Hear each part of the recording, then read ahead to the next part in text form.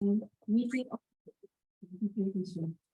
the CALOHEA project's purpose is to contribute to the internationalization of higher education institutions in SEA through developing a series of integrated measures that are indispensable for improving recognition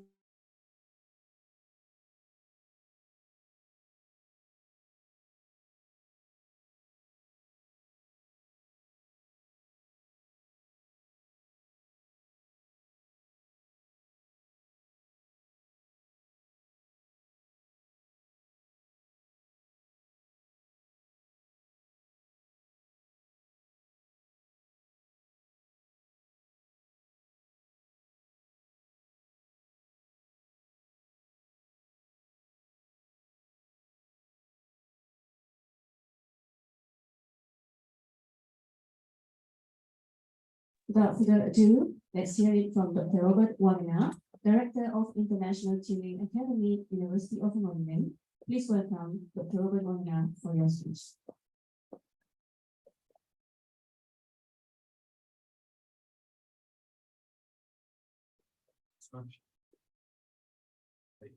Profile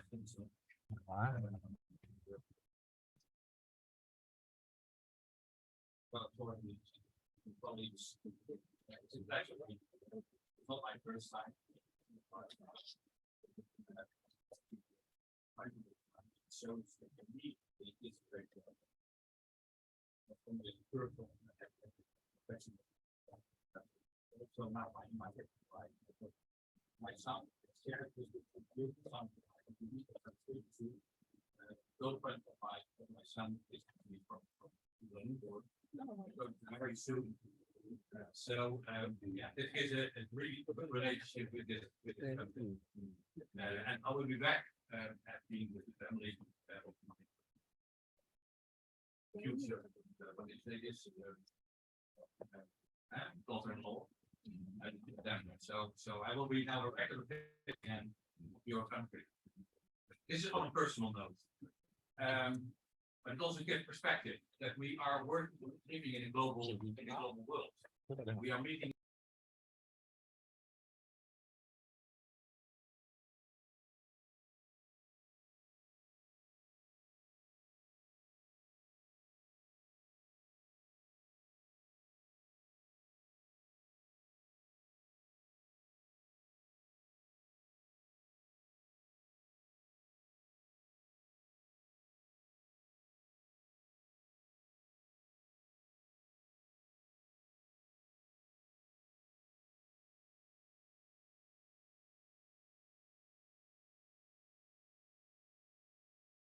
Organizing this, but we are very grateful for organizing this together with the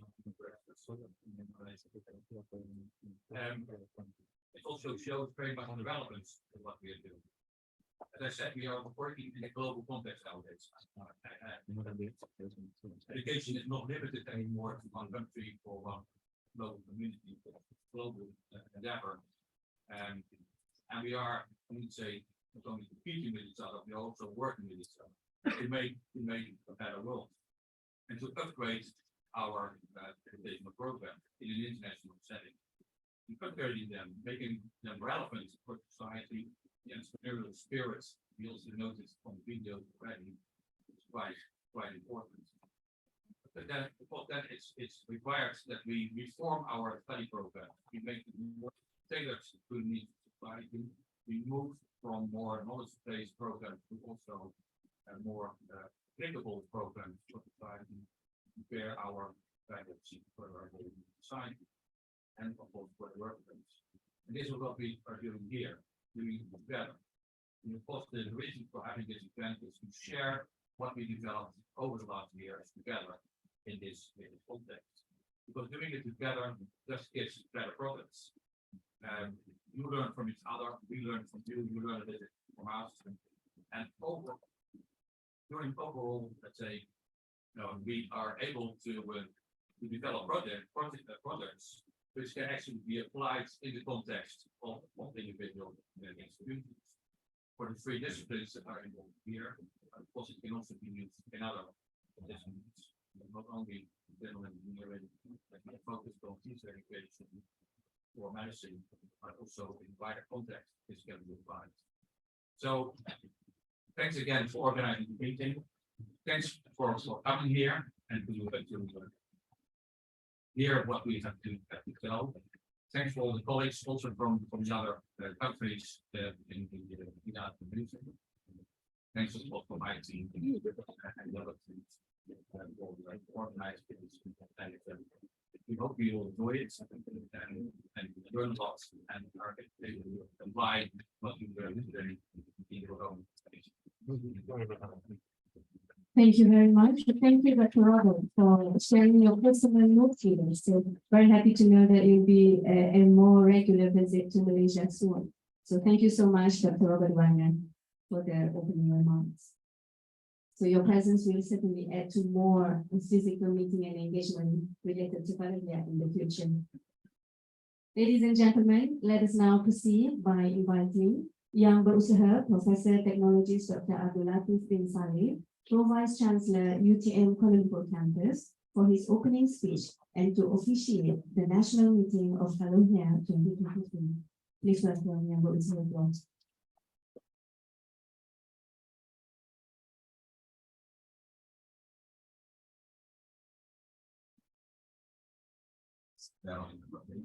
Alhamdulillah Rabbil Alamin, wassalatu wassalamu ala asyrafil mursalin wa ala alihi wasallam. Assalamualaikum warahmatullahi wabarakatuh. Very good morning. Thank you, Mr. Ceremony, the Honorable Dr. Robert Wagner, Director of International Training Academy, Universiti of Malaysia, Professor Dr. Hamdan bin Said, Director of CALOHEA National Meeting 2023,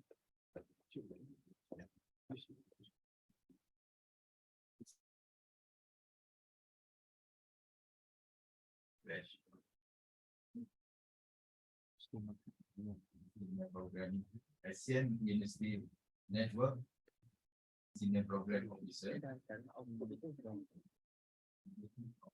Academy of Groningen, delegation from ASEAN University Network, AUN, delegation and speakers from ASEAN countries and Malaysia, committee member, senior official of UTM, distinguished guests, ladies and gentlemen.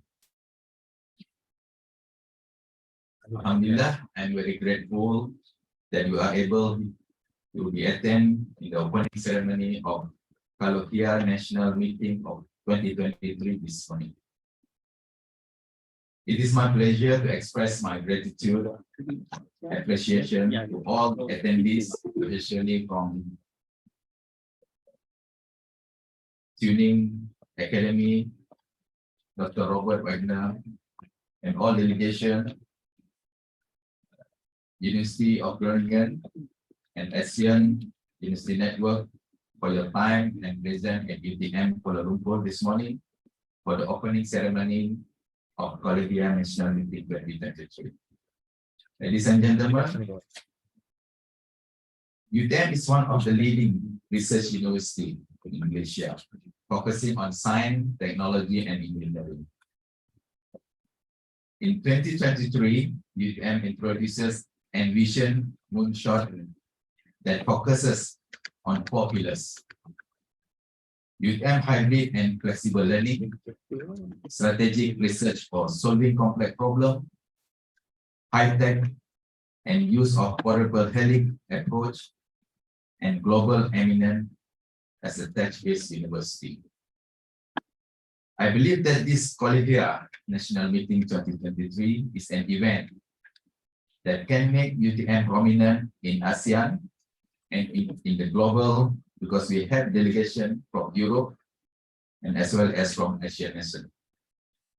I'm proud and happy because you choose UTM Kuala Lumpur as the host for this meaningful event. Located in the capital of Malaysia, UTM Kuala Lumpur is a key player in making this golden territory known by many people around the globe. UTM Kuala Lumpur has international students and staff. We have MJIIT, or Malaysian Japan International Institute of Technology. We have Razak Faculty of Technology and Informatics. We have UTM Azman Hashim International Business School, AHIPS, School of Professional and Continuing Education, or SPACE, and Faculty of Social Sciences and Humanities. Ladies and gentlemen, UTM Kuala Lumpur welcome all delegates from Europe, ASEAN nation, and Malaysia. We believe that you will enjoy your stay in Kuala Lumpur and taste the food of Malaysia, as this nation is rich in multiple kinds of food due to the multiple races and cultures. Finally, allow me to once again convey my heartfelt gratitude and appreciation for the support and assistance given by the International Training Academy, Ministry of Brunei, ASEAN University Network, AUN, and all delegates and speakers for making this event successful. Terima kasih. Thank you in the name of God and mankind and innovative solution. Wabillahi taufiq wal hidayah. Assalamualaikum warahmatullahi wabarakatuh. Waalaikumsalam warahmatullahi wabarakatuh. Thank you, Yang Bursa Professor Teknologi Dr. Abdul Latif Saleh, for officiating the National Meeting of CALOHEA 2023. May I request Yang Bursa Prof to please remain on stage for the next agenda. And for that, we invite Dr. Robert Wagner, Professor Dr. Hamdan Said, Dr. Maria Yarush, and Ms. Adawati Arun Tash to please kindly join Yang Bahari Prof at the stage. We hope that our participants who are streaming over Zoom shall be able to join us for this auspicious occasion. So, ladies and gentlemen, to mark the opening of the National Meeting of CALOHEA 2023, we humbly invite Yang Bursa Professor Teknologi Dr. Abdul Latif bin Saleh to officially open the National Meeting of CALOHEA 2023 by graciously cutting the ribbon on the program mountain. Please welcome Prof.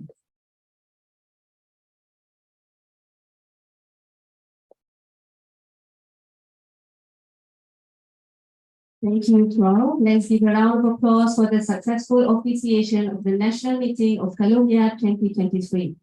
Ladies and gentlemen. With great pleasure, let us now invite Professor Dr. Hamdan bin Said, Director of CALOHEA National Meeting 2023, to present a token of appreciation to Dr. Robert Wagner. Please welcome Dr. Robert.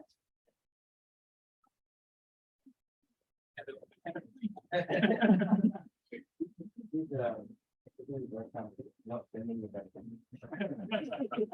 go back anyway. So we must do it today and the long run.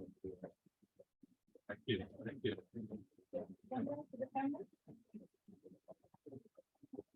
Thank you, Prof. Hamdan and Dr. Robert Wagner. We now invite Dr. Robert Wagner to present a souvenir to Yang Bursa Professor Abdul Latif Saleh.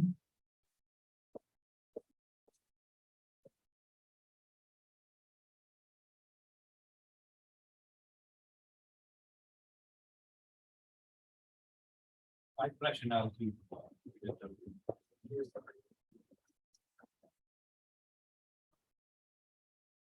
Thank you. I'm a very famous person. Yeah.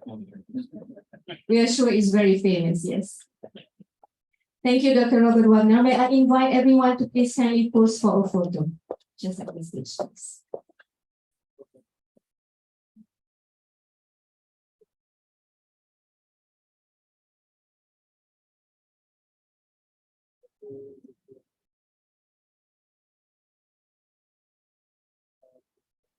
Freestyle. That's quite common here in Malaysia. Thank you very much. Thank you to our photographer. Thank you, distinguished guests. Please kindly resume your seats. Thank you very much.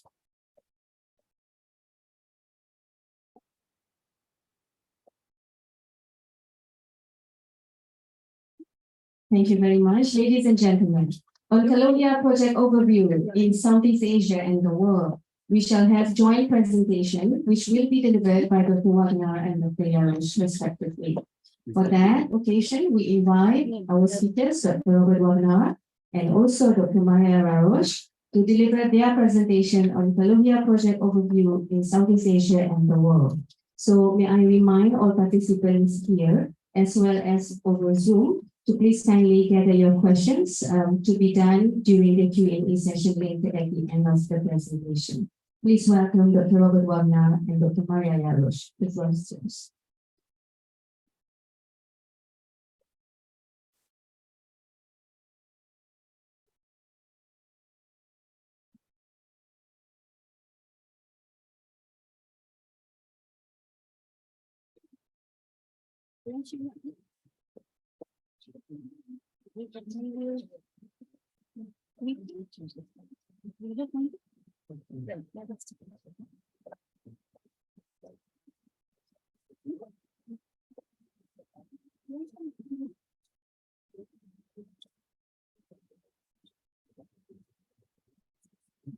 Good morning. We're just asking how, yeah, perfect. And will be somebody be changing our slides? Yes, okay. So let us start with it's not a very brief presentation, but given the complexity of the project, we will try to keep it brief so that you have a general idea. And then you will hear more during the whole, well, during the morning, and then also tomorrow in the workshops. I will be standing here so you can also see our slides. Thank you. So as you have already heard, this is the general aim or objective of the project. So we're focusing on internationalization, but you can do it in different ways. And one of the key questions when you would like to promote internationalization is recognition, because you would like your students maybe to move during their degrees or maybe to move after their graduation to another country. And then the question of recognition becomes very important and sometimes hinders internationalization. So in this project, we focus on developing, establishing, applying mechanisms which are key if you want your students to move, if you want to promote mobility. We focus on them. And can you please have the next slide? Okay, but first we will give you an idea of the scope of the project. Again, it's not a small project because we would like to see how we can do it at the level of the region, at the level of the ASEAN region. And now we have 7 countries with whom we started, and we have 3 subject areas. As we have already heard, civil engineering, medicine, and teacher education. For us, it's important to try and work with more than 1, 2, or 3 countries, because then we can speak about the region. Of course, we know that ASEAN region is bigger than the 7 countries with whom we're working, but these are the pioneers who are developing the tools which others can later on use. And we have 23 universities in the ASEAN region. Again, just if you are new to the project, for you to understand, it means that those who teach in civil engineering programs come together from these countries to discuss what civil engineering education is about and how we can promote recognition. The same happens with teacher education, and the same happens with medicine. So academics from the same subject area, but from different universities and different countries, have to develop the common language, common instruments, and really apply them to make sure that we promote recognition and like this internationalization. Next slide, please. In terms of Malaysia, we are happy to be able to see that in Malaysia, you participate in the 3 subject areas. So the 3 subject areas of the project are developed and pioneered in Malaysia. We have 3 universities. You can see which university participates in which discussions. And we are also happy to have 2 subject area group coordinators from Malaysia, because these are even more champions than the others, if you can say like this. So it's a good sign. Next slide, please. So now our presentation will be about the 3 recognition mechanisms. If you have seen the posters, these are the key, the heart of our project.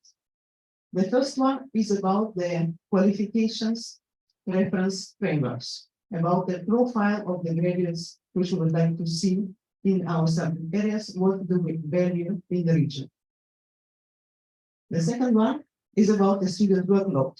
because it's also important to know how much time our students spend learning, not only what they would like to achieve, but also how much time it takes them in different programs in different countries. And the third one is about assessment, because again, we know what we would like our students to achieve. We might know how much time they spent, but how do we find out whether they have really achieved it or not? That's why we're focusing on assessment as well as the third mechanism. We have the fourth, which is not a recognition mechanism, but this is our big aim, that we can create the network of champions. Because every participant of the project, and hopefully, even if you have never participated in the project before, but you're joining us today, you will be more knowledgeable, more skilled, and more competent in promoting recognition and internationalization. So this is our idea, that we not only create the tools, maybe change the cultures at the universities, but also have this network of people who can promote it further when the project is over, because you know the project ends, but people continue with it. Okay, now I will pass the floor to Robert to present the first recognition mechanism. Maybe next slides, so you can see more. So we think qualifications frameworks are at the basis of deciding what good application is. So they are the standards, the reference, we call them reference points, but they are developing all the time. But they are crucial for showing that we are doing a good job, and that the job we are doing is relevant towards society, but also the labor market. And we make distinction between different levels of frameworks. So we have the Asian framework, which is the highest level, what a bachelor, a master, and a PhD is. So we have the national framework in many countries now. This originated all from Europe, the EU qualifications framework, but it spreads over the world. So most countries now have a national qualifications framework. But what is often missing is frameworks at the level of the subject area.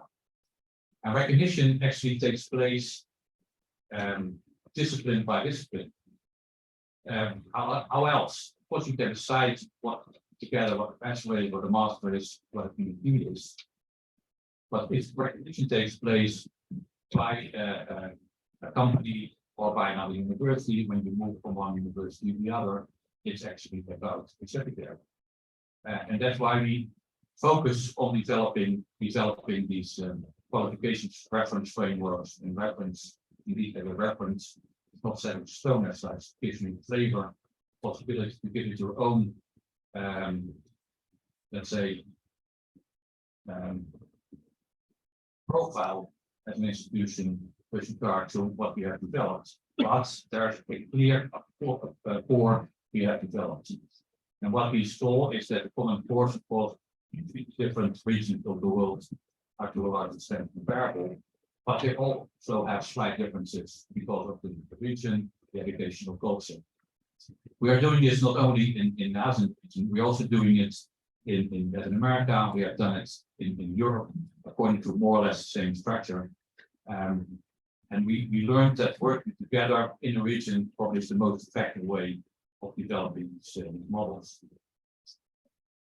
So we take the initiative, the perspective of different stakeholders. So we, of course, we have the academics, important to say, because they are the experts in the field anyway.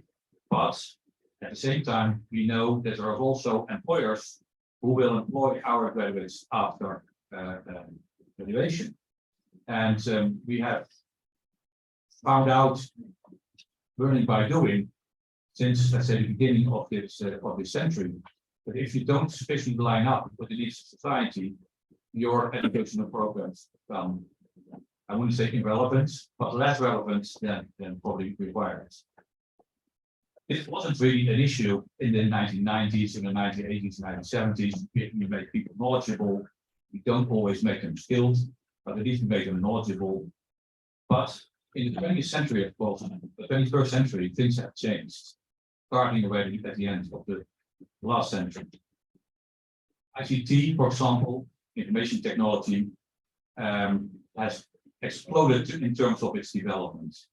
globalization also exploded.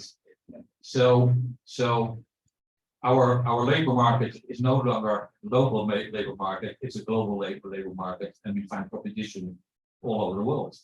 So we have to meet certain standards which are actually global nowadays. So we prepare for global citizenship, but also prepare for global labor markets, even if it's in our own town.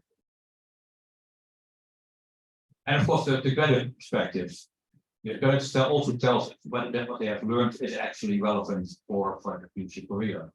And what we want to do, of course, together is prepare our graduates as good as possible for their future role in society and the labor market, and to give them a first life, the main role of universities, of course, backed by research. We made a distinction, we can go probably to the next slides. We make a distinction between dimensions and sub-dimensions, as you can see, to describe what is learned. We think that dimensions are the key elements in a particular discipline. So sort of 4 elements in which you try to organize the learning of a particular program. Because you have to find a language to describe what is actually learned. That we can break down in sub-dimensions to give it more detail. The learning, what we nowadays call the learning outcomes of a program, the things that have to really to be achieved and can be in these formulated. So we make the distinctions, as I said already, between a regional subject-specific qualifications and reference framework, and of course, backed by the national one and the international ones. The regional subject-specific qualifications and reference framework facilitate recognition, as you can see, by these key dimensions which are have to be addressed in each program, because there are factors missing, the program is just not complete. It also reflects, of course, new developments if the program is doing well. So it's forward-looking. We have a tendency to look back with regard to the quality of our programs, but we should actually look forward. Because when people start taking up education, it will take them 3 to let's say 5 years or more years to finish. So they will enter the labor markets not tomorrow, but in 5 to 6 years. So if you don't take into account what's happening, will happen in the coming years, we are out of date before we start.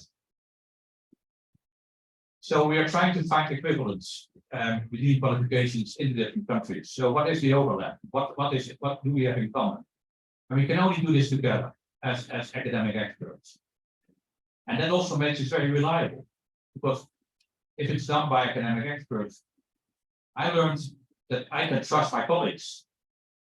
I don't trust outsiders who might have an opinion about my discipline, but I'm not in the discipline. But if I talk with colleagues, in particular also from outside, I get a much wiser perspective than only doing it inside. Because we have a tendency to focus too much on what we're doing ourselves without taking the wider perspective into account. At the same time, these frameworks we are making allows, as I said, for your own profile, for giving it your own touch, because you might be strong, your staff might be strong in particular elements, in particular disciplines, still respecting the core, but giving it a twist, giving it your own profile, making your program standing out, special, etc., etc. It also allows you to build in flexibility within your own programs. We think is also important because if people have exactly the same education without having, for example, electives or minors or whatever, they have the same, exactly the same set of learning outcomes. This is not always helpful.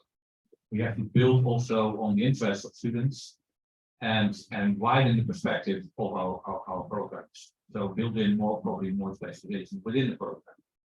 And these subdimensions will help us in this. Can we have the next slide? By making this format and by using it, giving it language of what we are learning, we are able to compare the level of achievements, and we will talk about assessment anyway at the moment.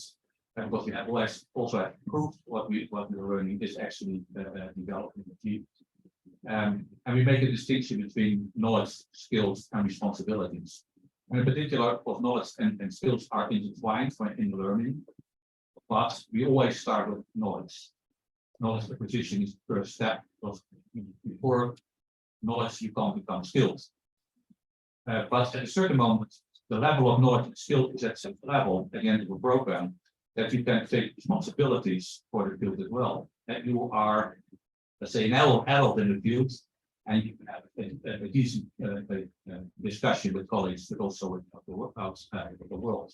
So it builds up also in terms of level.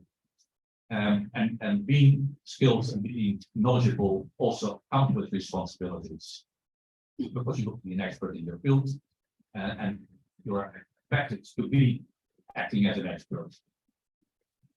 These frameworks also allow us to prepare shorter periods of learning, taking out the elements. Also, when you are going abroad, it gives you a context in which recognition can take place.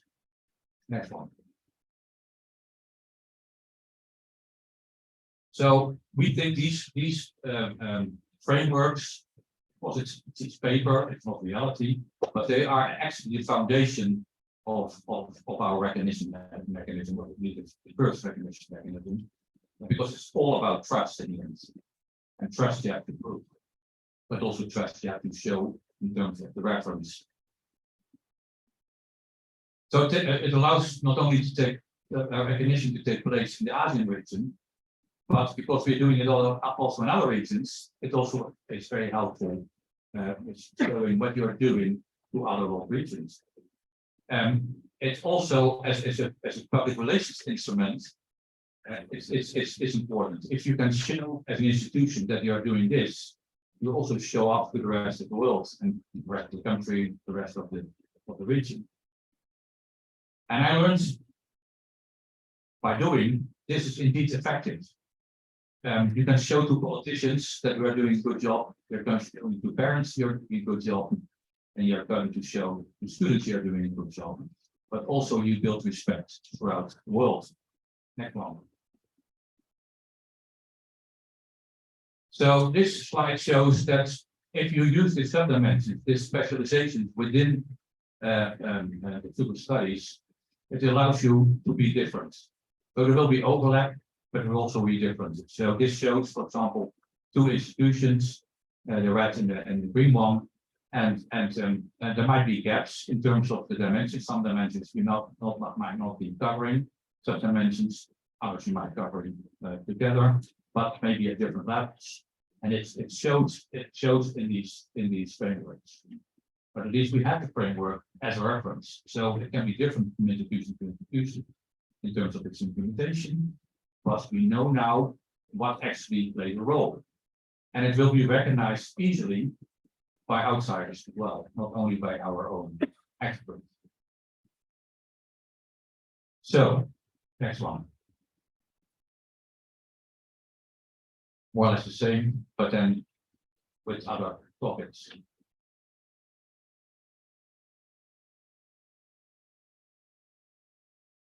So, for the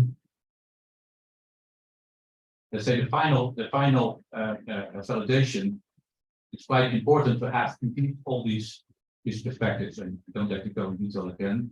But what we have done is also linked at least to the higher levels of the framework. So it fits in a wider context, which also allows easier recognition. It's a mistake we made in Europe because we didn't align all the levels of the framework. So we had a European framework, we had national frameworks, we had specific frameworks, but they were built in Europe on different parameters. And now we are redoing the work to get it done based on the same parameters to make it useful also for universities. We make this mistake in this region. We start from not from scratch, but we take what is available. So, next slide, and then we take over. Thank you. So in the workshops which will take place tomorrow, the idea is that for the frameworks which we have developed in the project, you will give feedback. Okay? Because in the other countries we have already had national meetings. Now we are having a meeting in Malaysia and we'll have in Vietnam. So we would like your input on the frameworks. That's why we say final validation, because we're still on time, in time, to incorporate very last changes. Now we move to the second, because our first recognition mechanism is about the profile of the graduates. What is important, what is key, what we all need to aim for in order to be recognized in other countries of the region, and as Robert said, in the world, because similar frameworks exist now in Europe, in Latin America, and are probably going to be developed in Africa as well. But the second point is about the time our students spend learning. Because it's also, we are probably more used to thinking about the contact hours, right? Because this is when we see our students and we can say, oh, I spend so many hours per week with my students. But this is not the full time our students spend learning. They also do a lot of things outside of the classroom, but at least we hope that they are doing that. And the question is, how can I compare how much time student in one country spends compared to the student in another country? And we say that contact hours are not enough.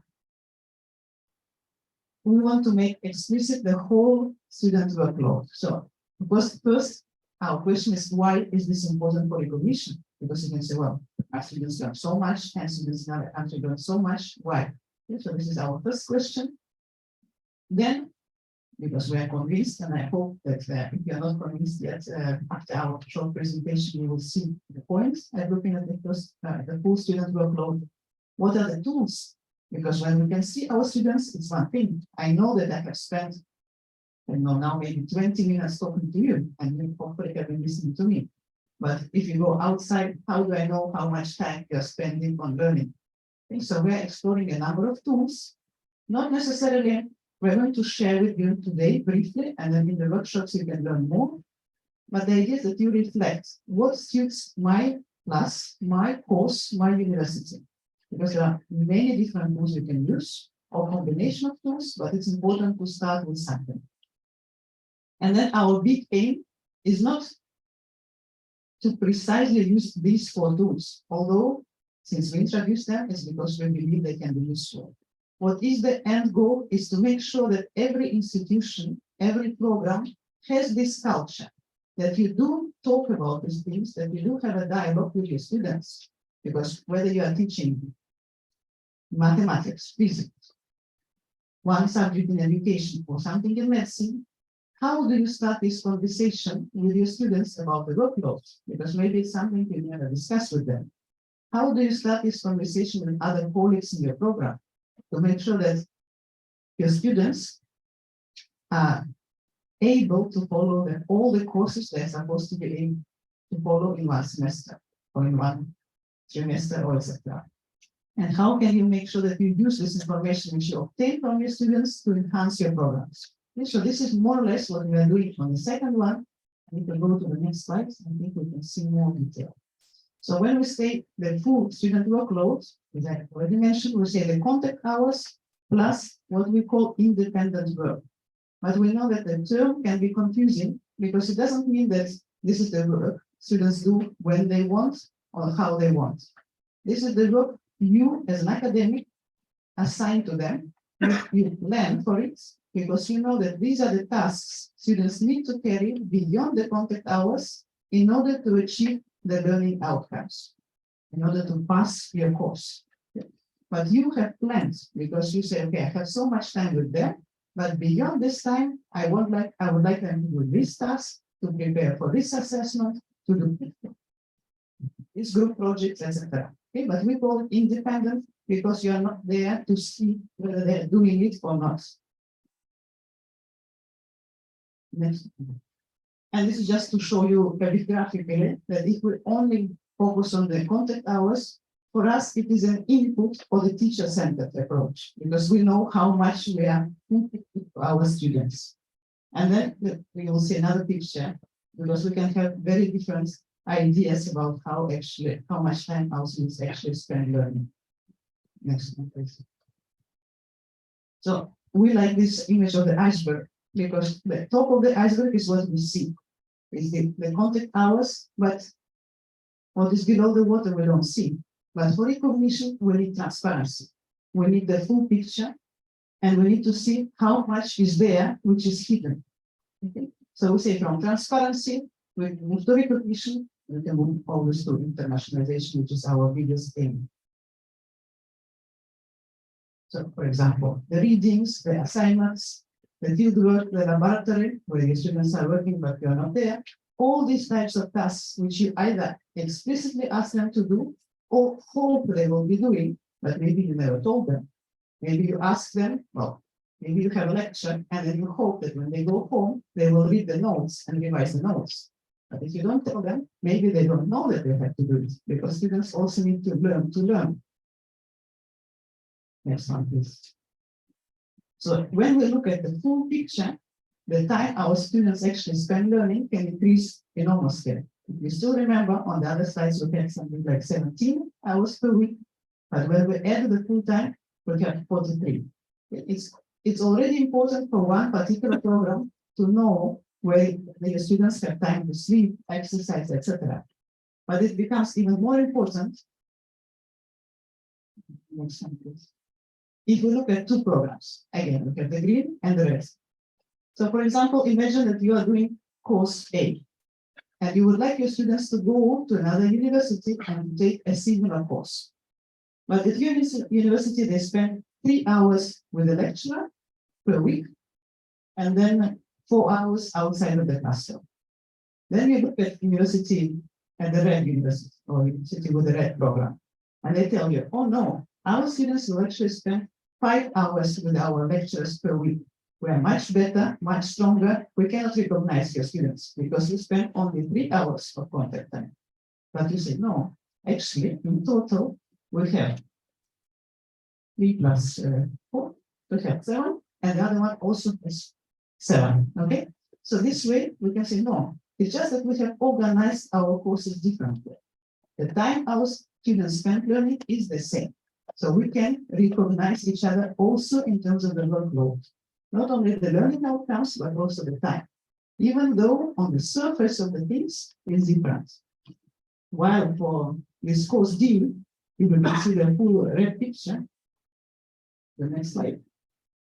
We can see that on the surface, again, the red program spends more time in contact hours, but in total, it is not the same. So there you can have more doubts, and you have to see whether more time is spent on the same learning somewhere else, or why there are differences. Which maybe the differences are because the learning has been organized in a more effective way. It is also possible. Then we can learn from each other. How did they manage to make sure that their students achieve the same learning outcomes in less time? But maybe it says that the learning is a bit less complex, or at least a bit less advanced. Okay, so that's why we say that this workload is not only student-centered, because it is justice, not that justice to our students, but also important for recognition. Next slide, please. Now, the 4 tools, okay, you will learn more about them tomorrow, and maybe also in other presentations during today, when we have presentations about what the 3 subject areas have done. But just to mention, we start with the desk estimation. Maybe something very simple, but it's when the academics who teach on the same program sit together and discuss. How much time do I think it takes my students to learn in order to achieve the learning outcomes of my course, in order to pass my course? And then everybody who's involved in the program has to give this response. And then we can compare, because then we can see whether, because you know probably that we all tend to believe that our subjects are the most important ones. So this is a check, it's a reality check, whether our students have time for other things, whether our programs are feasible, but also if you already have some kind of credit system or point system for the students, and you give the same number of points or credits for 2 different courses, is actually the time they have to spend learning on these 2 courses comparable? Or do we give the same number of points, but actually the learning is very different? Because on paper it's the same number, but in reality, it takes very different time to learn. So the first one is discussion about academics. Because maybe this discussion can have taken place. The second tool, which we use in the project, and then our project participants will be able to tell you more because they have actually applied it, or maybe some of you have also applied it before, what we call an end of semester question. When the semester is over, you ask the academics who have taught the courses how much time it has taken, so it's similar to the desk estimation, and then you ask a sample of students how much they think it has taken them to complete the course, in general and also in different tasks. Maybe some of you are very scientifically minded or mathematically minded, and you're already thinking about how accurate these estimations will be. Or you're just human nature minded, and you know that by the end of semester, you don't normally remember. So with the student workload, we don't need to be obsessed with the correct answers. There are no correct answers. Everybody has their own estimation.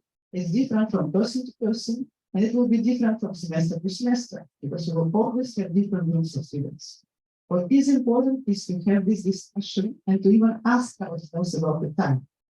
Because when we do, sometimes students say, oh, it's the first time somebody asked me. And it's the first time I have thought about it, because I never thought how much time it takes me. I maybe only kept complaining that I got too many tasks, but I have never actually stopped to reflect about how much time it takes me. So what is important to have this rough estimation. It's always with rough estimation, but it's important to have this more concrete data because it's the first time you discuss it with students. The third tool, we call it the diary or the logbook, because this is when you select a number of weeks as an academic. You plan, probably you always plan, but in this time you plan with indication. Okay, I'm going to ask my students to read a chapter and prepare for this session. How much time do I think it will take my students to read this chapter? Because I'm an expert in my area, but they are not. So probably it will take them longer than me. And how much time it will take them to come prepared for discussion? What does it mean to come prepared for discussion? Do they need to look at other sources? Do they need to identify the main arguments? So it takes a bit of time from academics also to say exactly what I'm asking my students to do and how much time it will probably take my students given their current level of mastery. So you plan it and you share this planning with your students. So you say, I'm going to ask you to prepare a group presentation. I think it will take you so much, because we need to find the time to meet as a group, we need to do the individual parts, or we do it all together. So actually, you break it down into smaller tasks and you share. I think it will take you 3 hours. And then, once you have the planning, at the end of the week, you ask your students, tell me for 2 weeks how much time it has actually taken you. And again, you ask different students in the course. You get very different answers. And none of them is wrong, and none of them is the right one. Okay, because the students are different. But what is important is that you learn to calibrate. Why are certain tasks taking much more than you think they should be taking? Are you giving the students tasks which are too complex? And why are other tasks maybe taking them less time? Is it because actually your students are better prepared because another colleague has been doing similar tasks with them? Or is it because they're misunderstanding the task and they're doing something else in a very short time? They think that everything is done, but actually you expected them to do much more. So again, this is probably out of the 4 tools, the exact one, but no right, no wrong answers. Just a different level of dialogue. Because I don't know how many of you have shared your planning with your students. I'm giving you the task. I hope, I expect it will take you so much, and then I'm willing to get your feedback on this.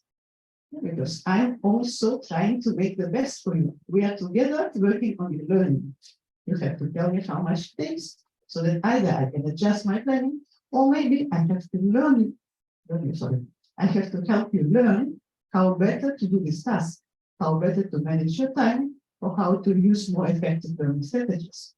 So it's this kind of dialogue related to workload. And the fourth one, with group discussion, probably that you are you're familiar with in different contexts, but this is the qualitative tool. It's when we are able to have a group of students and actually discuss with them.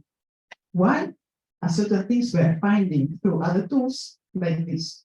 Because the other tools give us numbers, but they don't give us explanations. And this is an opportunity to ask, why certain things take you much more time? Why are there so much diversity among the answers of different students? Why? Again, so this is all exploration. There are no, I have to repeat, no right, no wrong answers. What you get this year or this semester is not going to be the same as the next semester, but it's a learning process. And the more transparent we can become, the better we can learn to estimate this time, the more the more adequate information we can share with other institutions. And then they can say, okay, if they say that their students spend so much, we can actually trust them. And it's like this. Okay, so what the tools, as I said, are just tools. You can use different tools, you can use a combination, you can adapt them. But what we want to make sure is that you make estimating and monitoring the full student workload part of your curriculum design and enhancement.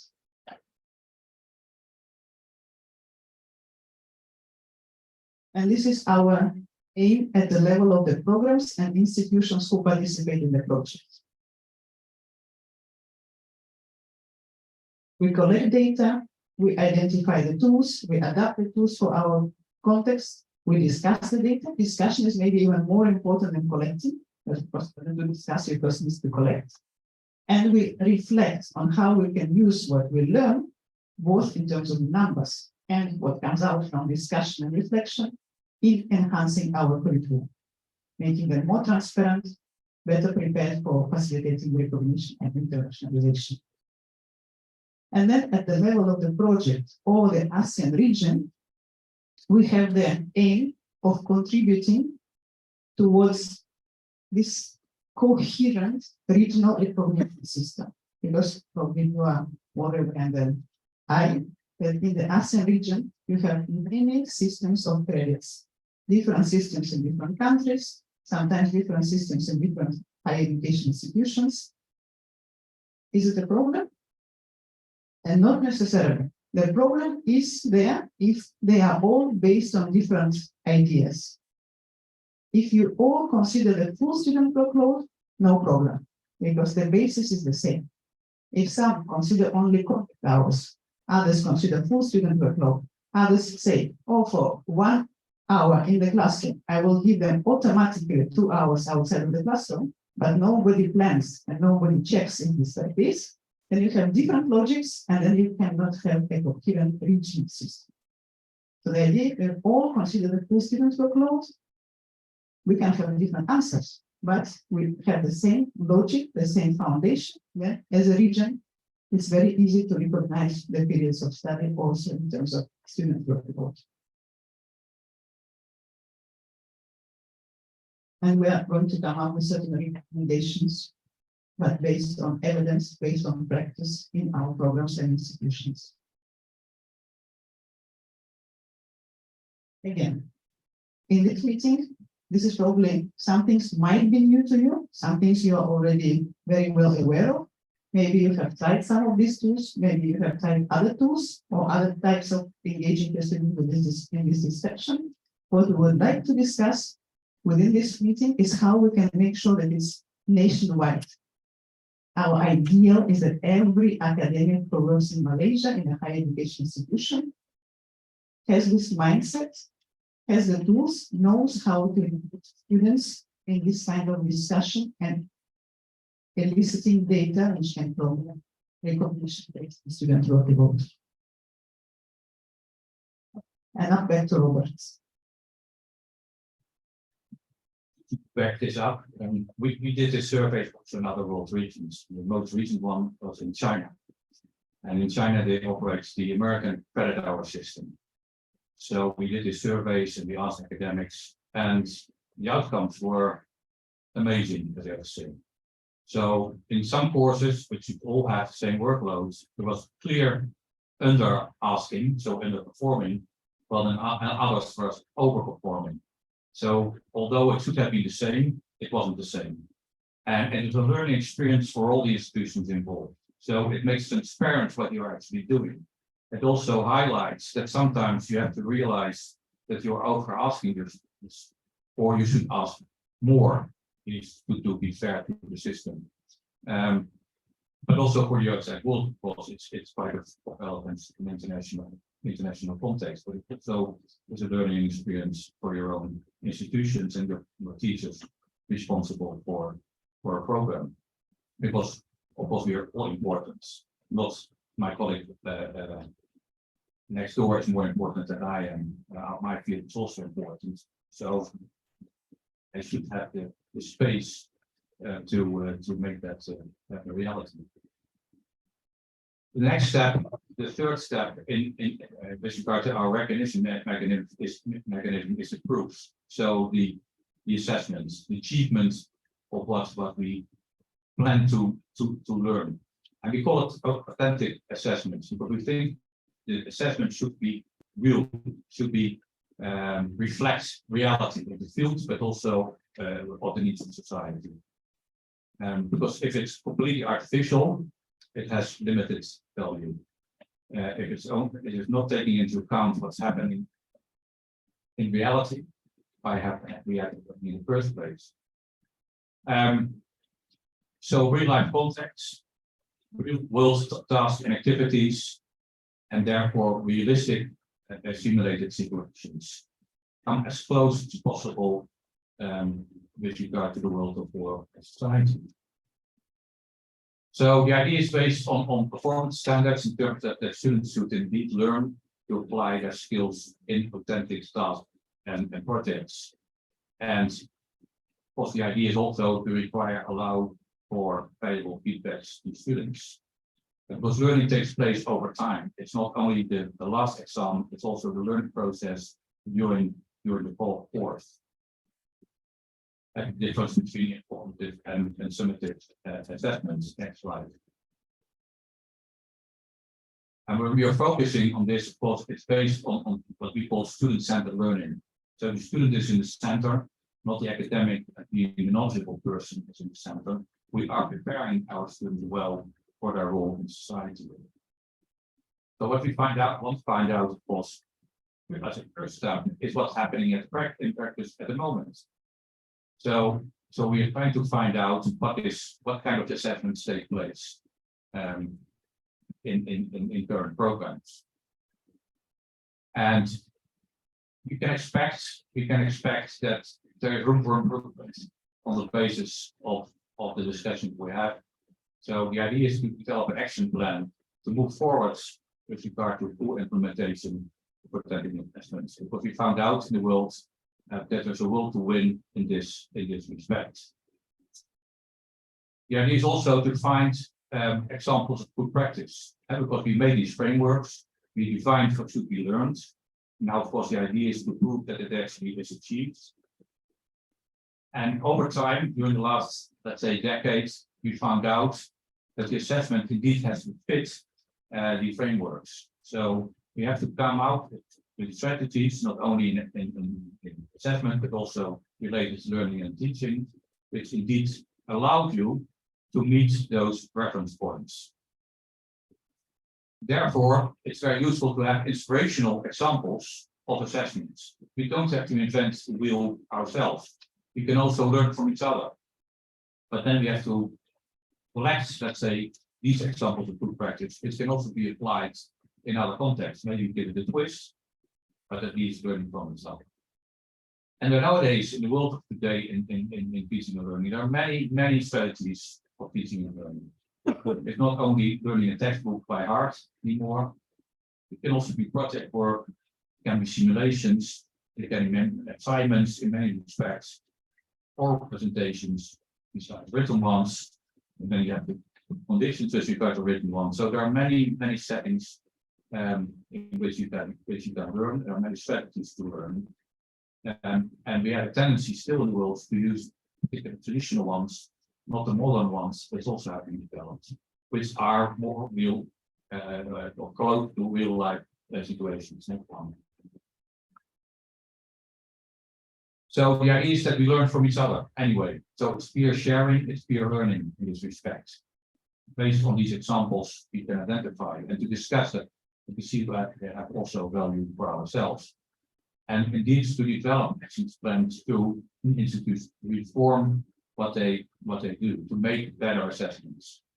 Because in the end, assessments again are the proof in the pudding. Based indeed on international, as I said, international comparable learning outcomes, our reference points. Because we want all to be offering the best education to our students, which isn't indeed aligned to the international and national debate.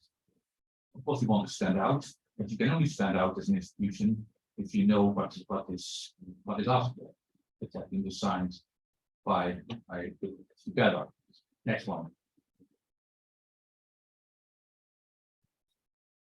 And it's your turn. So at the end, you will if you have done this and you take this into account in the coming day, you will be a champion. And you have to be an inspiration for others, which will Maria now explain. But hopefully by now you have been thinking, and where do I stand in relation to these three recognition mechanisms?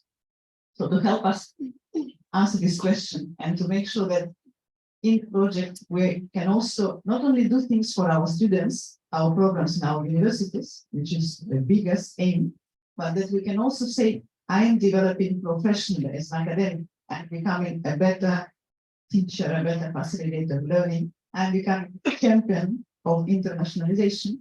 We have a rubric, because it's something we say is good for assessment. So we say, okay, it's also good for our self-assessment of professional growth. We're going to share the link with you. When you get the presentation, you can see the link. But we have this rubric starting, for example, for the recognition mechanism 1.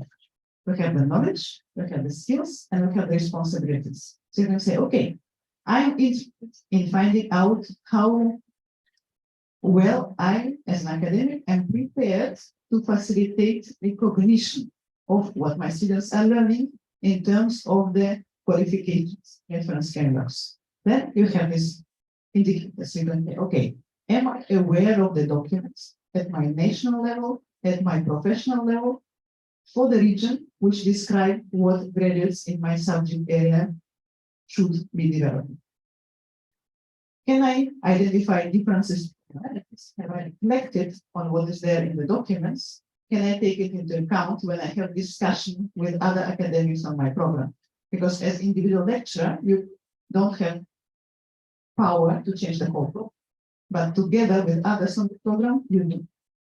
And finally, do you contribute to making sure that your program profile, that your graduate profile is comparable to that of other countries in your region?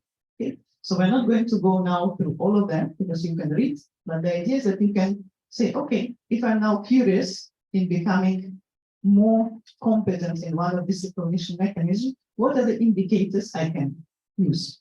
Then indicators is one thing, learning to do is another thing.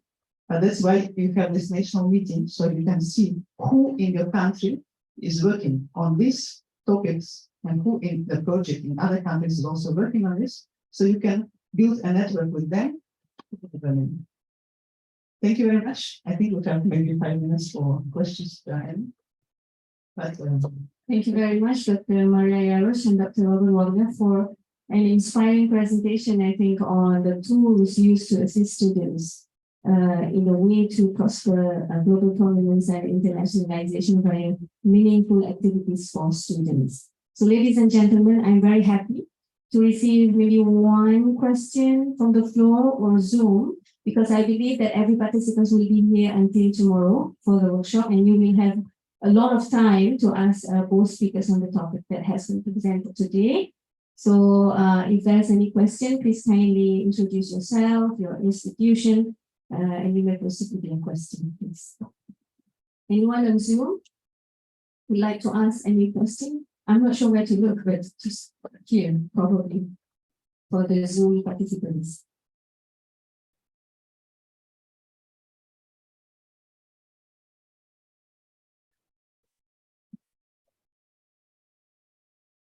just to make a small comment, in the next presentations, you will hear about the same recognition mechanisms, but from the different subject areas point of view. So we are only aiming to give you a kind of foundation, so that when you listen to what has been done in your subject area, you can better relate to it.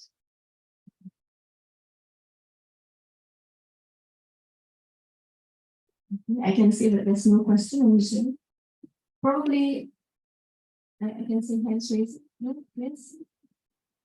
Okay, Dr. Robert and Dr. Maria, I was intrigued with the tools that you discussed just now in your presentation. So I'm just wondering if there has been any demographic or evidence-based study that drives the development of these tools for students. Can you elaborate on the outcome of the study? For example, if there are any studies on male versus female students, how do they react to their work-life balance in ASEAN, and how does it differ for ASEAN achievement as compared to the developed countries using this tool? Thank you, doctors.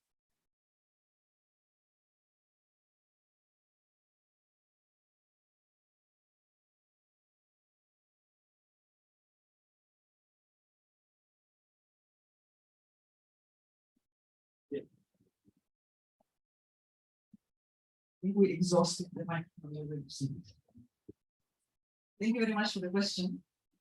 As far as we know, there has not been such a study in terms of the gender. I know maybe Saiful can tell us more about and feature about what they have been doing in their universities. But we think it's a very interesting question to be explored. But Saiful and Richard, please feel free to add. Thank you very much.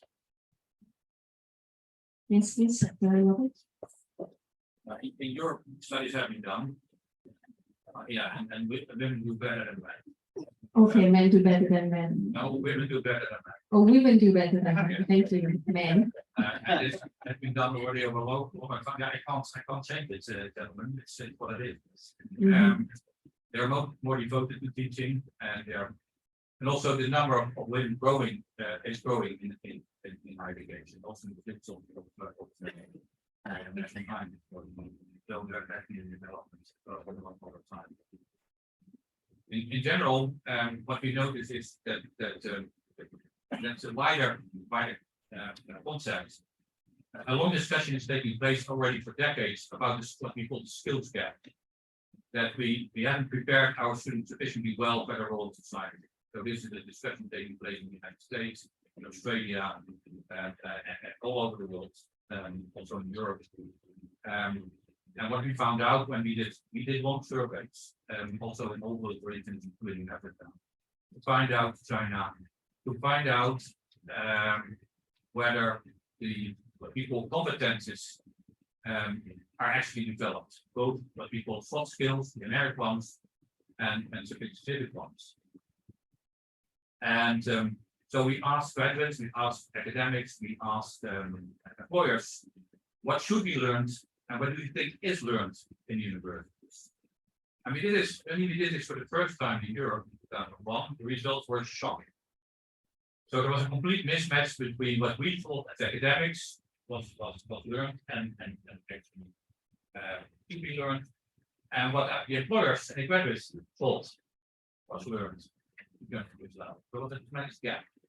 This gap has been filled since, so academics have done a good job. They're trying to line up better with the needs of society. But it shows that we should be in constant dialogue with society about our learning. It's easier in certain fields like engineering, for example, because you're forced to be doing this. But if you're in, let's say, social sciences or humanities, this dialogue doesn't always take place, and it should take place. Because those disciplines are very relevant for the sustainability of society. So they also have to give answers to questions which come from society. So we are now trying to not only making people knowledgeable, but also skilled.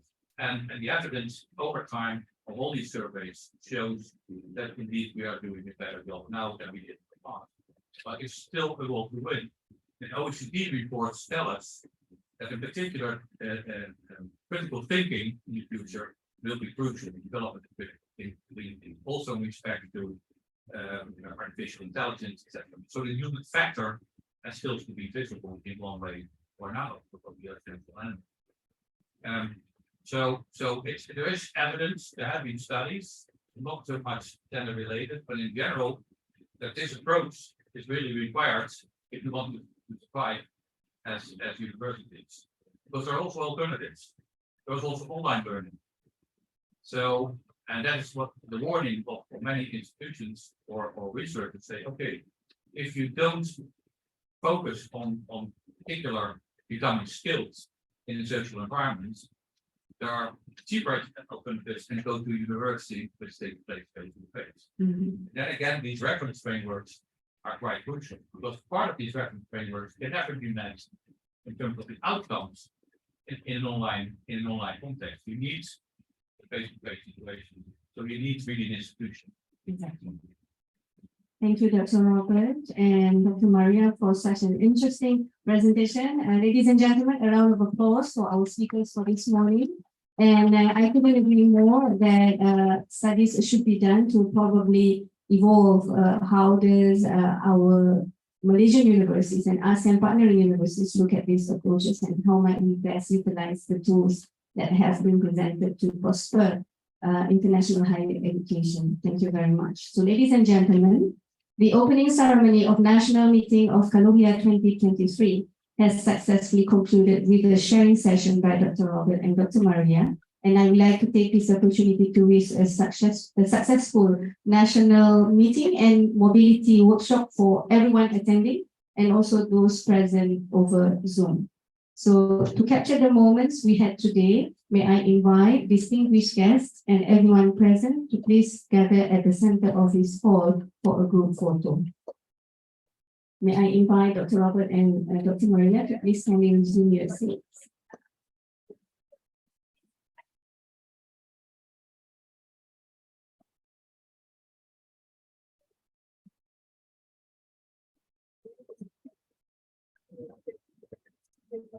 Yes, could everyone please gather to the center?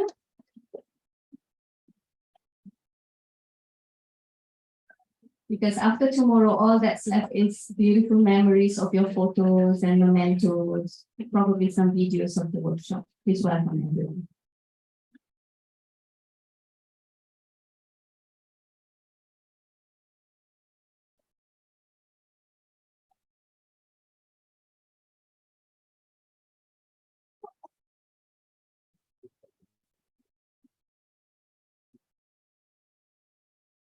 And you have to look at Mr. Photographer just at the front. We have Mr. Faiz today. Shall I do the counting? Yes. 1, 2, smile. And pose again. 1, 2, 3. Freestyle. Yes, that's nice. Okay, thank you very much. And thank you, ladies and gentlemen, and Mr. Photographer. Today we shall have another group photo at the foyer, just outside this hall, in front of Menara Razak, just outside. I think our beautiful usheress will help you to get you to where the location is. And upon group photo session outside, we would like to invite everyone to enjoy a little bit of refreshments at the banquet hall, only next door of this avenue before proceeding to the next agenda. Thank you, distinguished guests, ladies and gentlemen. I wish you a wonderful day ahead. Assalamualaikum and a very good morning. Have a fantastic day. Thank you.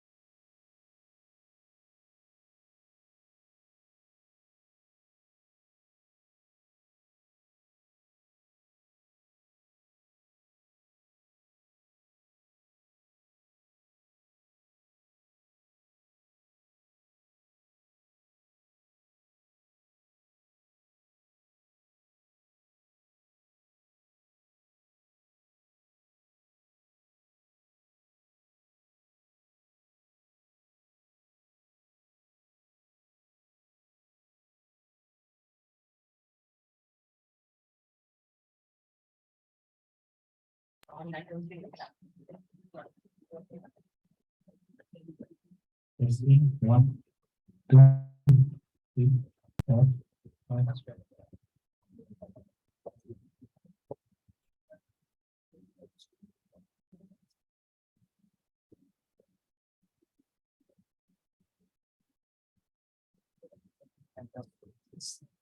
Testing, 1, 2, 3, 4, 5, 6, 7, 8, 9, 10, 1, 2, 3,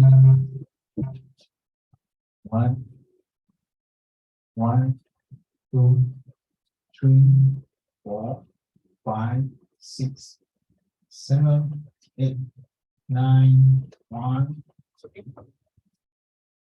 1, 1, 2, 3, 4. I will check. 1, 2, 3, 4, 5. It's okay, Keith? Yeah.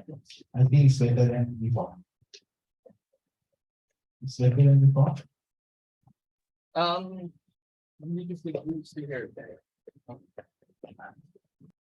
Sorry, sir. Okay, I'm okay. You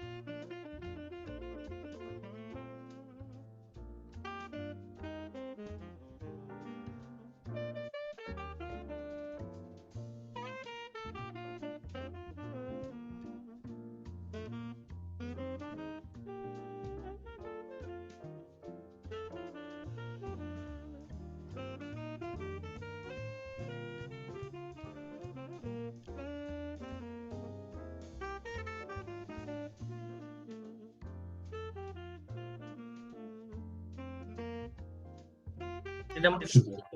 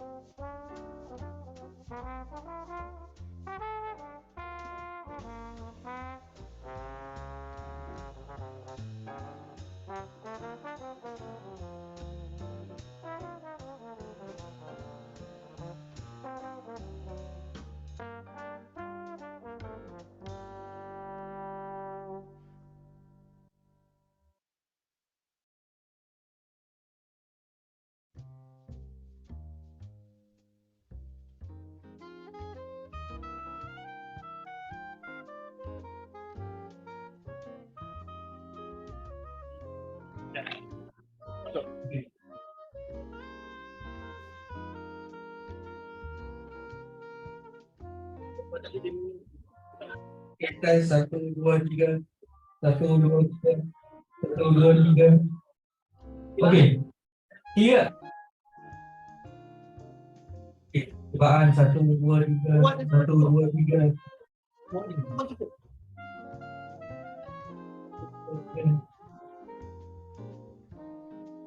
Satu dua tiga, cuba buat sikit.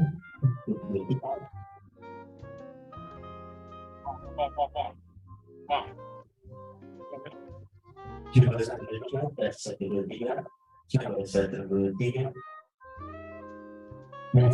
satu dua tiga. Kita indikator tadi. Cuba satu dua tiga, tes satu dua tiga.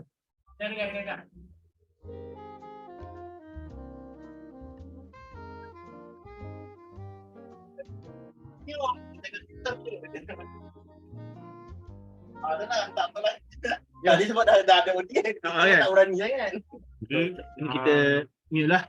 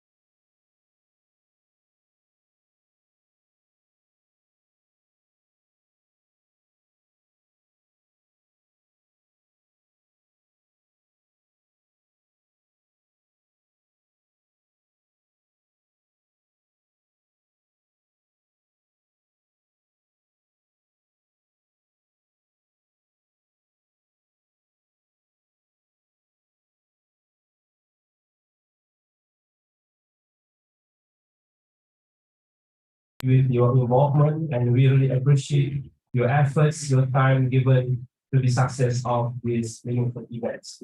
So before we proceed to our next agenda, which is the overview of 3 recognition mechanisms, we have today 6 speakers, okay, from each of the specialization, which is teacher education, medical education, and also civil engineering. And we are really grateful because we have a diversity in representatives from ASEAN nations. So we have from Malaysia, from Cambodia, from Laos, from Philippines. So that's how we bring the diversity of the speakers, so that we have a diversity in our perspective around this specialization. So the first speaker will be Mr. Sok Chamnan Pao. Maybe this part just to have some kind of introducing something like that. Okay, Mr. Sok from Sri Rang University for teacher education. Okay, so welcome, Mr. Sok. Right, and the second speaker will be Mr. Vanasu Sang from National University of Laos for teacher education. Okay, right. And the third speaker will be Professor Dr. Richard Juga. Okay. Professor Richard from University of 6th Carlos in the Philippines for teacher education. And the fourth speaker will be Professor Din Wahyudi. Professor Din Wahyudi from Universitas Pendidikan Indonesia for teacher education. And for speaker number 5, Professor Dr. Muhammad Saiful Bahari Yusuf. Okay, Professor Saiful from University Science Malaysia for medical education. And our last but not least, the sixth speaker, Professor Dr. Nur Hazilan Mano from Universiti Teknologi Malaysia, representing the civil engineering.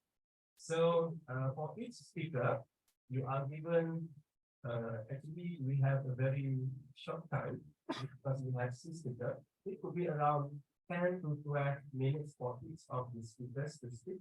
Okay, we try to make it more concise, precise, right? But it doesn't mean that we tolerate about the depth of the presentation. Okay, don't worry about it. We try to keep the time on time. I mean that it does not exceed the time that we have because we have to take a lunch at 12. So, so that's why I think that maybe now you already have some foods in your stomach, so it's okay. But at 12, sharply we will get the lunch ready. So for the first speaker, Mr. Sok Chamnan Hap. So I would like to introduce and again come in front to give your presentation and your previous speaker. Yes.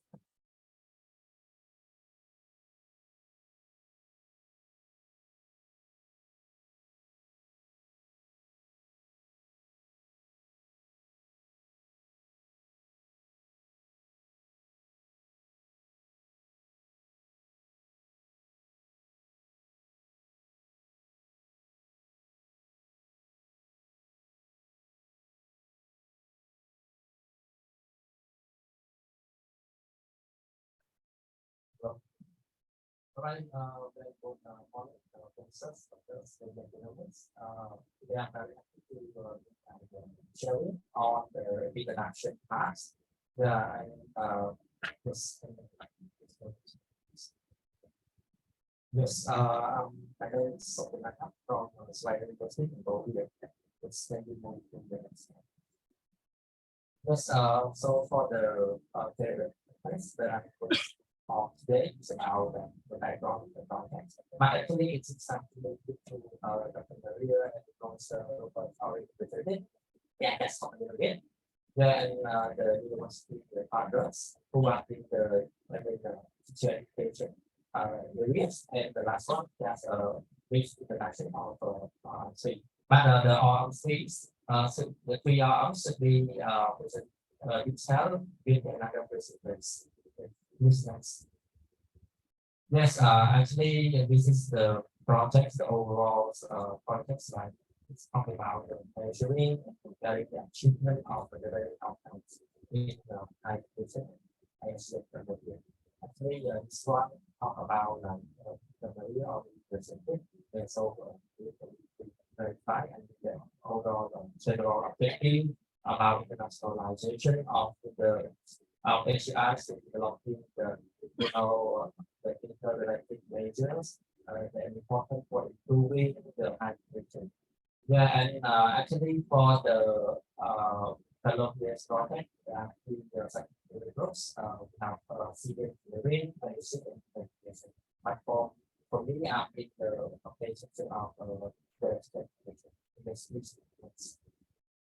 All right, so the university partners actually we have a project between university, like from Kuala, one university, like my own university, Australia, and Indonesia from 2 universities, Laos 2 university, Malaysia, like also 2 university, Myanmar, Philippines 4 university, Kuala 2, and Vietnam 1 university in the area of education.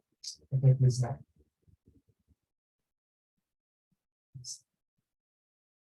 All right, so this is the expected outcomes of the three recognition mechanisms. So it's about 1 or 2 or 3. It's about the framework, static specific policy framework, about the student workloads and the second assessment.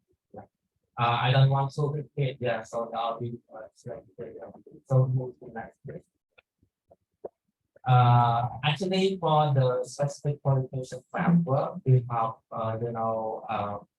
developed based on the observation, let's say like from the university partners. Yeah, first we discuss with the university partners to provide support for the framework, and later on we are trying to get the observation from the different external stakeholders. Let's say like from the academics, from the from the employers, from the alumni, and later on we come to like wisely users.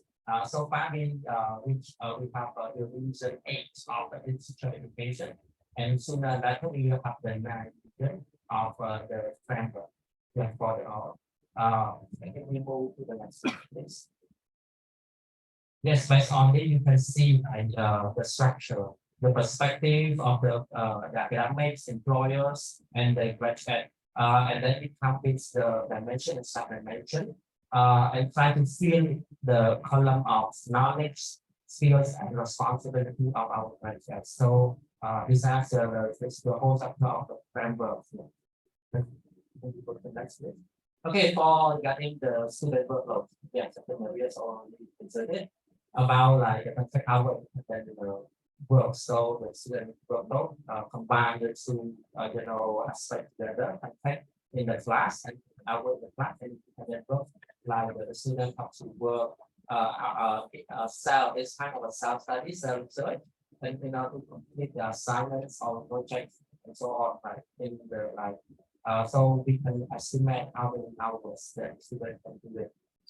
And then we have the institution need to choose the specific programs. With with the semester when they choose a number of classes.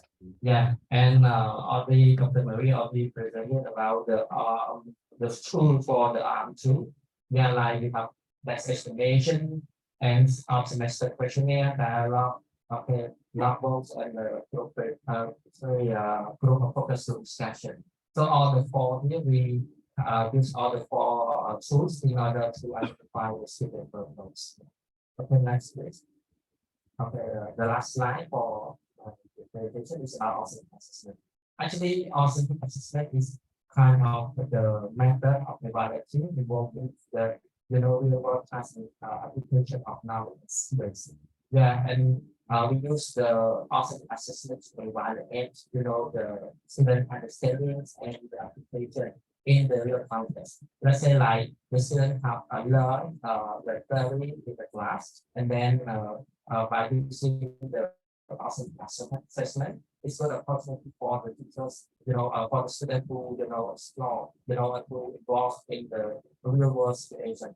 For example, like for my like education, we have practicums. So the students have learned the theory of methodologies, and then what they have learned, and then they use the theory in the class and then apply in the real classroom, like they go to the real classroom. Yeah.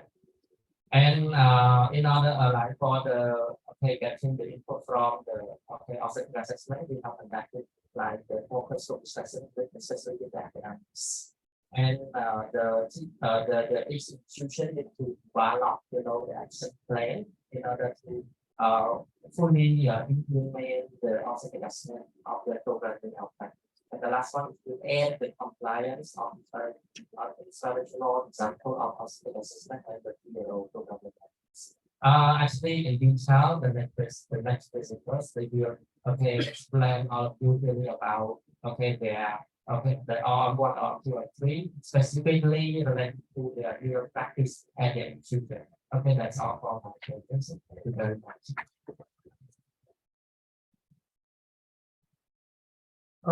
Thank you very much to Mr. Jamnan Park from Sweden University for this education. Right. So if you have questions, maybe you can delay a little bit. I think we have all speakers completed their section and we can have those Q&A section. So without further ado, we'll continue about the second presenter with Mr. Vanasuk Santo from National University of Laos for Digital Education.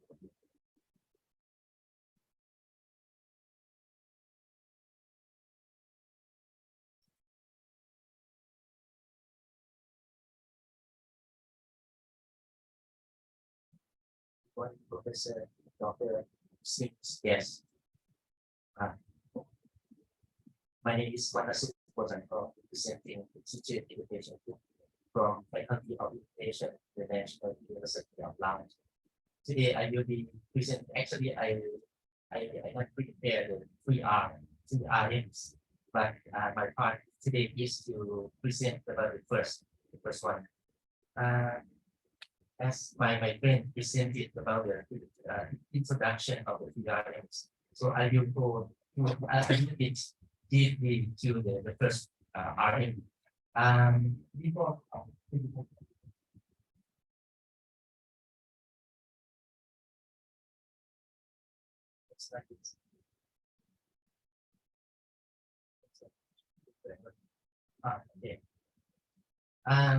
before having the beautiful concrete framework like this, how it is developed, it is quite a long process actually. At first, it is started with the submission of the meta profile of the latest national qualification framework, and then we try to summarize the key ideas in the table, and after that we try to categorize into dimensions with details. As you can see, the knowledge, the skills, as well as the responsibilities. And after that, we also ask we call the external stakeholders from the alumni, the academics, and the employers as well, in order to provide feedback and comments to develop together. And after that, we divide the dimension and also the sub-dimension in order to provide detailed support each key dimension. And also we organize the national meetings in order to collect comments and feedback in order to improve. To be maybe this is the latest version, which is the revision. So the 9 revision is coming soon based on the national meetings. That is the RM1. And the next slide will be the comparison between the Lao context and the RM1 to see what comments we have together.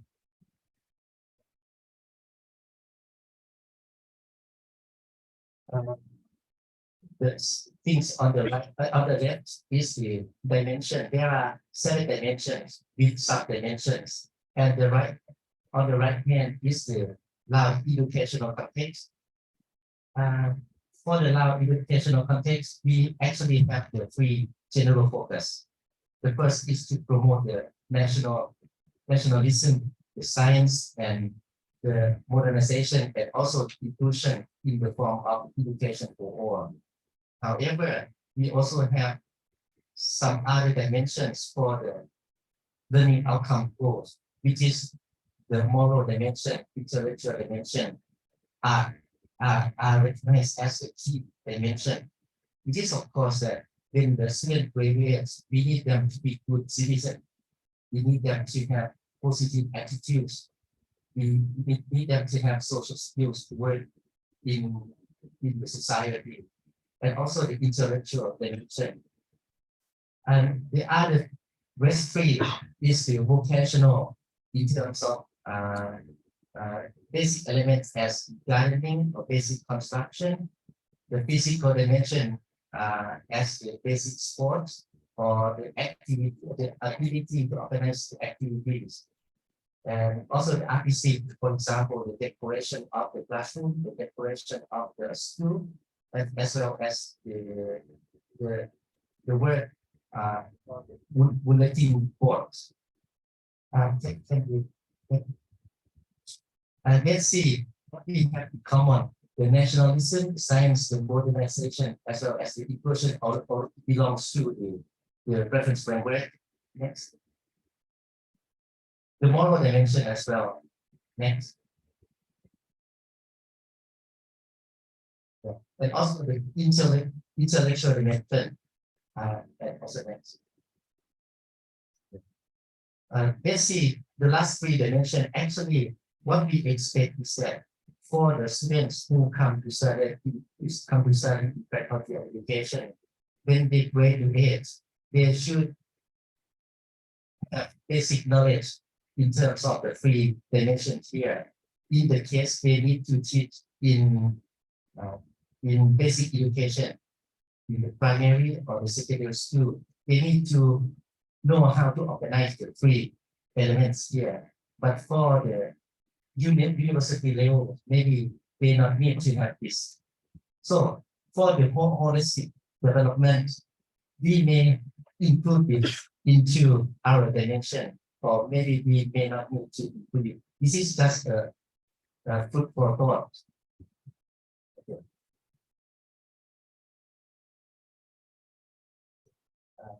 Maybe this is the last slide. That's the end of my presentation in comparison to the Lao educational context. And the next presenter will be talking about the other two. Thank you very much.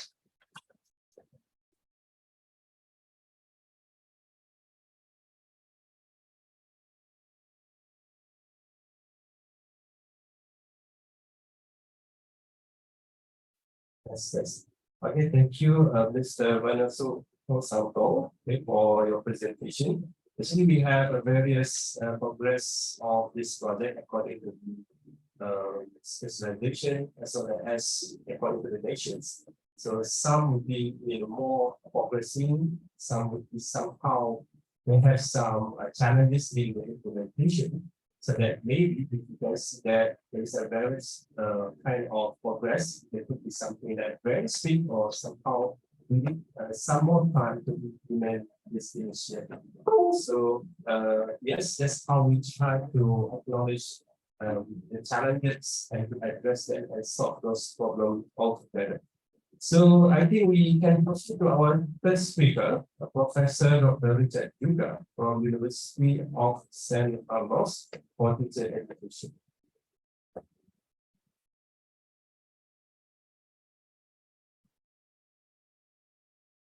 Good morning, everyone. Thank you very much, UTM, for having us here. So RM1 talks about the framework that we are still revising. It's already in revision 8. And after this, hopefully online participants as well, if you can give us input, we will fix it a little more. It becomes revision 9, 10, 11, or 12. It depends until such time that all of us can be convinced that it's okay. Next slide, please. So if you look, I'm just showing here the first the review, but I'm talking more the second one. Next slide, please. You might be wondering where it came from. So this is where it came from. This is the output of the tuning project in 2016 to 2019. This is where it started, the framework that you got to see earlier. Next slide, please.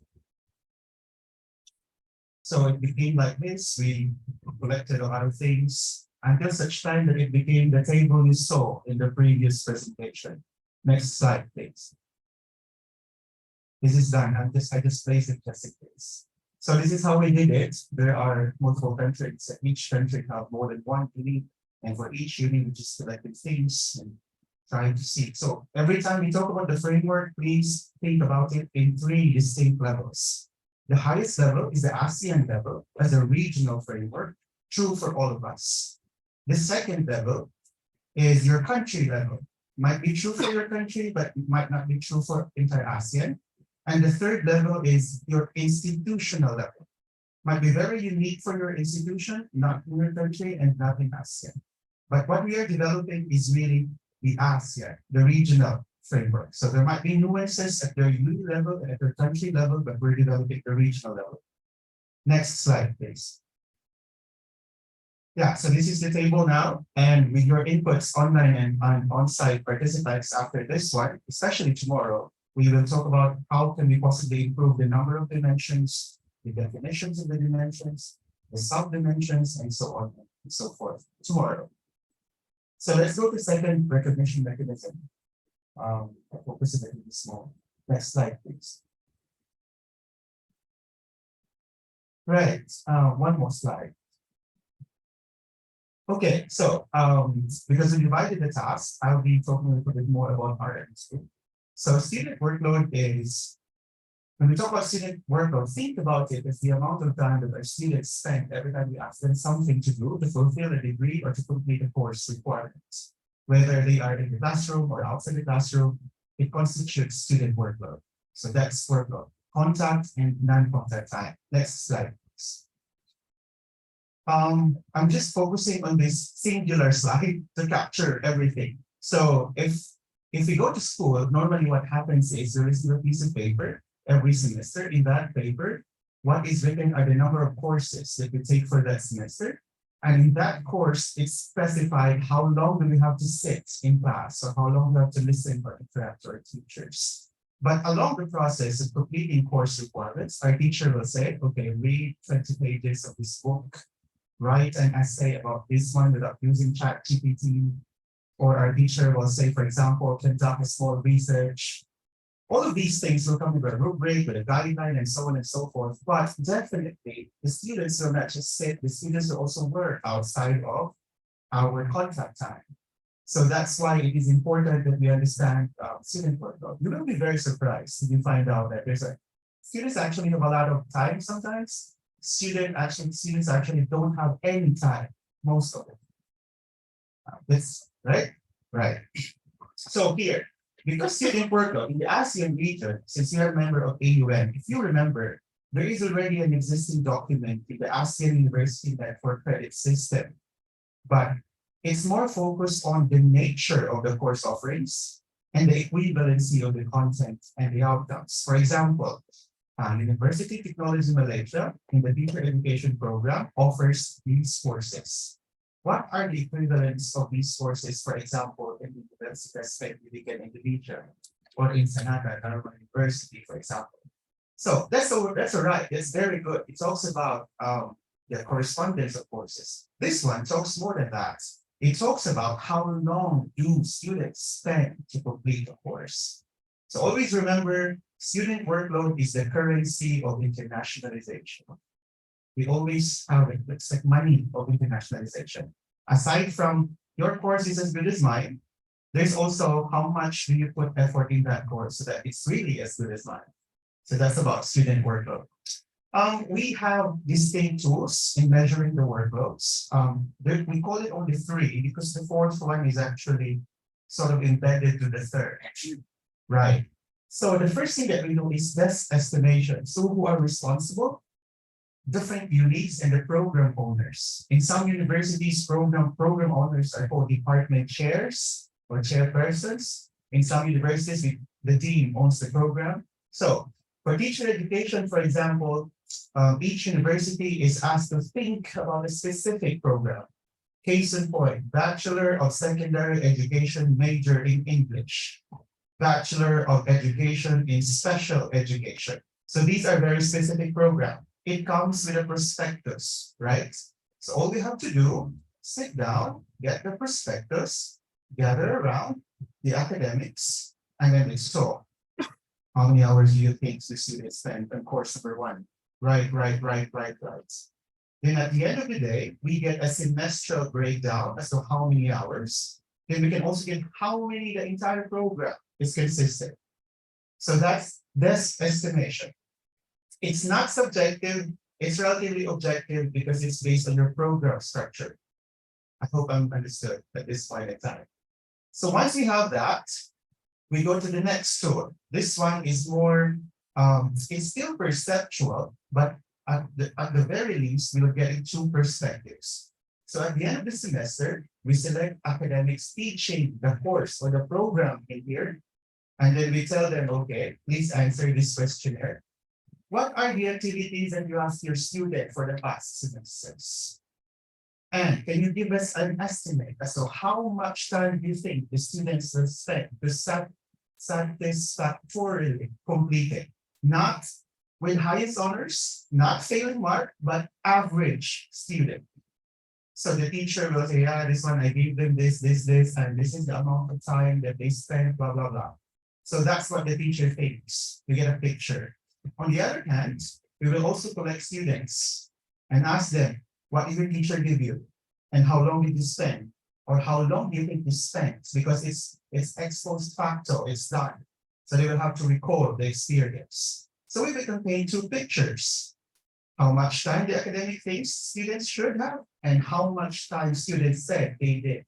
So we already have 2 tools. We estimated the depths, and now we have perceptions about academics and students. It's getting clearer, right? On the third part, it's not enough, actually. In the third tool, we went back to our universities, and then we observed for a minimum of 2 weeks. It's around 14 days. For some of us who can afford 8 weeks. For those of you who can really afford, you're welcome to do it in the entire semester.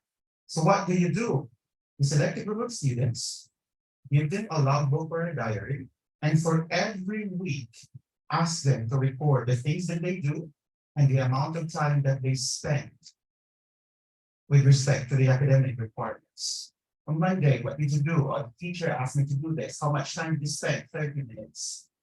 Then Saturday, Tuesday, something like that. So at the end of these exercises, we are able to get a relatively objective and empirical data set coming from students as to what exactly or how much exactly they spent. So that's tool number 3. We just finished that. Right, so again, we started with an estimation. We proceeded towards perceptual reports, and then we proceed towards empirical validation of our students.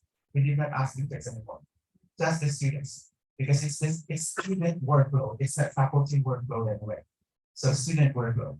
And the last one is, so that we can understand better what we collected here on the third tool, we sat with the students and asked them about it. So it's more of like a sequential explanatory research design where we get quantitative names and then we try to ask for context and verifications. And that what constitutes the report from the different universities. So tool 1 is estimation, tool 2 is perception and recall, tool 3 is empirical observation and input, and tool number 4 is providing context and more explanation to tool number 3. Collectively, we can paint a clearer picture as to how much students spend time on and what exactly are the teachers giving. If it's commensurate to the allocated time that we set before, or it's more than that, or it's less than that. So hopefully at the end of the project, everybody gets to be on the same page and everybody gets to have an idea if you are overly giving workloads and or less. And if it's over, we proceed towards RM3 authentic assessment so that we can selectively choose teaching, learning activities and assessment that do target outcomes without bloated student workload. I think it's a very important message of the project. We want us to be competitive, to be in, like this mobility, this degree mobility equivalency and sufficiency without loading student workload. So we want them to learn, but let's not give them less busy work. I think that's what we're after. All right, so I hope I'm making sense. So that's RM. So in the next one, we'll talk about authentic assessment, which is RM. Thank you very much. I'll answer questions later. Okay, thank you, Professor Dr. Juga from University of St. Carlos from Teacher Education Group.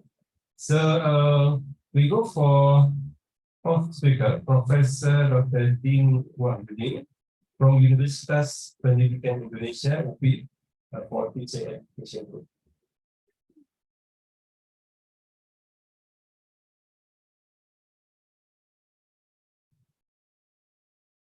Thank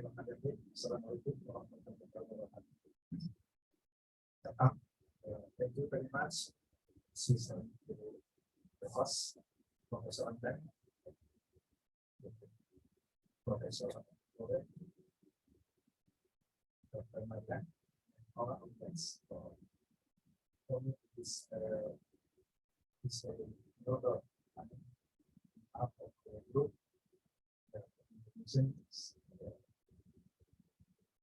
Education, like the four member of University Department.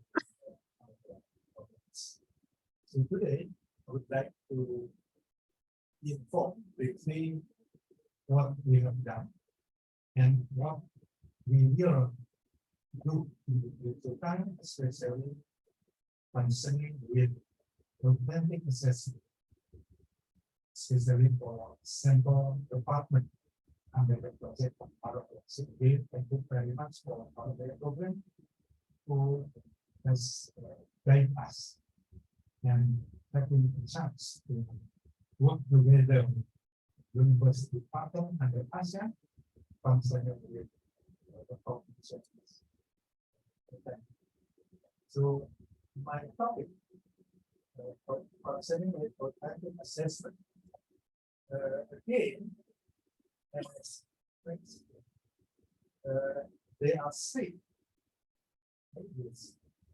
concerning with authentic assessment.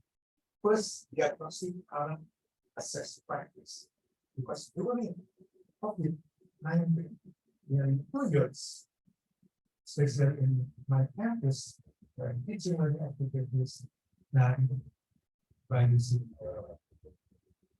online. So in some cases, there is deficit competencies among students, especially for teachers. So by having diagnostic current assessment initiated by the project, we are able to diagnostic assess, especially for the teacher for the beginning of the semester. Because mostly of the time, nearly 2 years, they have conducted teaching learning activities via the entire. So at the beginning, by diagnostic current assessment, it is very helpful to have a full understanding of what competencies this have achieved during the last previous semester. The next program, develop action plan in full authentic assessment. So we plan the programs based on our internal discussion on several department, and then in some cases we also have informed formally or informally to all departments of our university how authentic assessment shall be planned and implemented in the proper way. And then the third one, creating compatibility, the authentic assessment related to the outcome. So here, as we have already in university department, when we're talking about teaching learning activities, and then what is the relationship with authentic assessment? That is, there are 4 main elements in especially in my campus. First, concerning with goal components, they have already, they should be processed. So again, in it means with the profile of range. Second one concerning with assess the authentic, the content, what the content should be prepared. And the third one concerning the delivery system, what teaching learning activities should be conducted as soon as during online program or hybrid program. The third one concerning with assessment. So here, I would like to inform how authentic assessment as we are going to develop in our CALOHEA project do have relationship with the four elements of the program. So in our opinion, authentic assessment not just prepare how to plan and assess the outcome of the student, but also authentic assessment has close relationship with the four elements. For instance, with the goal, the competencies should be possessed, especially for country to prepare the future teacher. As a future teacher in different subject, they should be able to teach, to guide, and to conduct, assess to all the students. The next. Now, again, academic perception for authentic assessment, at least among our students, our lecturers, assessment that is used to measure person ability, student ability, when directly in real world. So the point is how we should assess student ability in real world. In this case, especially in department by the university to prepare future teacher education is how the future teacher know and be able to teach in daily activities for teaching learning activities in primary school, secondary school. Secondly, authentic assessment related with assessment process integratively, not only in the learning process, but also in learning outcome. So again, we try to develop, to calculate it, what what happened during teaching activities in every department, because in our project, the sample project program is given to this department and to another subject. But also it has already developed by another program. For instance, in our project, because future teacher education is not only called the prepare teacher, the future teacher also we invite some neighbor school, some teachers in university in neighbor school in conducting teaching practice. So I mean, authentic assessment not only intended how to prepare for the future teacher, but also how to implement in real life teaching learning activities in primary and secondary school. The third one, functioning with authentic assessment, student with a set of tasks and reflect the priority and knowledge and challenge found in teaching learning activities. So here again, in authentic assessment, we try to develop a set of tasks included with additional competencies should be processed by future education. For instance, how to prepare, how to improve digital competencies within teaching, not only to master the program, not only to master the subject they are given, but also to have a proper knowledge, a proper way how to deliver in utilizing digital technology. Then the next. Okay, sorry, yeah. Here is puzzle of authentic. The next one. Okay, here is the puzzle to be taken on the implementation of authentic assessment based on my discussion supervised by CALOHEA project. The first one, we try to identify the most important knowledge and skill as learners outcome. Okay, in our subject of preparing teacher education, the outcome of learners are to be a teacher, professional teacher, what subject, whatever the subject they are teaching. Secondly, determining the criteria and standard outcome performance and acceptable evidence. So we try with the regulation nationally how to be a teachers in the middle of the 21st century. What is that? How to criteria and standard outcome to be a teachers, and then by having implementation of that authentic assessment, at least we are trying to have information when determining criteria and standard. The third one concerning with implement supporting learning experience and instructional activities. So in sample project, we try, and then the lecturer try to develop some other related supporting learning activities, not only to teaching learning directly, but also how to use another sources, another social media, including asking GPT, for example, asking GPT, this one, implementing support learning experience, such activities, and then implement assessment strategies.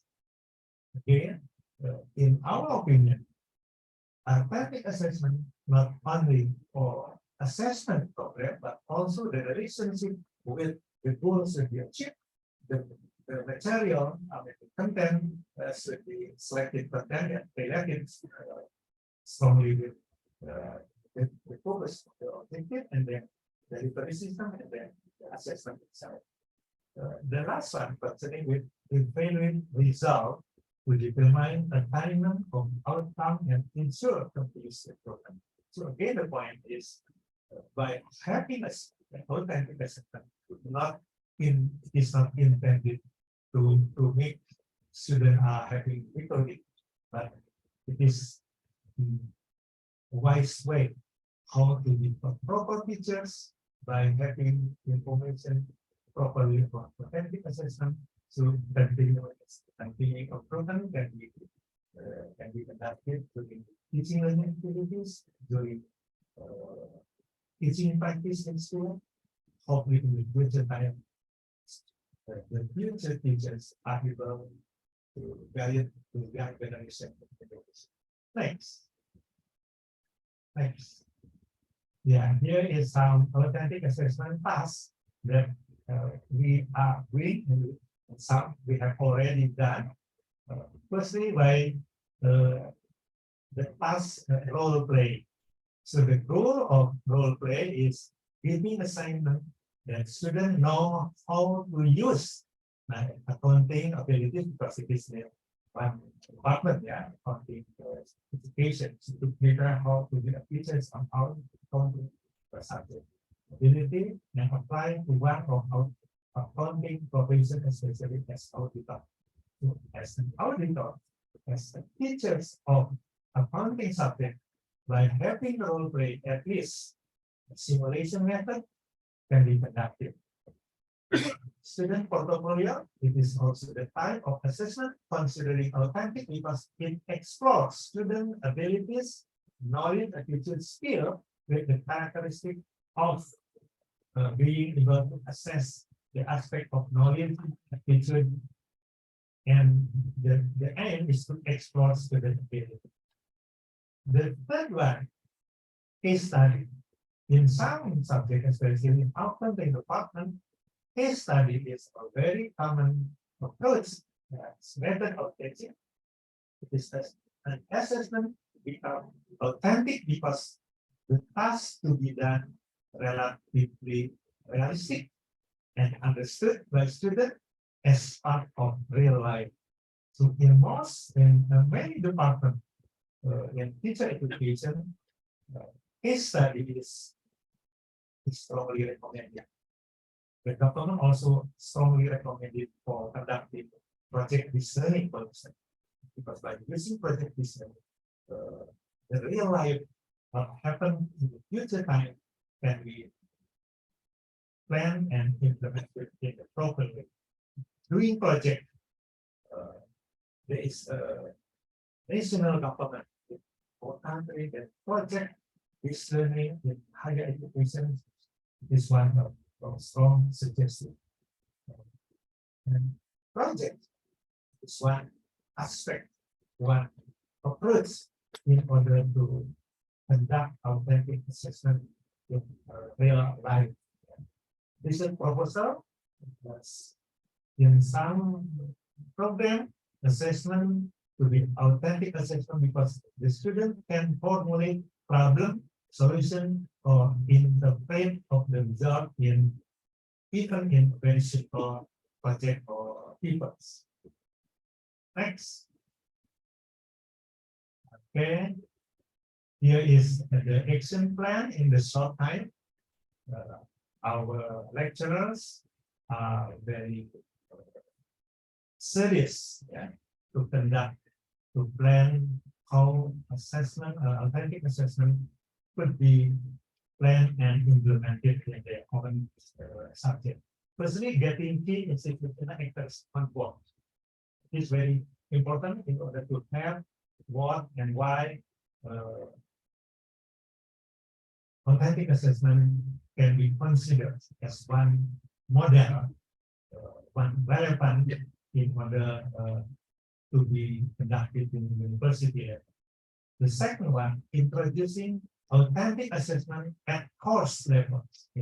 Every teachers, especially in model, sample model in accounting department and English department, try to introduce authentic assessment in several, at least four steps, even in fact,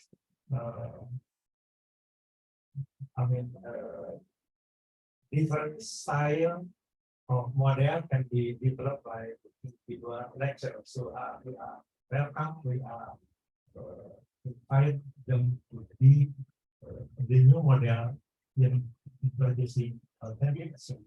At least there are 4 types: identifying course and where authentic assessment tasks could be introduced. One is important. Secondly, designing authentic assessment tasks.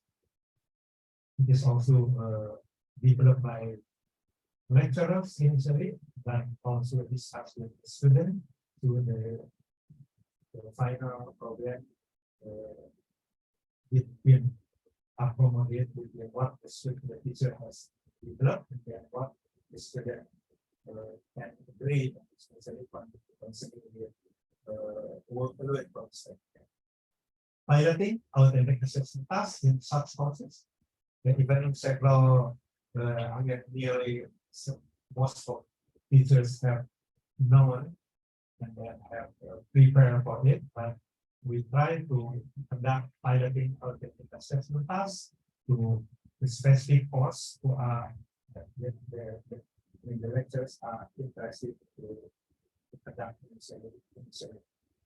Revising authentic tasks in light of piloting experience.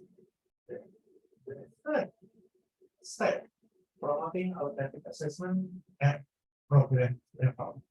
The program level was selects number of LO for which we want to design our assessment task. Design authentic task and allow the student to demonstrate achievement of LO, and this LO considered important student, graduate, and employee in the design process. Then time feedback relevant to external stakeholders. This is external stakeholders because authentic assessment, as I mentioned, also involved to teacher in primary teacher education and teacher in secondary education during this practice of the future teachers, yeah, or student. The last one. Next. Now, information of the action, the day, we come to the implementation, getting the institutional actor on board, academic and student accounting education program to make accounting education required some lecturer, like staff or student who are engaged in learning. Second, assessment with four steps, yeah, identify cause. So the technical assessment task can produce the cost semester, according to the selection program. There are 4 costs for semester, designing objective tasks, identifying learning activities, with form of assessment.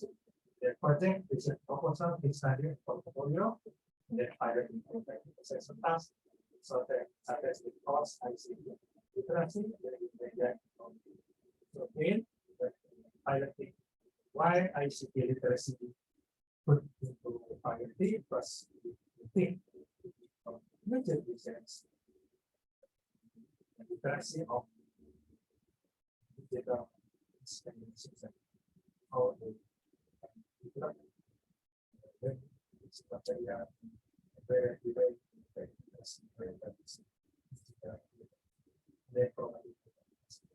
I think that is what we have prepared for the next discussion. Improve our topic. Thank you very much. Alhamdulillah, thank you to Professor Diwadidi. So that I please inform that for the next presenter, we provide you with a pointer so that you can have a more smooth presentation. Okay.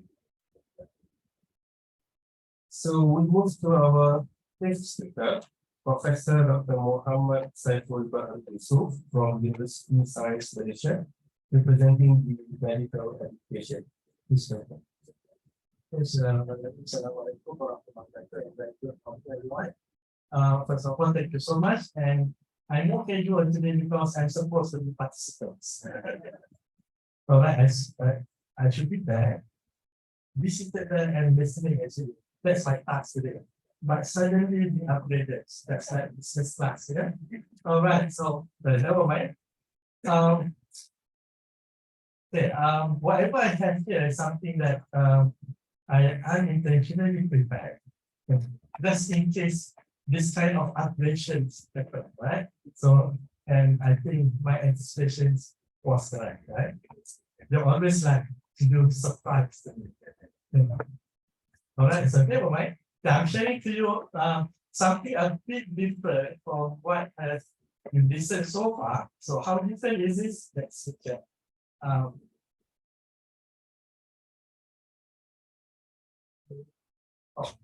All right, so maybe let's try. Maybe I'm supposed to be here.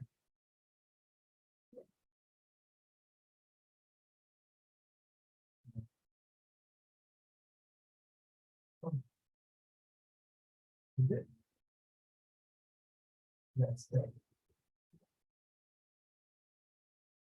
Is it working? Okay. Oh, a little bit of demo. Okay, another surprise. All right, so let me introduce my team. Basically, from 6 countries, 2 participating universities, and then we have 2 facilitators from 2 universities from 2 countries. One from Italy and one from Britain, right? So I'm not going to tell you exactly what is circulation mechanism from 1 to 3 is enough. I'm going to give you a little bit more difference from the mind and from the heart, right? So something combination for mind and heart, and so that you can see and you can feel. All right, so it's basically from what we did as a team, and then what will be the results, so that we can share with you what our results are. All right, so I think that will be more interesting to see what's happening in medicine group from 6 countries having a different frameworks and having a different way of doing things, but come to a consensus, something that really interesting, right? So now, so the first part is about competency framework.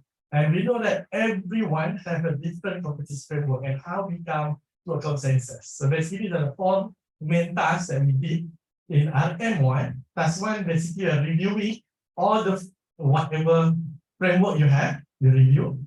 And then task 2 basically we are trying to negotiate with each other to come up with consensus on what the kind of framework that can be work together. Okay, what can we work together? And then we compare whatever the graduate profiles that each of the institutions have according to the national framework, and then we come up with something that just nice for us to work, and then to to go on with the process. So we come up with a regional something like this, and then throughout the process, we did a lot of consultations. Right, we did a lot of consultations from institutional teams. We discussed among our academics, go to the faculty members that are outside our institutional team members, and then we go for the graduates, we go for the employers, and we're trying to finalize our competency framework for the medicine. So basically these are things that we did. And then we come up with something, consultation profile, and it just tell you that we have involved so many people before we finalize our competency framework, and a lot of work.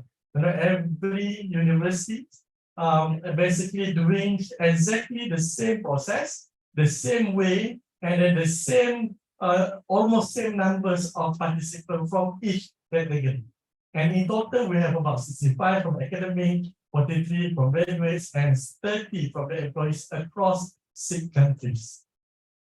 All right, so I'm going to share you what the output. This is something interesting. All right, so I didn't speak delay. So take a breath and then let's breathe together. It's not working. Hello. Okay, this one. All right, so basically we come up with this, and then exactly we follow the template given. All right, we define what are knowledge and according to the domain. And this is very wordy. Let me show you in the graphic. I think graphic will be better. All right, so coming. All right, so this is a graphical way of putting the whole text. So now you can see clearer. This is what we are thinking as a group. And these are kind of the Southeast Asia, medicine domain and subdomain competency framework that we agree and we work through accordingly.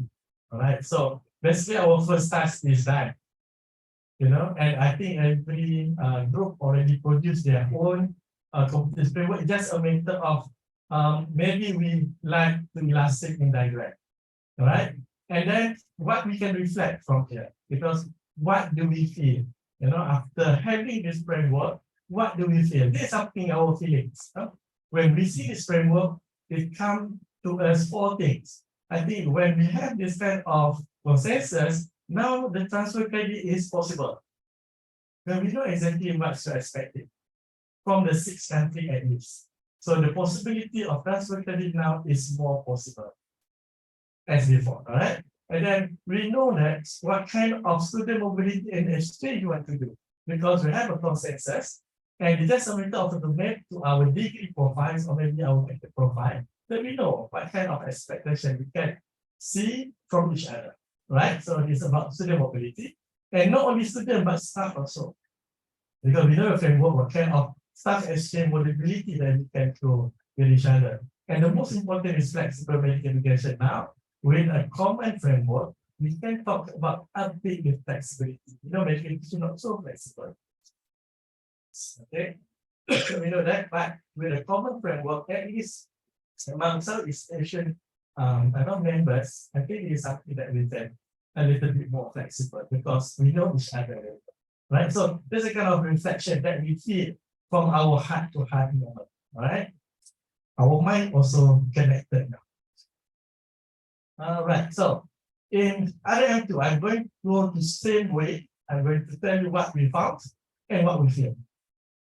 All right, so sometimes the feeling is more important. All right, so student workload, we have done exactly what has been mentioned. And I would like to share you something that we did in the diagram as well. We did, I mean that the green is completed already. So I'm sharing something that we completed. Things work in progress is logbook and focus group, because there are certain, certain institution is in progress and certain institution is already completed. So I'm going to share you about what has been completed and what was the result. All right. So the results is like this. Can you see now? We are comparing our student workload across institutions from 6 countries. And we can see clearly from the desk estimation, which means that from your official document, approved by your Senate. All right, that's a desk. And then the survey that was done is based on the academic survey and student survey, according to what Richard mentioned just now. Exactly, we did that and we met together. Here you can see now. What we can conclude is, all right, the academic change, which is us, we are, okay? No, nobody else is not upset. We are, all right? So basically, consistently estimated lower student workload than the students' estimations. It means that the students do more than what we give to them. And I think based on our discussion previously, it will be more interesting when we go to logbook diary as well as focus group. But that one will be taught and will be deliberated during the second round of national meeting. So join us in the second. Okay, if you want to know more, right? Very interesting, but I cannot tell you right now, right? Because only first round. Wait for second round, right? A lot more things can be discussed. And this is something our feeling, whatever it is, I think we need to think about, are we doing the right thing for the students? Why should we give them less? We expect more than what we give to them. All right, it's supposed to be equal, isn't it? And we need to also relook to our practice of calculating and estimating our student workload, so that at least there should not be too much discrepancy between what students really do and what we really give to them, right? And our reflections, as usual, these are kind of reflections from our own experience as a group. Definitely, this tool is very useful. There's no doubt about that. And this it costs us, or maybe it triggers for reflections on what and how we can improve further. And it's a kind of a reflective tool to us. And in terms of validity, definitely can be improved because it's very perspectual. But definitely, if we do it properly and regularly, we can do a lot more better. And from here, I think student estimation is more valuable compared to our, because they are the one who are doing the whole thing, isn't it? So student estimations, we really need to engage that regularly to ensure that we are not overestimate. No, underestimate, right? The last one, implementation of authentic assessment. This is something that everybody are doing, but I'm showing you one of the outputs from our discussion. So we were tasked to select one of the area. Remember just now the diagram? So we decided to showcase something from clinical practices. All right, so we choose clinical practices as a showcase and demonstrations of authentic assessment. We list out every authentic assessment that fulfill the criteria, and we put description of authentic assessment. How we know that those assessments will be authentic. So based on the Maxson group consensus, if the assessment allow for students to apply the knowledge in the real life in the context, that will be authentic for the knowledge. All right, so anything fulfill this criteria, they will be authentic for the knowledge testing. So if any assessments allow students to demonstrate clinical and reasoning skill in this detecting physical examination, clinical management, and so on and so forth, using real life clinical situations, that will be authentic assessment for skills. And anything that allow assessment to assess students to perform duties as junior doctor, that will be authentic for responsibility assessment. So the list as you are seeing them. So, and to know more about this, which one is the inspirational assessment, you need to join second, right? You cannot reveal everything, isn't it? It's not, no surprise. Right, so now this action plan, action plans we are now implementing the action plan, and we will share more in second. Right. Slow release, right? So don't forget second meeting, right? And then summary, all right. So basically what we have done based on the RM1, 2, and 3, we have come up with Southeast Asian Medicine Competency Framework. And then we have demonstrated the clinical practice of assessment that we call as authentic assessment for that purpose. And we have calculated the workloads, and we can see clearly our estimation does not really go because we underrate, or underestimate the student workloads as compared to the estimation. And now we are in the process of installment of authentic assessment in our program. So I think the rest, go in second. Thank you so much.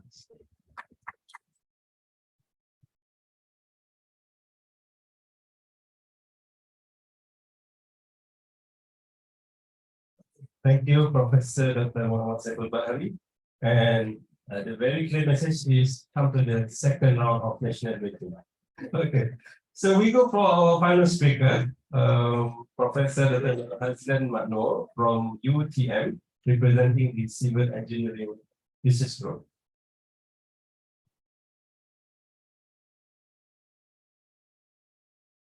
Yes, Assalamualaikum warahmatullahi wabarakatuh. Very good morning. My name is Nur Hazilan from Faculty of Civil Engineering, Universiti Teknologi Malaysia, Skudai. This is Kuala Lumpur. I would like to welcome delegation from AU and Bangkok Office, Groningen University, Student Academy, members of CALOHEA, and the rest. Actually, I'm part of the organizer team. I'm the committee members arranging the kits. You see the conference kit? Yeah, that's me. All right, look nice, huh? Yellow in color, red in color, yeah. The foods, the transportations. So if my friend, we met in Bilbao, me and Prof. Saiful, we were in the TASE projects. TASE project leads to CALOHEA. Okay, he said he's supposed to be participant. So it is kind of an upgrade from economy class to business class. Okay, I'm supposed to be committee members. Now I'm the speaker because Prof. Han is the one who's supposed to deliver to this presentation, but he cannot make it, but he will rejoin us tomorrow. So this is not an upgrade from first class, economy class to business class. This is upgrade from passenger to co-pilot. Something like that. We need 300 pages of manual to read how to fly the plane. Okay. Around this. Today, I'm going to summarize RM1, RM2, RM3. Okay, because it's comparable to the content that has been delivered by the previous 5 speakers. But I will give you not a presentation, a lecture, because it's 1 hour, right? 1 hour lectures. I try to generalize my presentation from the perspective of Malaysian educators so that you will understand. Because we keep talking about recognition mechanisms, framework, all the dimension is actually PLO. Yes, we are familiar with PLO. All right. We are going to have a quiz, and at the end of this week, test 1 through UTM e-learning. Failure to comply, no certificate. It's lecture. All right, next. Next slide, please. Oh, pointer. Okay. Oh, this is pointer. Very small. One. Oh, somebody.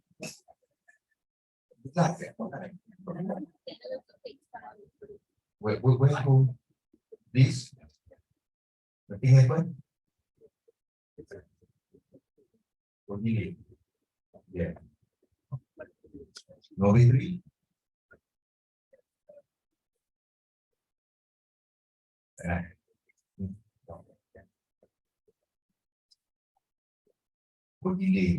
Okay. So three recognition mechanism is if you do research objective. RM1, we develop generic assessment framework. What kind of assessment? This kind of assessment framework, it consists of student competencies or PLO. Okay, student competencies that is applicable to every single ASEAN region. Means that when you refer to these regional subject specific qualification assessment frameworks, they are competencies, student competencies of PLO. Like when you refer to NQA, EAC.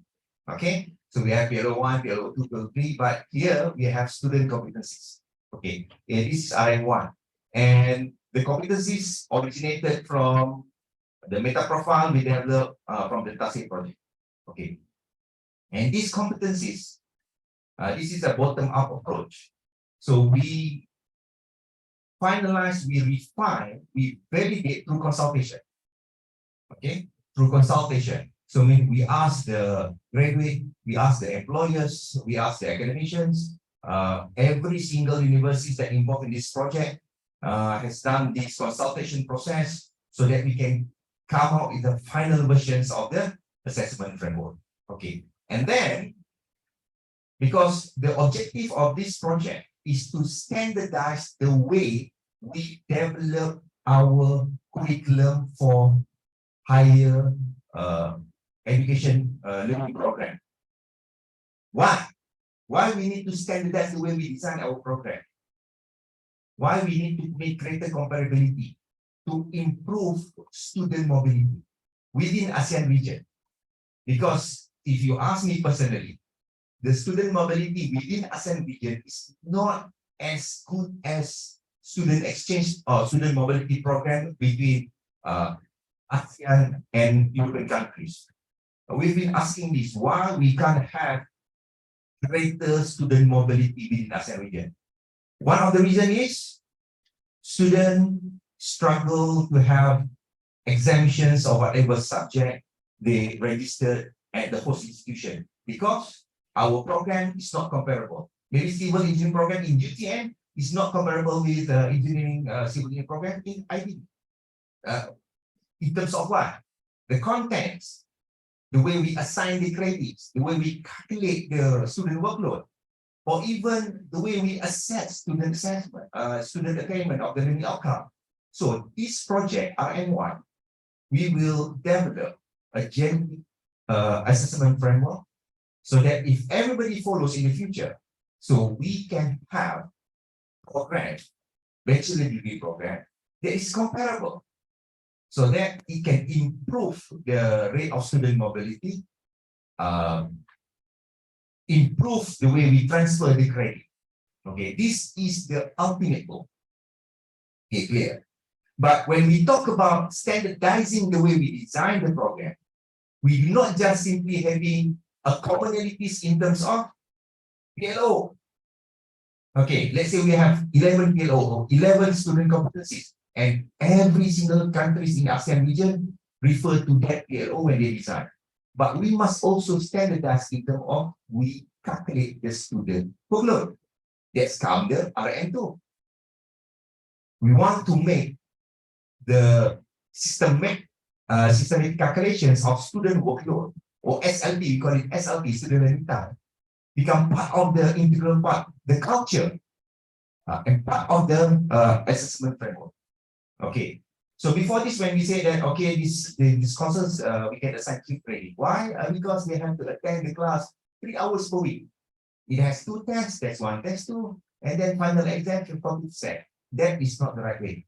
So if everybody in this region refer to the uniform way of calculating student workload, so we can come up with a program, engineering, medical, or education that has greater comparability in terms of student competencies, in terms of the way we student assessment, and in terms of the way we calculate the credit, the student workload. So basically, that is how I summarize this project. So RM1, student competencies, has great commonalities. It has been validated. It has been verified, refined through consultation, and then we infuse the culture of calculating the student workload more systematically, and then how to assess student attainment. Okay, based on the learning outcomes is by introducing authentic assessment. Then we can come up with a general framework that can guide us, every single university in ASEAN region, in developing future curriculum that is comparable and that is relevant nationally. Any question? Next will be covered in case one. All right, good. Okay, next.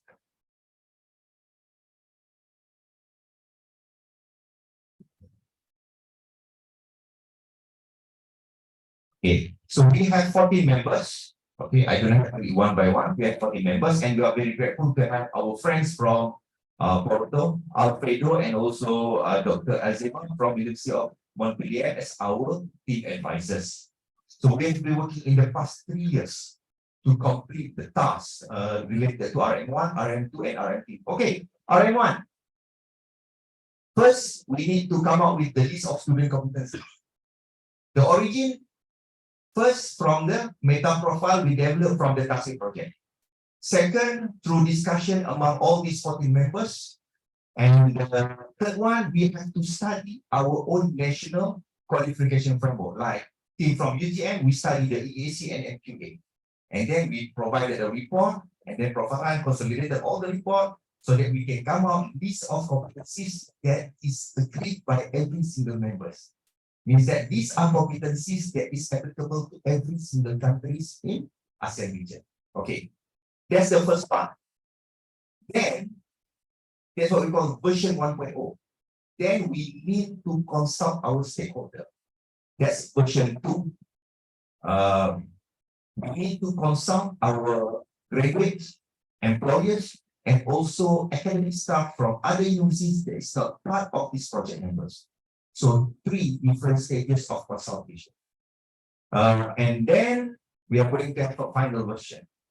RM1, 2, and 3 are done concurrently so that the end product of RM2 will be infused into the proposed assessment framework, as well as RM3, the implementations of authentic assessment.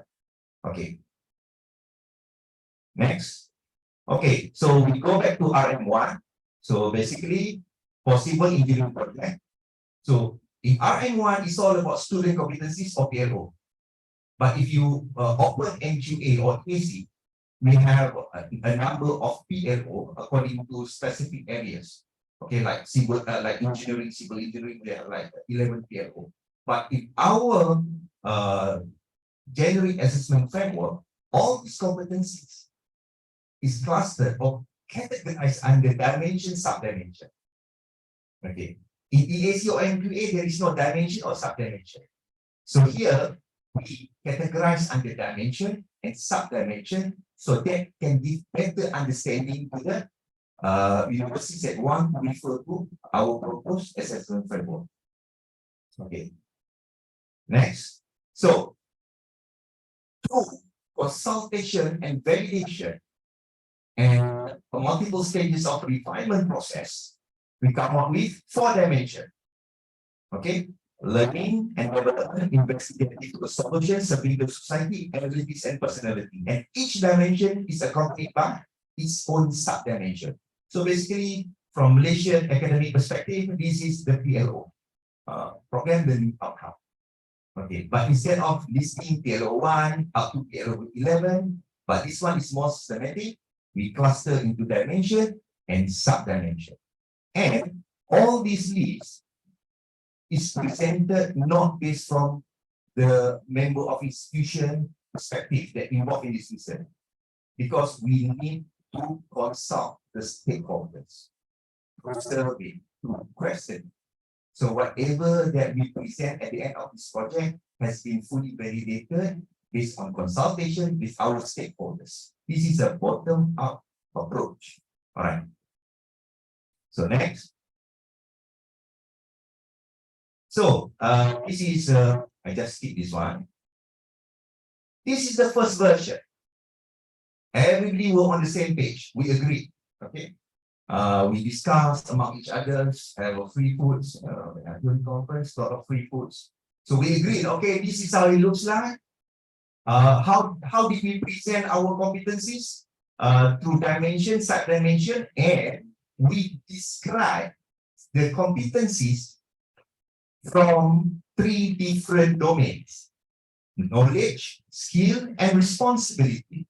For instance, Iron Man, okay, the competencies, he knows everything about physics, so he has the knowledge.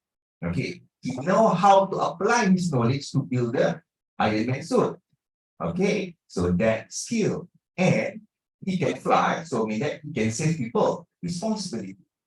Yeah, that's how we describe the PLO based on knowledge, skill, and responsibility domain. So that in the end, when we want to design student assessment, authentic assessment, test, project, so we know how to assess student attainment based on these 3 domains. So that student assessment will be more realistic and more reflective on what the student has achieved at the end of the program. But this is version 1.0. Then we have to consult the stakeholders, graduates, employers, the student, our alumni, and from July 2021, we end up with this one, November 2022. This is version 4.0. Okay, so this is the final one. All right, but I'm not going to read one by one. All right. So next. Okay, so this is the summary of the process. Okay, in the past 3 years. Sorry.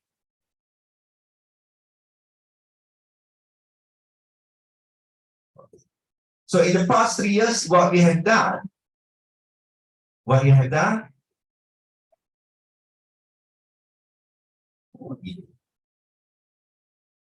okay. On your right side, that's the process. On your left side is how we got all the list of the competencies from the meta profile, from reviewing the national qualification reports, and then we start to validate the framework starting from 30th of October 2021, and now we are ready with the version 4. It has been presented in the general meeting, the 6th one last week. Okay, but it has not yet been finalized. We need to do a little more refinement before the end of the project. Okay. Any questions so far, my friend? Okay, from our perspective, Malaysian institution, basically we have aligned our CALOHEA Civil Engineering Qualification Framework to the EAC. So don't worry if you have any concerns that the proposed January Excellent Framework is not compatible with the EAC. The answer is you don't have to worry. Okay, it's comparable, it's compatible.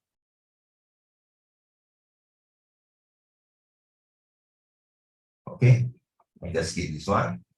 I would like to thank to Prof. Arhan because he provided 34 slides. He put me in anxiety mode. I love you, Prof. Arhan. Thank you. Okay, I'm done with RM1. That's my main intention today, to generalize my presentation on RM1 so that you understand what is the assessment framework that we have been working in the past 3 years. It's all about producing assessment frameworks that consists of student competencies presented in the form of dimension and sub-dimension, and it comes with descriptors to describe from 3 different domains: knowledge, skill, and responsibilities. And this list of competencies has been is actually compatible with the existing national qualification framework in Malaysia, in Philippines, in Indonesia. So there will be no contradiction with the existing national qualification framework. Okay, so for RM2, I think is similar. Presentation is similar, so I just simply summarize. So from our findings, Again, I will repeat the script from Saiful. Please attend the second round of national meeting. But I just give you a glimpse of the results. Okay, so there are 4 tools. 4 tools. You get what's tools? So basically, the first tool is, like in our case, we revisit our curriculum semester, 5th semester. Okay, 5th semester offered to civil engineering third year. This estimation, there are 15 credits assigned to third year student, 15 credits. According to EAC, 1 credit is 40 hours. So this estimation, 15 times 40, 600 hours. So from this estimation, 600 hours student need to spend in 1 semester for the 5th semester. Okay, that is based on theoretical perspective. Then we use tool 2. We use tool 2 survey. We ask student how much you spend time based on contact hours and independent work. The honest opinion. We also ask the lecturers. Okay, so what's the result? 600 hours equivalent to 15 credit. But based on the result survey from students and lecturers, both are on the same page. It shows that we have over or underestimated. Because the student said that the average is 640 hours they spend on the 5th semester. Same goes to the lecturer. So it means that if they spend 640 hours, the assigned credit for that particular semester is not 15. It's supposed to be 16 hours. No wonder students keep complaining that they feel burdened.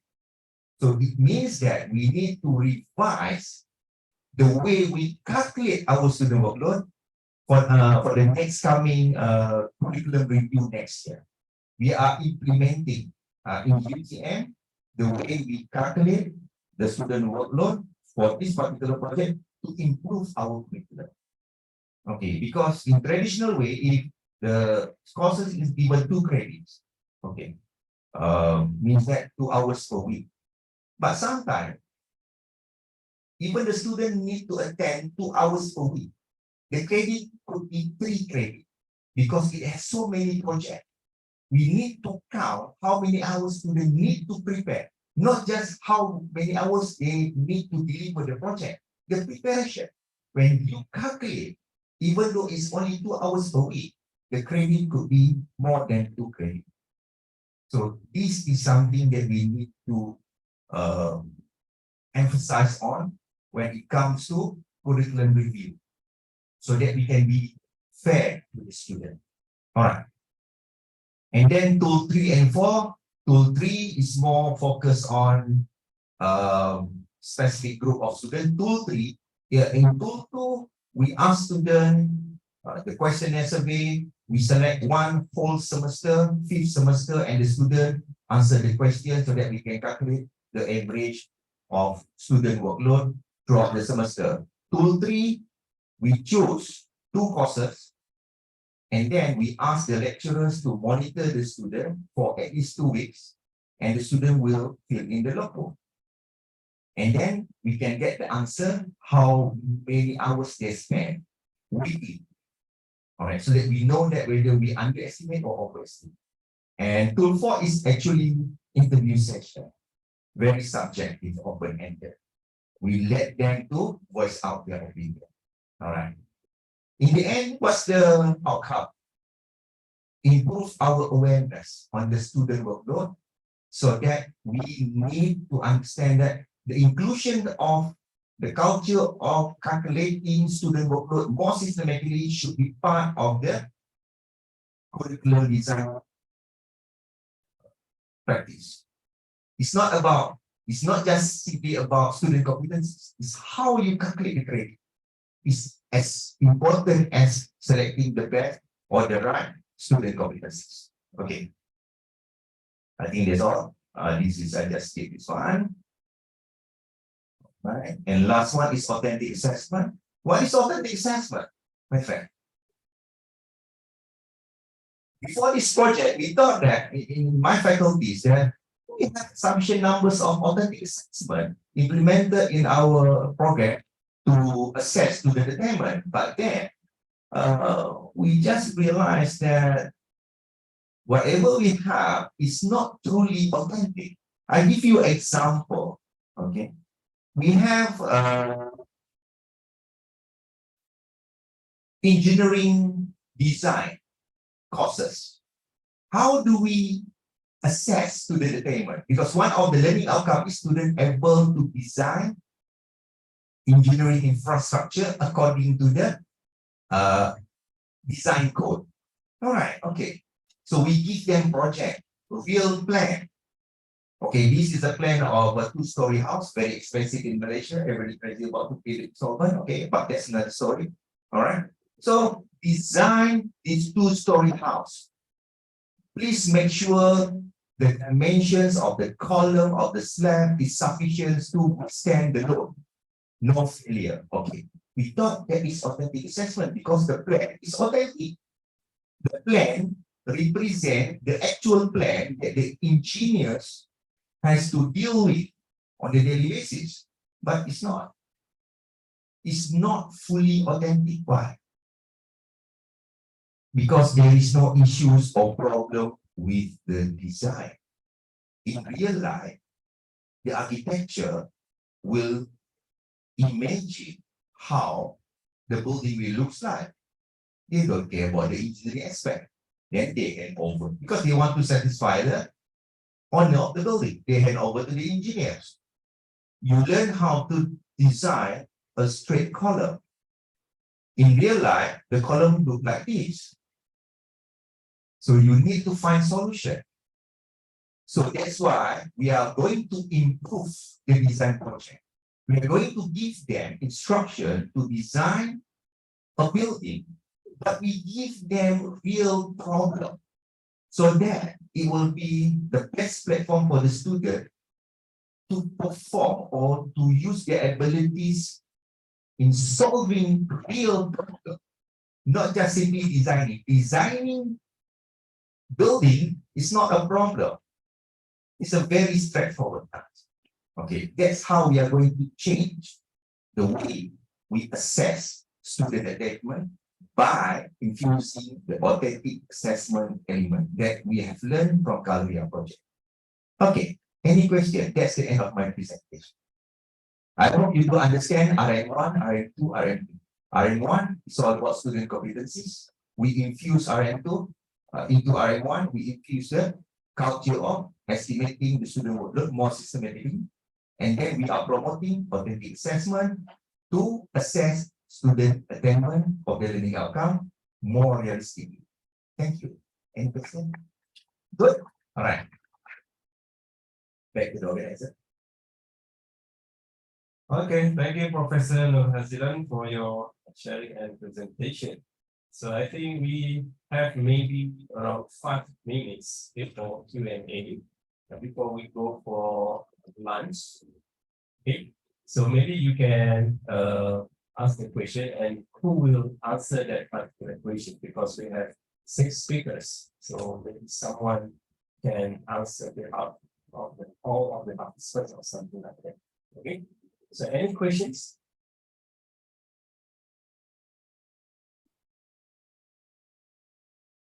Maybe from teacher education.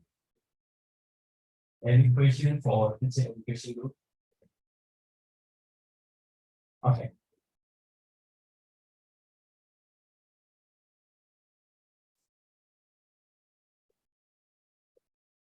Thank you so much. This is Rose from University. My request to know from the teacher education group. Because I saw that one of the competencies is becoming adapting delivering appropriate impact knowledge, technology to pedagogy impact knowledge. Is there an example of what the assessment experience is getting to know from you? Okay.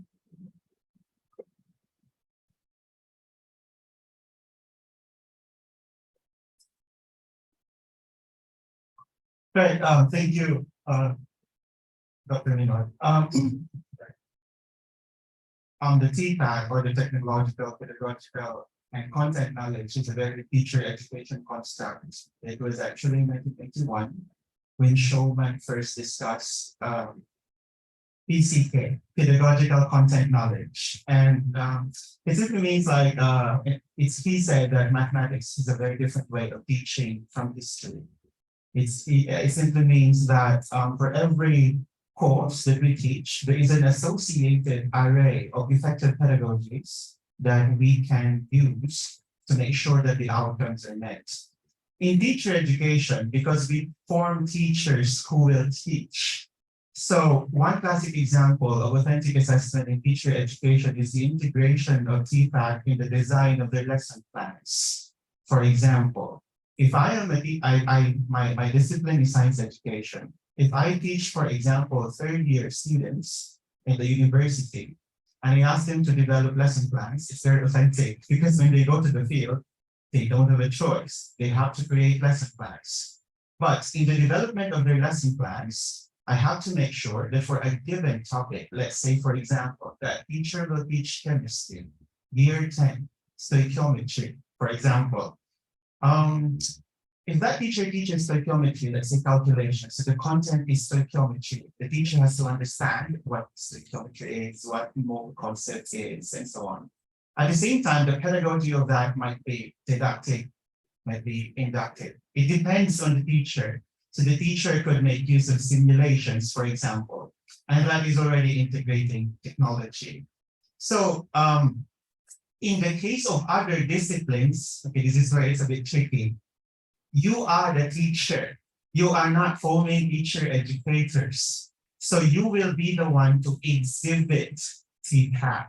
You don't teach TPAC unless you are forming teachers who will teach in the future. So that is an example I could give for the teacher education program because they will really become teachers. If I translate a little bit to the medical education group, if you will be forming two things, you might be forming two sets of professionals, the one who will become teachers of doctors or those who will become medical doctors or medical professionals, right? So if you are forming medical education professionals, you can teach them TPAC. So when you teach, for example, physiology, for instance, very specific. The content is physiology. How do you teach the pedagogy of physiology? Most likely, you will use models, for example, actual, concrete, and might be technological as well. So that's TPAC. There's an example of an authentic assessment. And to make it more authentic, correct, go to hospitals, do clinical practice, and try to identify which bone is broken, for example, and just throw pictures of, but you do not make someone's bone broken, right? But you go to some place where you can explicitly identify to make it more authentic, and that's TPAC. But if you become doctors, if you teach people to become doctors, you don't teach them TPAC. You have to practice TPAC, TPCK, as the one forming them. So it's a bit tricky for other professions. I hope it's sort of clear. Yeah. All right. Thank you. Okay, thank you, Professor Richard, for your wonderful answer. Okay, so I'm not sure if anyone want to ask question about teacher education. Maybe some more question about teacher education. Okay. So if no question, we can go for a civil engineering group. So I'm not sure if we have question about civil engineering. So you can ask a question and we certainly have only one speaker of Zealand. So this is the only that can answer that question. Any from civil engineering lecturers, tutors, name, or instructors, civil engineering. Okay. Right, so no, so maybe for the final one, medical education for medical.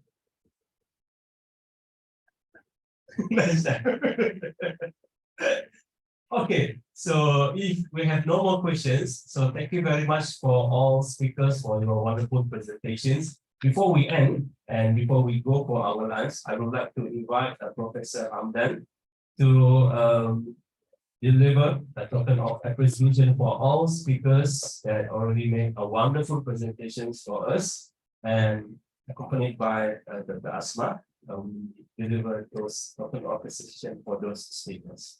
Okay.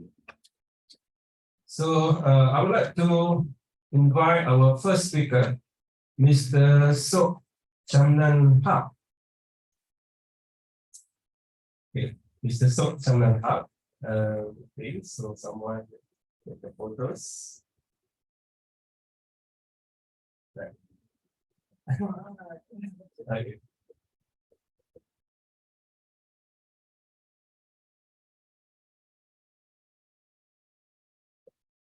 Okay, and we would like to invite Mr. Vanasuk Bosangto from National University of Laos.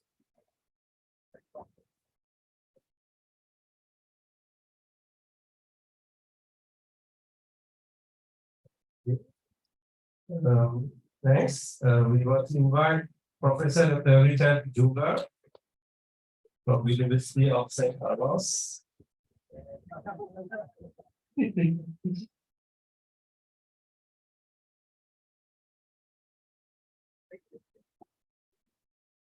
you. Next, we would like to invite Professor Dean Wahyudin from Universitas Teknologi Malaysia.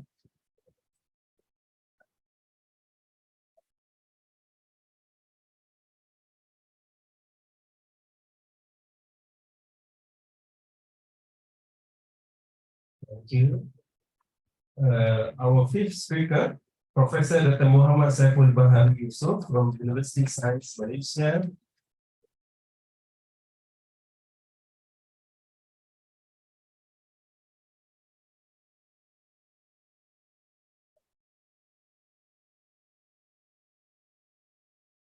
Then we have Professor Dr. Noh Hazilan Manor from Universiti Teknologi Malaysia.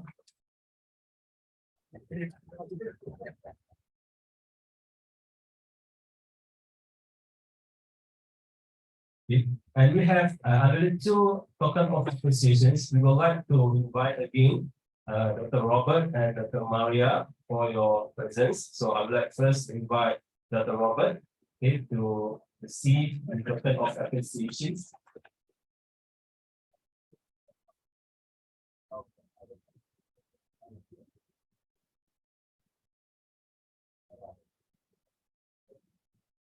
And Dr. Maria Roche from Curing Academy.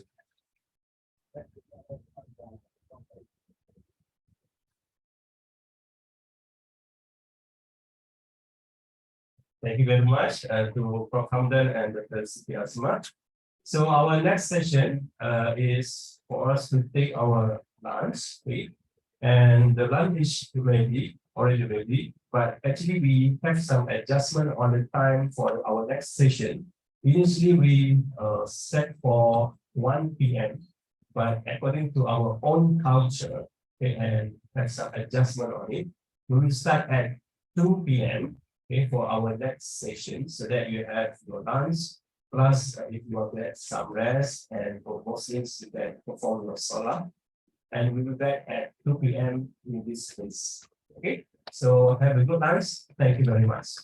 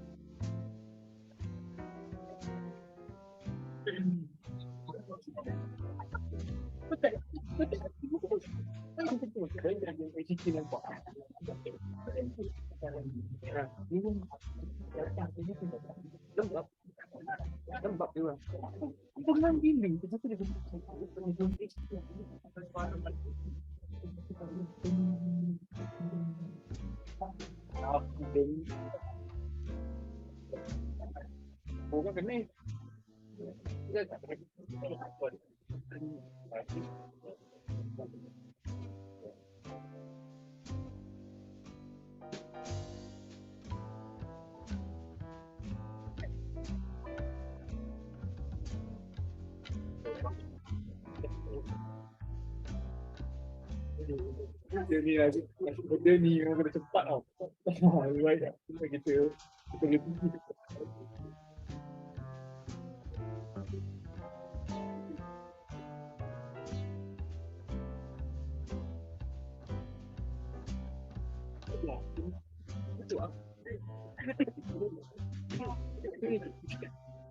Dah maaf. Ini lepas aja. Dah saya.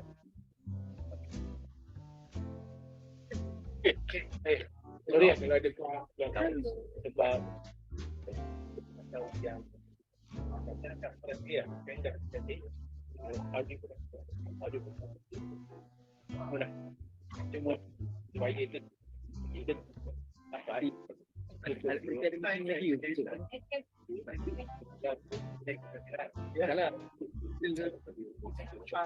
ya bila dah balik TV ada meeting lagi.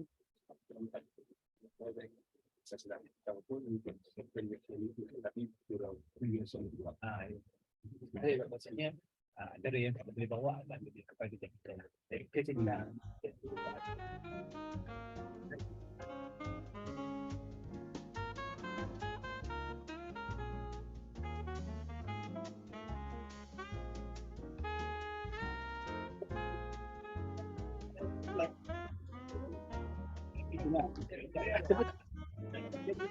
Tapi dah benda yang nak betul. Itu apa nak?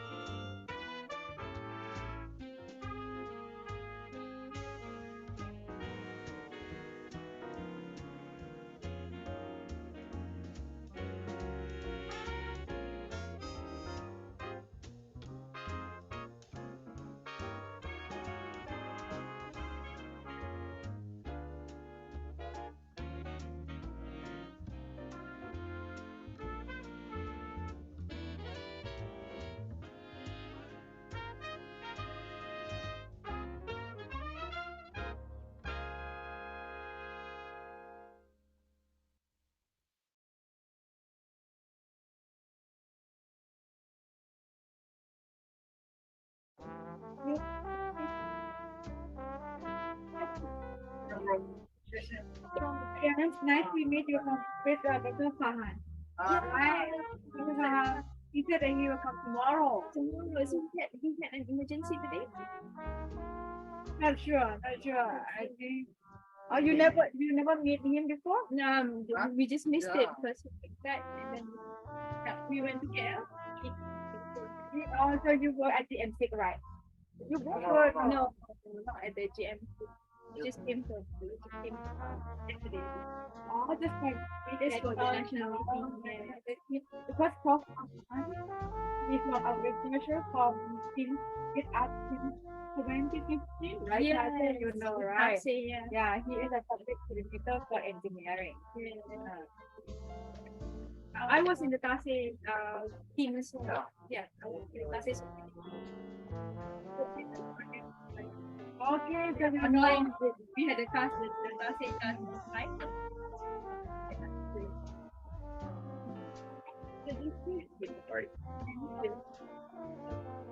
nice to meet you because I know that this biology one, we have lots of more researchers than the TASE. Yeah. I think there is a lot of things, a lot of things happen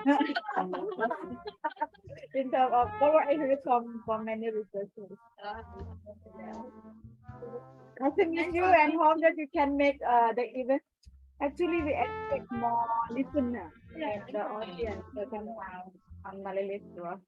Yeah. Because I saw about 160 participants who were supposed to participate. Yes, correct. But it should be more wider than this. It's not only in the CALOHEA project. It should be in other 15K. Oh, I see.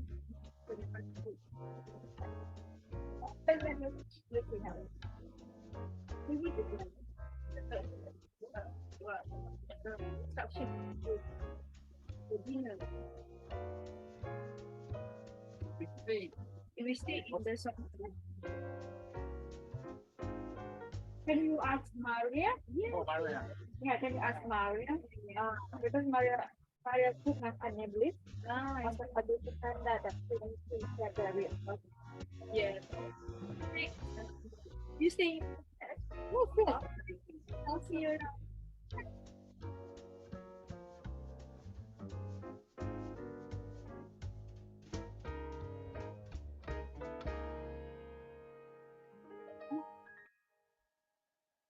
วันนี้เวลารีบๆทำอะไรนะ ไม่มีอะไรเป็นใจให้เราเขาเป็นละหมาดนะ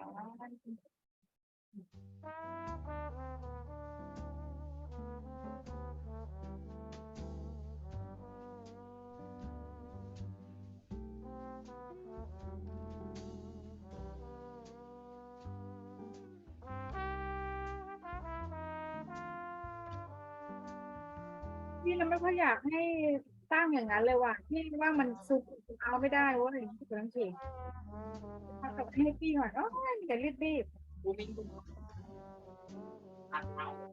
ซูมได้เหรอ เป็นอะไรคือสิ่งอย่างเงี้ยมันจะทำให้ภาพไม่ดีที่ เหรอ เพราะว่ากล้องสลับเลนถ้าเราเป็นเลนส์ซูมมันจะไม่สวยเป็นอะไรในงั้นเอาเฉพาะให้เห็นริชาร์ดได้ไหมก็เห็นคนอื่นเอาเสียเข้าไปมาเกะกะที่จริงเธอเป็นคนสัมภาษณ์ยังได้เลยถ้าตั้งไว้เฉยๆอ่ะ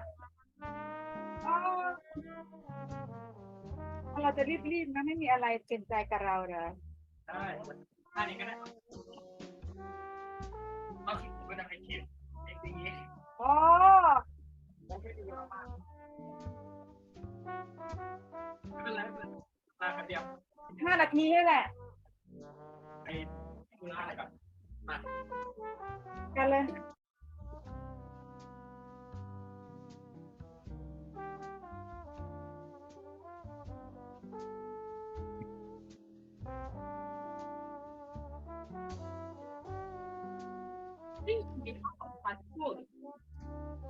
workshop.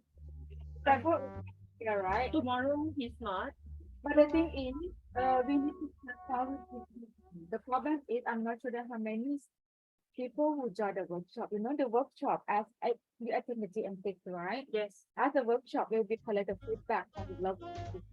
Or in each subject area, teacher education need to improve the person who can give you a feedback. And then I try to use the template to get a feedback. And that is as a workshop moderator need to submit that at the end. At the end of the meeting and at the end of the meeting and tomorrow at evening the last session, you need to present that to Maria and Maria. Yes. So that is a fact finding. That's why Maria always checking with me. Okay, what is the result from the workshop? So basically, workshop is a key important rather than this one. This one is like first day is like a general background, so people would know about that. So for the workshop, I haven't checked with findings yet. How many for each stakeholder? How many? Because we expect at least 20 per group. I don't think mine has 20. I didn't share with me the list. Minus my name, minus Vinod's name and phone. I think that's all. That is a little bit problem in here. Honestly, I don't know something wrong in terms of the implementation and get the people involved. Right. Whatever we do at the best at it's very little to get some ideas and then feedback for the in each subject area. Right. But I know the CV is has a lot or something like that. But you share the tablet with me, check about. Yeah, I shared already. You share. I shared with the in the email. Yeah, in the email I put all the instructions there. If you are in the list. Not for the because Saifu just asked me to take over last week only. I only have this one. You have this one. Information for your presentation. You have this one. Yeah. Okay, that's about the instructions, what you have to do, day one, day two, what you should know and what you have to do, and then the workshop moderators, feedback form or something like that. If you click into the program, I will have the instructions like what the day you have to do, what the workshop have to do, feedback have to do. And then if you go to the instructions in the program, right, it will be instructions there. Day to day and like tomorrow, right? And then the briefing note for the workshop, what to do, what is the thing I have to. Okay. And then the story there. I must read already after this. Oh, and then the briefing there. That is the thing that I found most of the information people not pay attention directly what will be communicated. I thought the researcher in the project has a bit very different quality of understanding and follow up. And that's it makes it not that much risk to the target that we would expect. I can expect. But surprisingly, for me, with now and with it is so not very good, but able to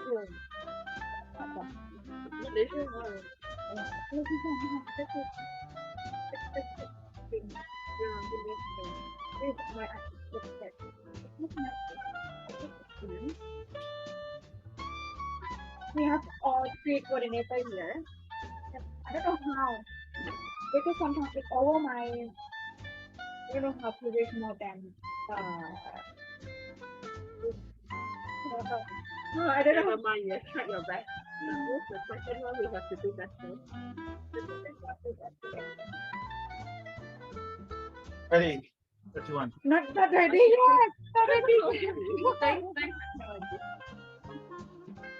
Ready. I'm not ready yet. Where do we get stay? Here? Outside. I'm just using someone that is Okay. Only one. Outside. We can stay outside. Then no. we can just edit it and put background. Oh yeah. Maybe because I'm going to ask thing to be the interview. But I need a backdrop a bit. Edit the backdrop later. Right. Right. Right. Oh, 5 more minutes. Can. Let me talk with my colleague in Bangkok first.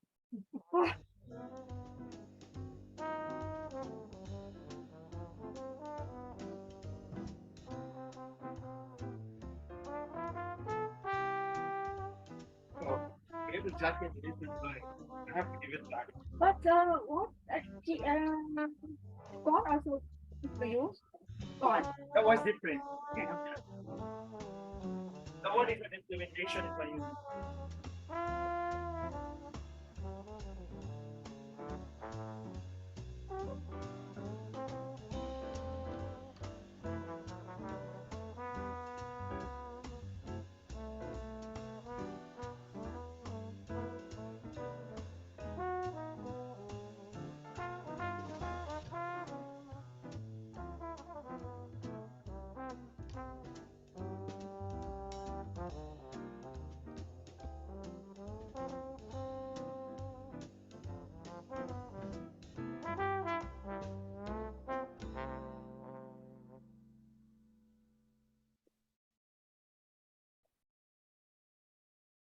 Điห้องน้ำไกลไหมเนี่ย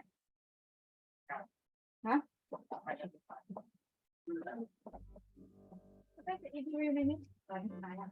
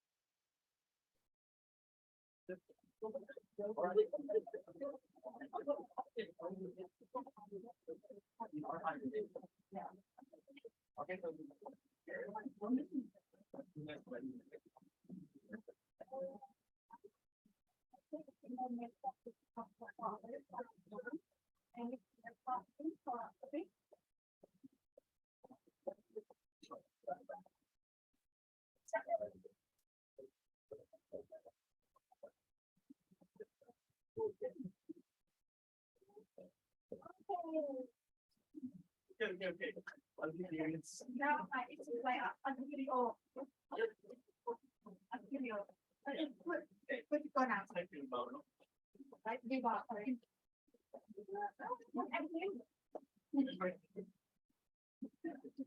do you want to say? Just let us add to it. Don't we have to Start. So, can you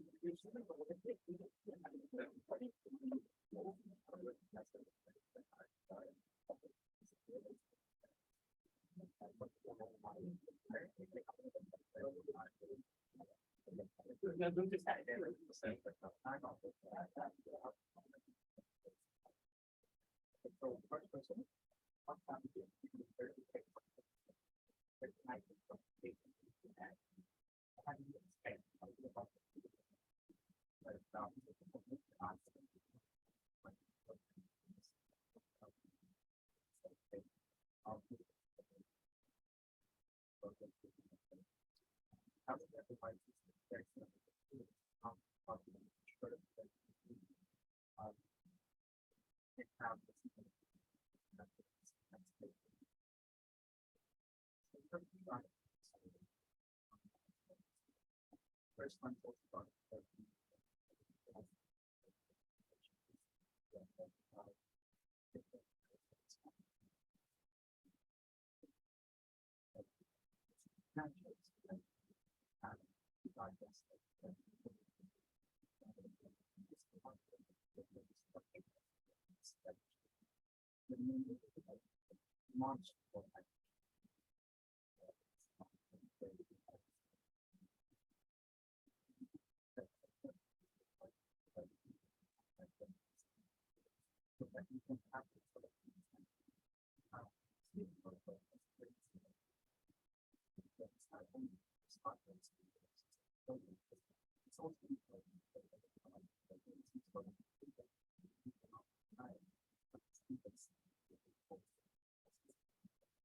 and the last part of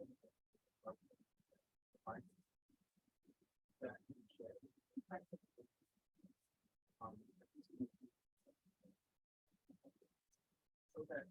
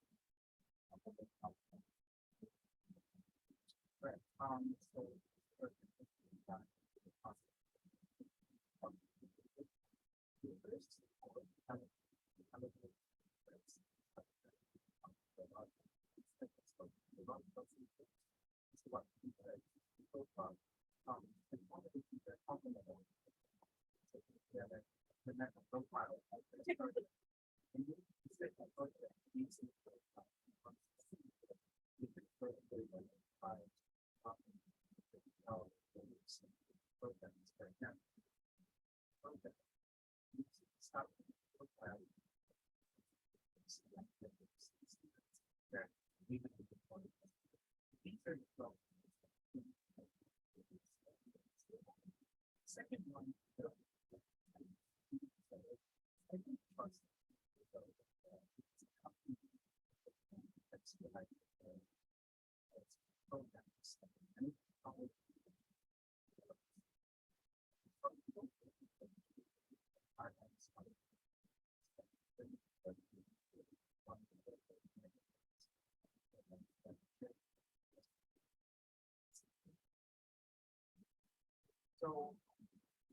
from that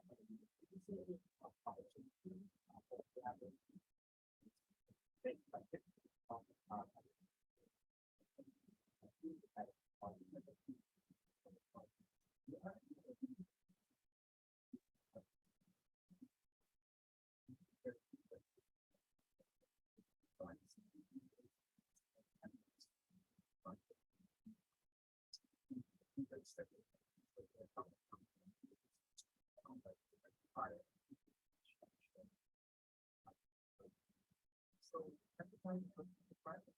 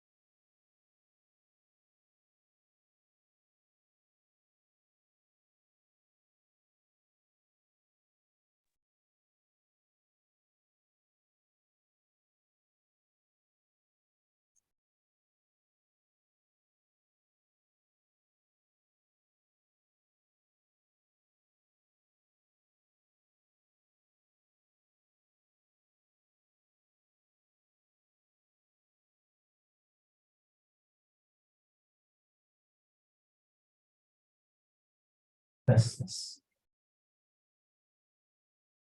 So we will begin around less than 1 minute. So stay comfortably. Maybe you can not switch off, but we can silence your headphones. So it will not disturb the mode of the audience. Okay.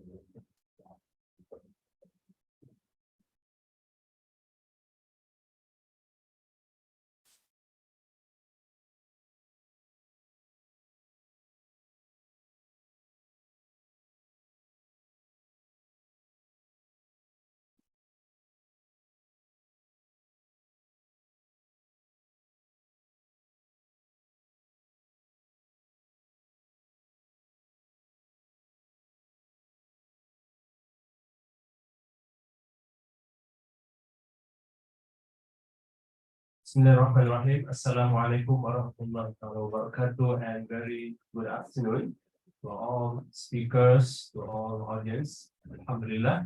Thank you very much for your participations and for your continued effort in making this event successful.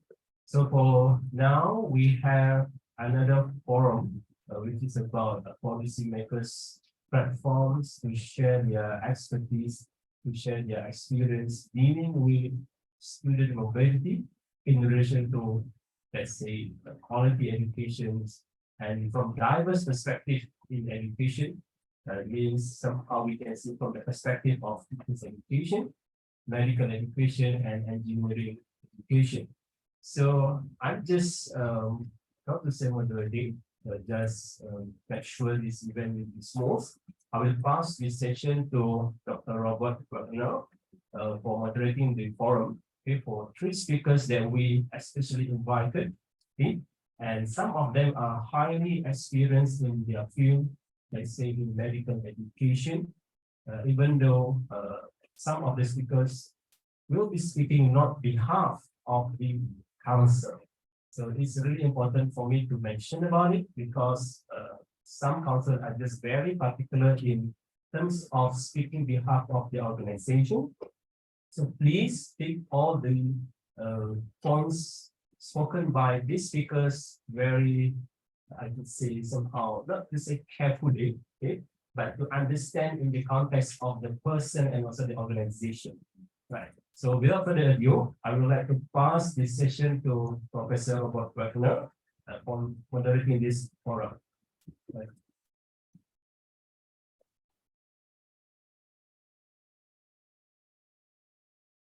Anyway, we have 3 very knowledgeable speakers now who are very informed about the topic.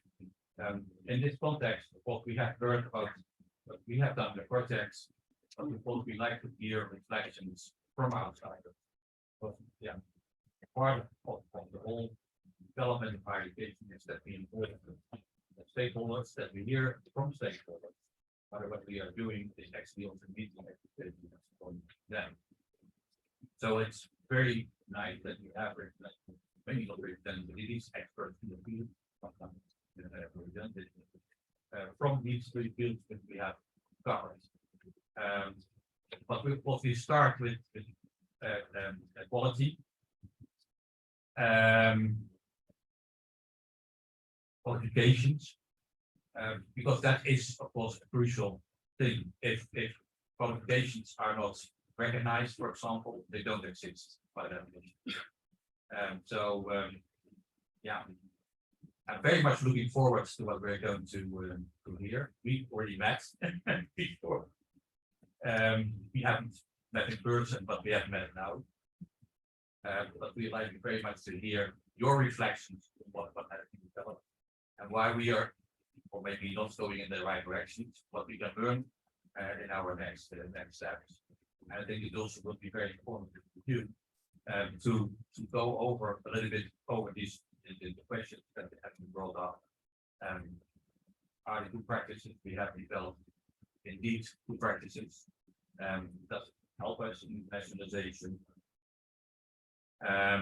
So we have degree recognition, for example, with certain standards which have to be met.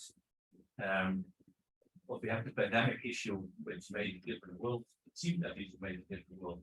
At the beginning of the pandemic, I don't know how you experienced it. I thought, okay, this is revolutionizing higher education. Now we are back in normality. let's say, normalized situation.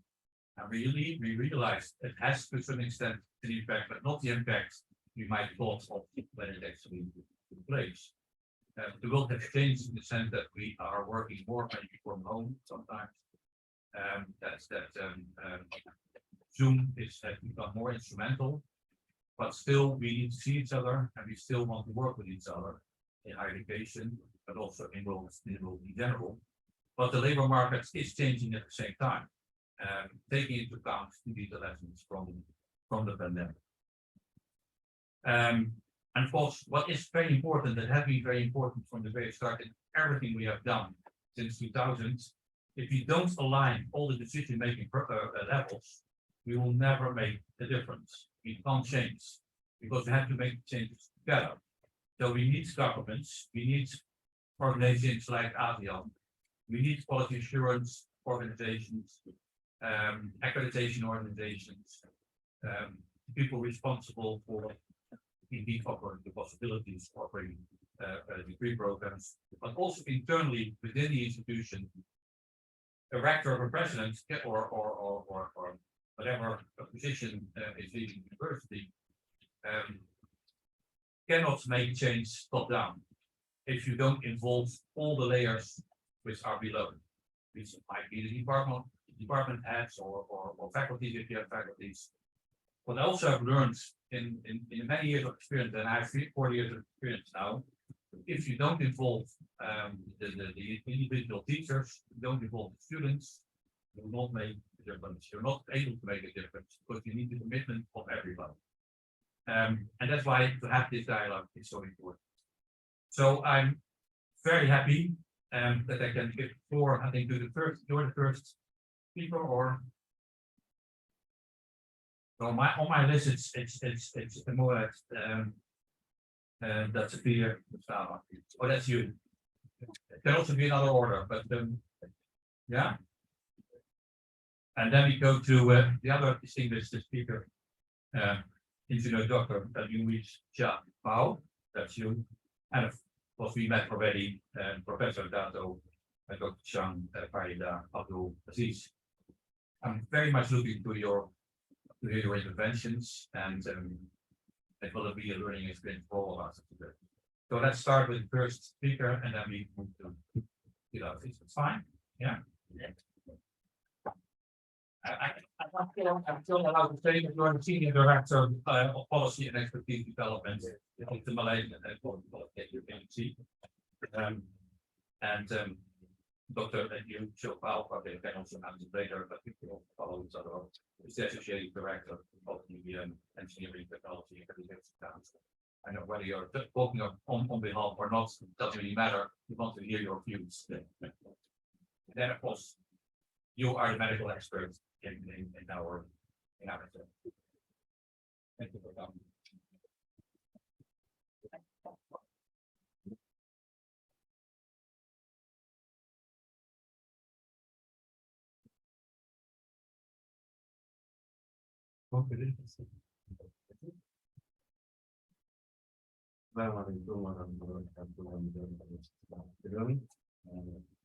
Thank you, Robert, and ladies and gentlemen. Thank you for giving me the opportunity to share on my part. It's basically a very rush work because I was requested to stay in for Professor Harun Salim this weekend. So to share more very detailed kind of step-by-step procedure, I think will not give certain purpose of what you might intend to hear. Especially more on policymakers. I think for a very short time, maybe less than 30. I would like to sort of share on the concept of zone of trust. Yeah, we have started finding because we do the traditional qualification, we are very sensitive issues. When we say about what that qualification is not recognized, but we are questioning about intention. It's not about the order or the qualification, but it's also about the system that shape or control the qualification, right?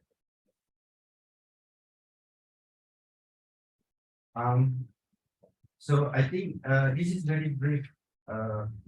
I decided to give quite a very brief practice of education, especially the ocean of qualification, because it's sort of very customary. Everybody is using it.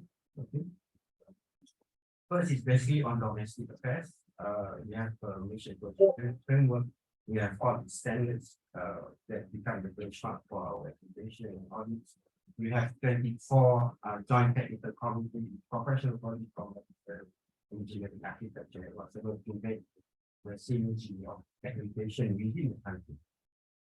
And of course, whenever that we have the information on qualification, we need to tell everybody. So we have the Malaysian qualification register, and of course the profession of Malaysia have its own listing, which also have some kind of utility what MQA have registered. And this is the key in many practice all around the world, that the national register become the point of the protection.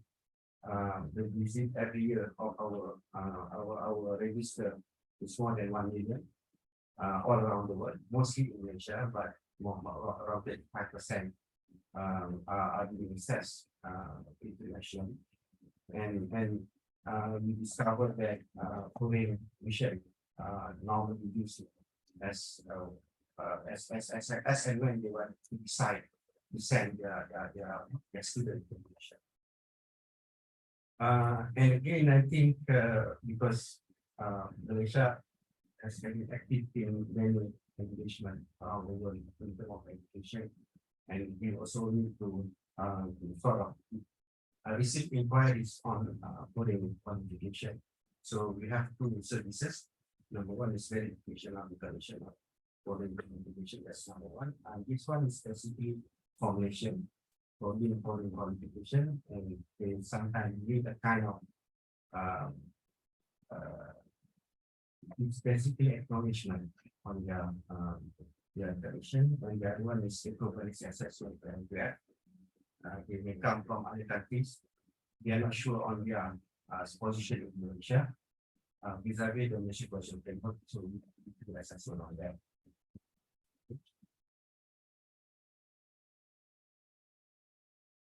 Okay. The verification or recognition of foreign qualification, I think, before that is sort of kind of an NDC arrangement. When you talk from other countries, you are recognized and whatsoever. It seems to have a quite a mutual understanding that we should have no problem. But it seems that in certain cases, we need to have an explicit acknowledgement from an authority.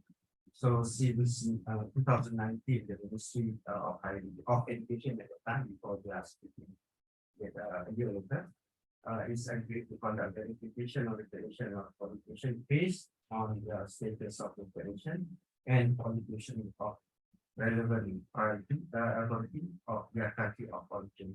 If the qualification is from sort of for example, from United Kingdom, then we need to go to references provided by the authority from and so the practicality is basically we used to sort of maintain a list of foreign universities and qualification for our reference.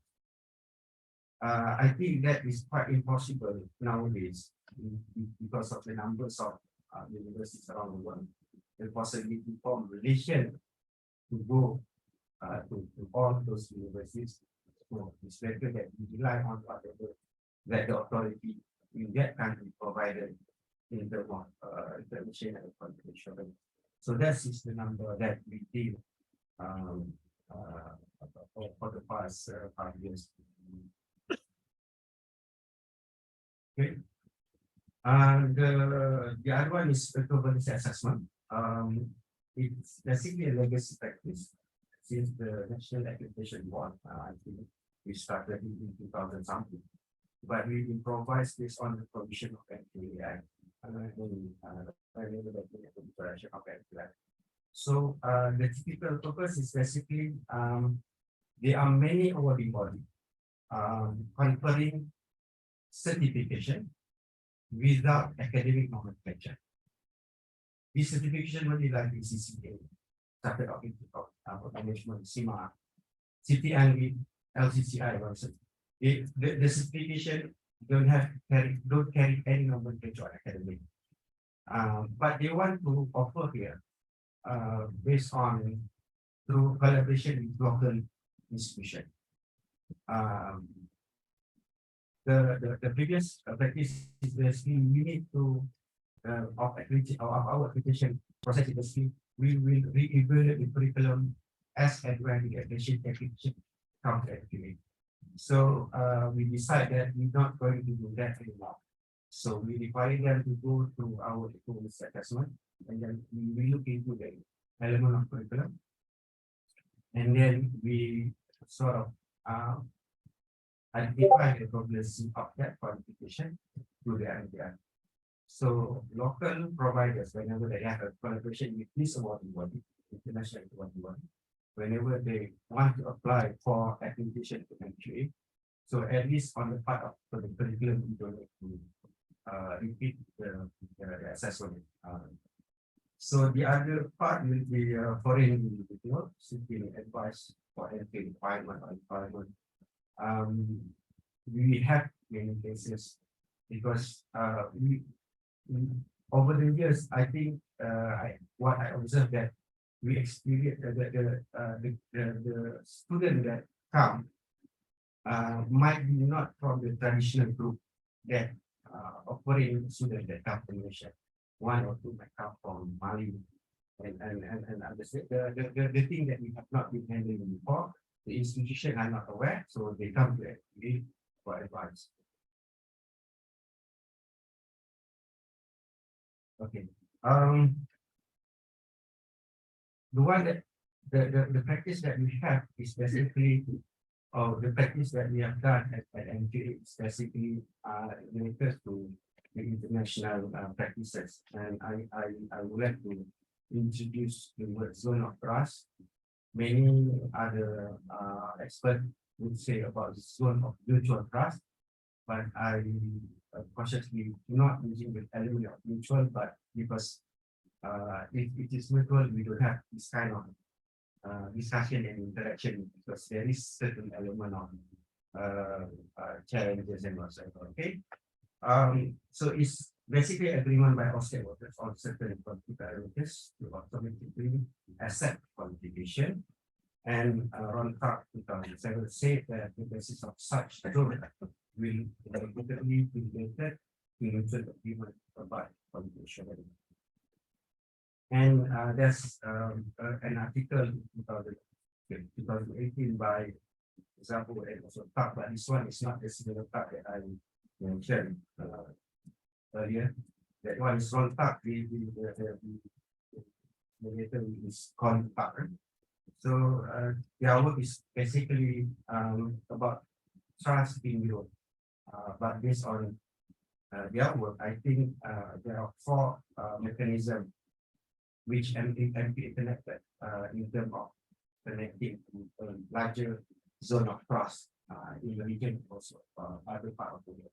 Okay, the first one is foundation of recognition of qualification. The second one is regional qualification system. The third one will be national qualification system, and the fourth is national recognition qualification center. All right.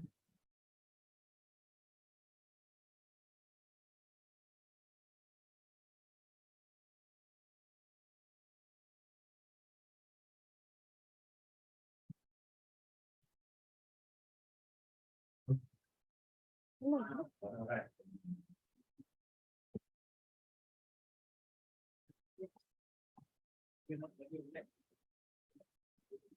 Okay. I think it's important also to share with you. We talk about recognition, but we need to also know about the definition of recognition. And this is basically, I think, the most definitive definition, which is proposed by UNESCO under the Global Convention on Recognition of Qualification for Student Education. So recognition is combined with acknowledgement by competent recognition authority on the validity of an academic level of foreign education qualification. And this also include partial studies. Okay. And prior learning for the purpose of providing for the study and employment. And I think keyword here is not only a formal for acknowledgement, it must be issued by competent authority. Other than that, it might be a challenges of accepting qualification, but not at the level of questioning education, right? All right. So one mechanism that mentioned before is basically UNESCO Convention on Recognition of Qualification. This convention requires signatory state the state to be signatories to the convention. But I want to highlight this here, especially the principle that this convention tell us what is basically the element that needed for you to recognize the qualification. So the new perspective of new form of convention is basically the qualification that will be on the learning outcomes qualification. There's element of implementation of qualification, inclusion of prior learning. There's a recognition also on the element of cross-border education, implementation of diploma supplement, which is the third document after you have the transcript and also you have a score. There's another document that can be issued to ensure that you have a complete information of the qualification and further facilitate the mission.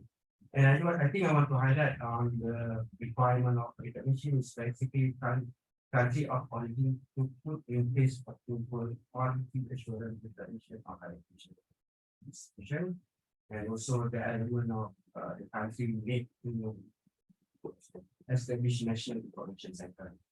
Okay. The center that all around the world need to refer to in terms of getting the right information on that qualification. So this convention, other than try to facilitate mobility, but also try to handle the element of focus on our unrecognized qualification institution. Right?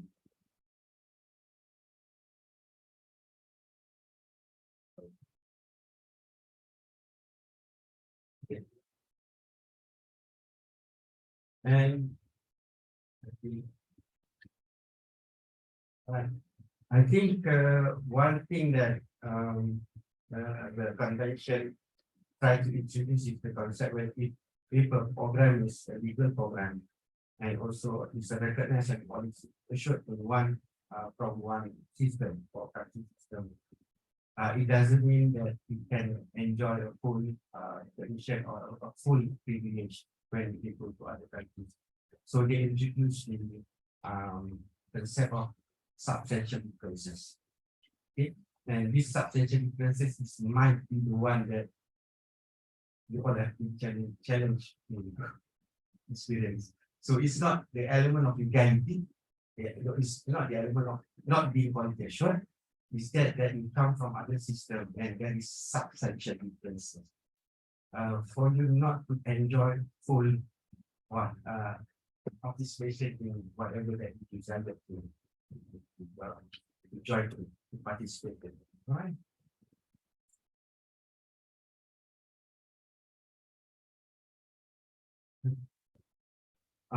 Okay. The second mechanism is basically introduced in 1980s. The first one is the New Zealand Constitution framework, and I think currently what makes recognition more it's not easier but better in terms of facilitation. If you see all around the world, there is around 150 national constitution framework. So whenever that we have 150, the communication is become easier because it's not the discussion not only involved at the level of institution or the level of might be a sector of education in that country, but basically it start with the one he dominated at the national level. It become easy because I think one of the hurdles in mobility and education is especially to make the central agencies to understand. Right?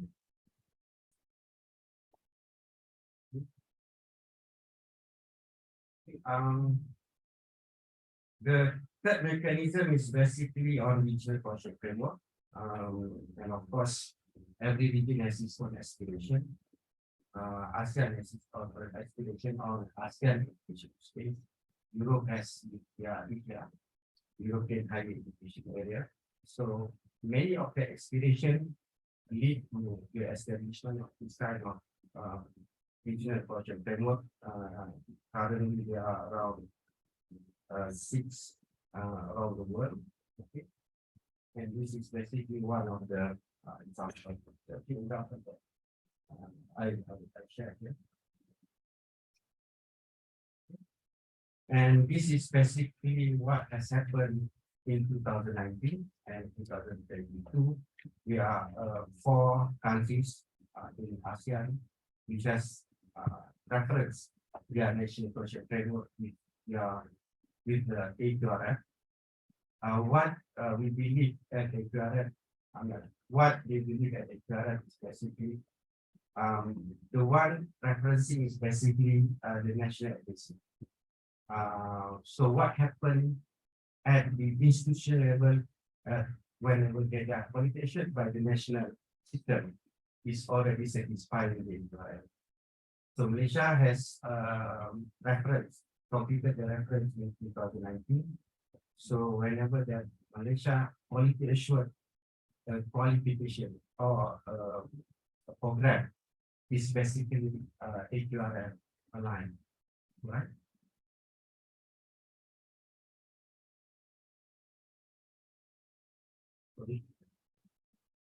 Okay. I think the other part will be the other mechanism will be the we have qualification framework at the regional level, but it's not complete if you don't have quality assurance framework. Because whenever the country was reference, that will not only reference on the quality framework, they need to also show that they have a good practice in terms of quality assurance. So every region has its own quality assurance framework. Okay.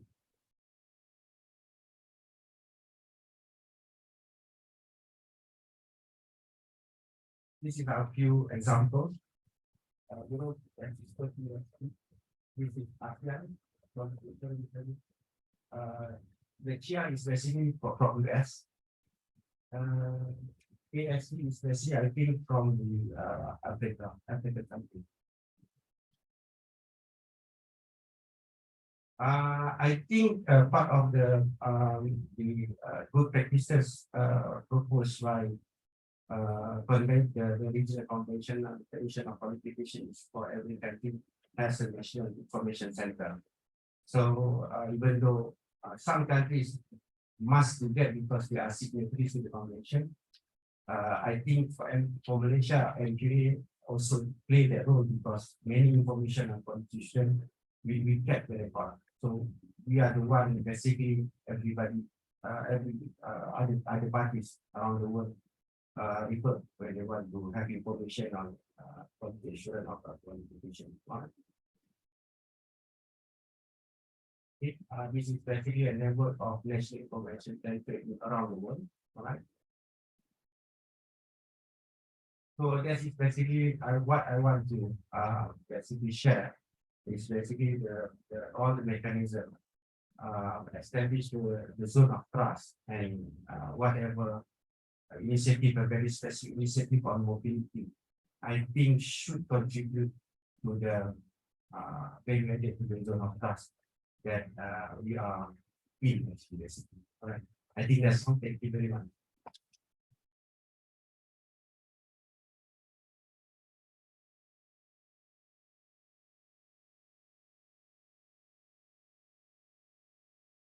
I think that's very informative because they also got an overview of what's happening in the world. And it's not an isolated case, but you are part of a large family. And I've seen this develop since the 80s, it was in the 90s. Most people in Europe, by the one process. But indeed, it's all about trust, and trust needs evidence that we have seen. That's why we need these qualifications frameworks. Qualifications frameworks, also for your understanding, are clearly one-to-one related to standards and guidelines, as has been shown. And that's a struggle in itself, because who decides what quality is at a certain moment? It's these agencies, it's the academics, and there we come in with our frameworks at the level of civic areas. So these are all general frameworks. And we were in one way or another involved in developing this framework, not the conventions, although they are comparable to this formatted framework that we have now at the UNESCO one. And you can also see that it's a long, it's taken a lot of time, let's say, and effort to get this done. But, and then I want to stress, and then we go to the next speaker, it's never set in stone. It's an ongoing process.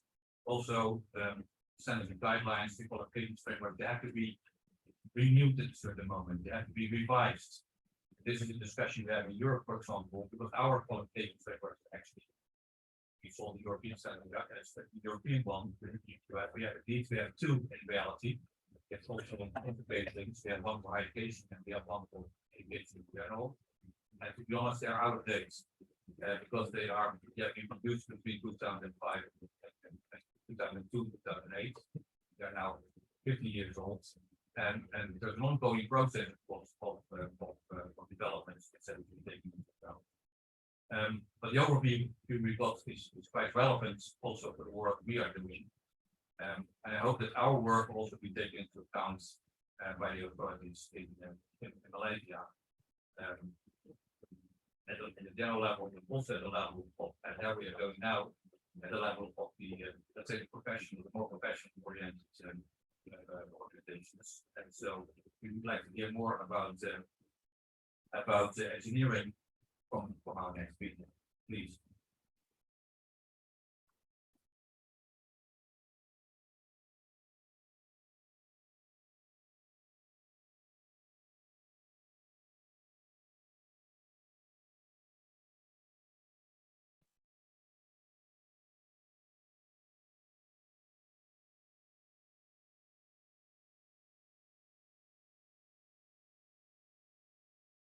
Thank you, Mr. Chair, for the introduction. Very good afternoon, ladies and gentlemen. Today, I'm going to talk about the how education accords, the competency agreements and outcome-based education as a result of the accord facilitate global mobility of our students. Now,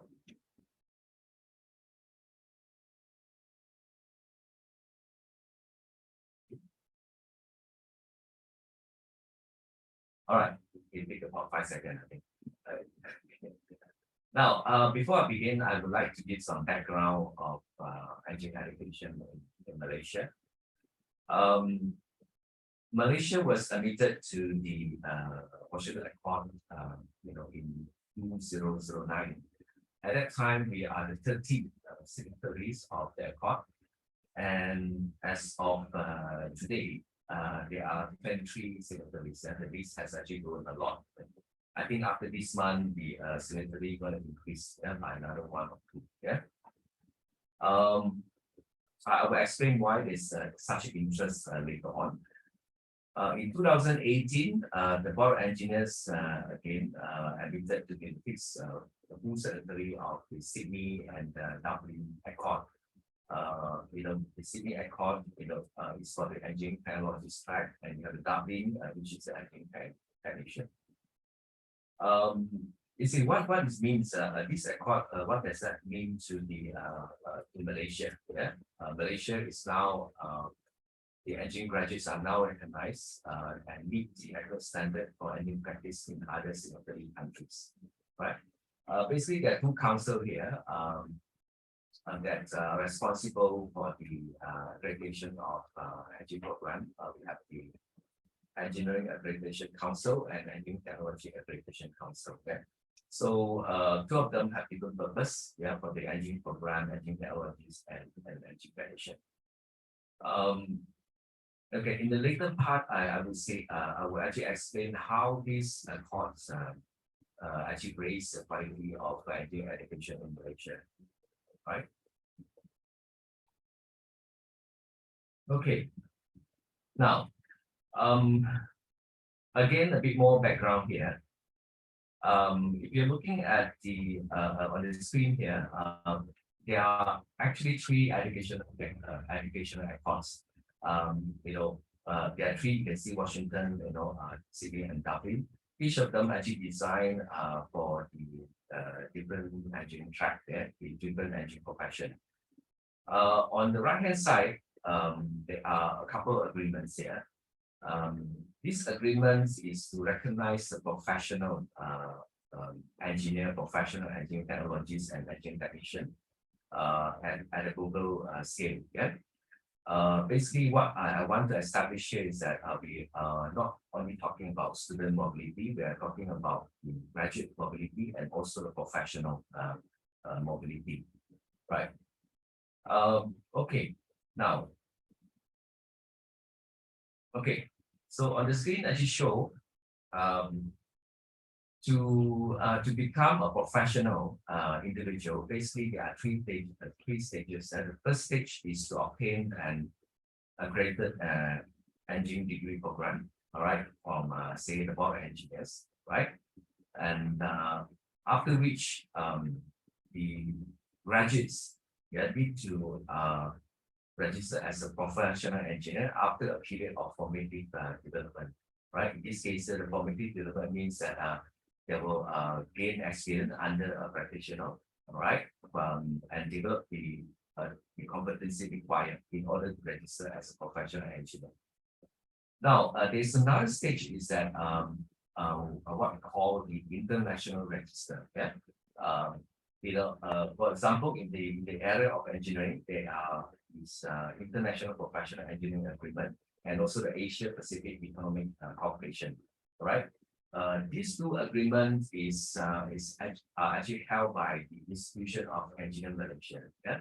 So basically, we see that there are two entities. One is the Board of Engineers for the registration of professional engineer and graduate engineer in Malaysia, and another one is the International Register, right?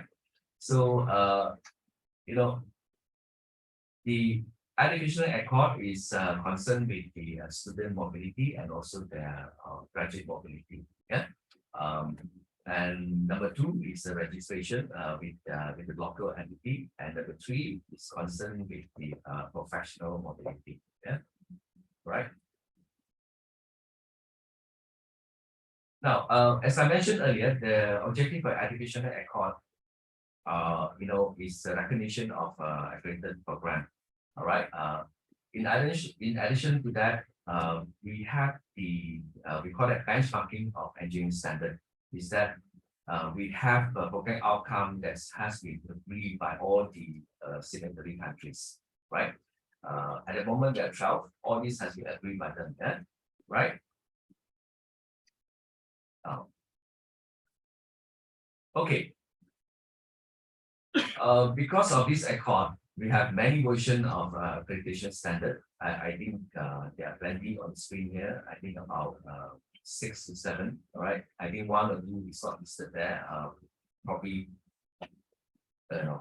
my involvement is not as early as 1999. All right. Now, I would like to highlight there are actually a few important key development dates that in 1999, the engineering fraternity introduced outcome-based education. I was made aware that the engineering fraternity is the first one to introduce OBE, right?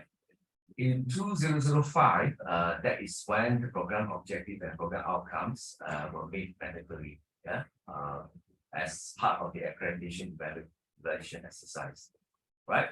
And moving forward, at the end, is the incorporation of sustainable development goals into the program outcomes, right? Now,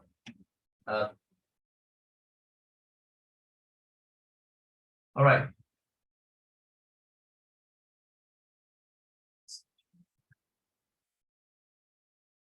All right, okay, it's on 10 seconds. Now, okay, as I mentioned earlier, in 1999, is the introduction of OPE and implementation of OPE. In 2012, as a result of the accord, the engineering institute, the education institutions start to introduce complex engineering problem solving as a result of the change of program outcome in the accord. Yeah. Also see the introduction of mandatory design projects in curriculum. Right. The accord see the importance of a student putting in the public health safety, cultural issue, and societal and environmental issue into the program. Yeah. At the same time, stress the importance of teamwork. Yeah. In 2017, is a requirement on the professional engineers, right? In teaching the engineering program, right? And I think there's one important thing here is the horizontal credit transfer, yeah, of 50%, yeah, which enable many things to happen. For example, student mobility, and this and then transfer between academic degree, all right, say from another institution to another.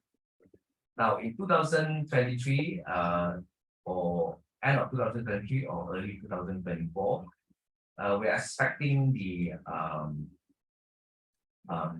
student to incorporate the practices that advance the United Nations Sustainable Development Goals, right? We all know that engineers are vital contributor to fulfilling SDG. Yeah? Now,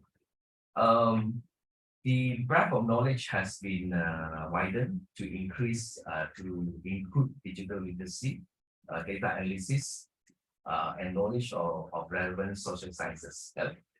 As the SDG actually concern a lot of knowledge on social sciences, therefore the breadth of the curriculum has been increased as well. Yeah, right.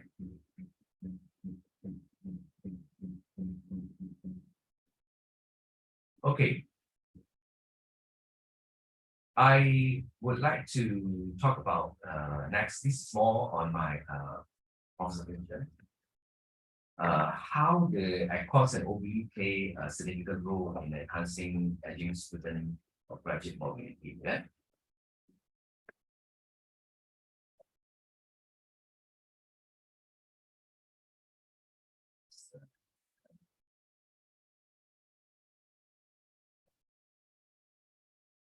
Okay, yeah. Okay, right. Okay, the one of the few observation that that we observe is that because of the accord, we have a standardized program outcomes, right? So everyone had the same program outcomes, right? And what actually happened is that it's actually helped in developing and review our own outcome-based models, right? And as a result, it's actually simplified the process of credit and qualification transfer between different institutions and countries.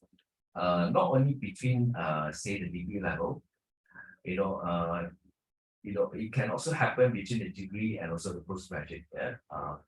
There's some institution actually accept or should accord the degree for additional credit transfer. They actually reduce the duration of study in the master by about 20%, right? It also facilitates the student mobility by reducing the barrier associated with, because each of the university have different curriculum, different teaching method, different assessment method, but outcome is the same. Yeah, imagine there's no standardized program outcome. It will be very difficult to do those credit transfer, right? The second point is that Okay, the second point is that the program outcomes that are current and meet and actually meet the international standard. Yeah. You know, at the level of ESC or ESC, we are very happy that because of this outcome introduced through the course, actually drive the student skill. Yeah, for example, yeah, ability to solve complex problems rather than those classroom-based problems. Right. In this case here, they need to consider a lot of factors in designing a solution. Yeah. We can see that a bit more, particularly on the engineering program, a bit more research, being introduced. All right. We all know that research is very important. It's a future.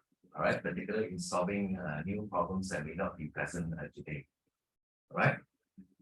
With the Accord, the new version will also incorporate, the United Nations Sustainable Development Goals, as I mentioned earlier. Yeah. Students need to incorporate all this in their design work, in their final project, and even in their assignment. Yeah.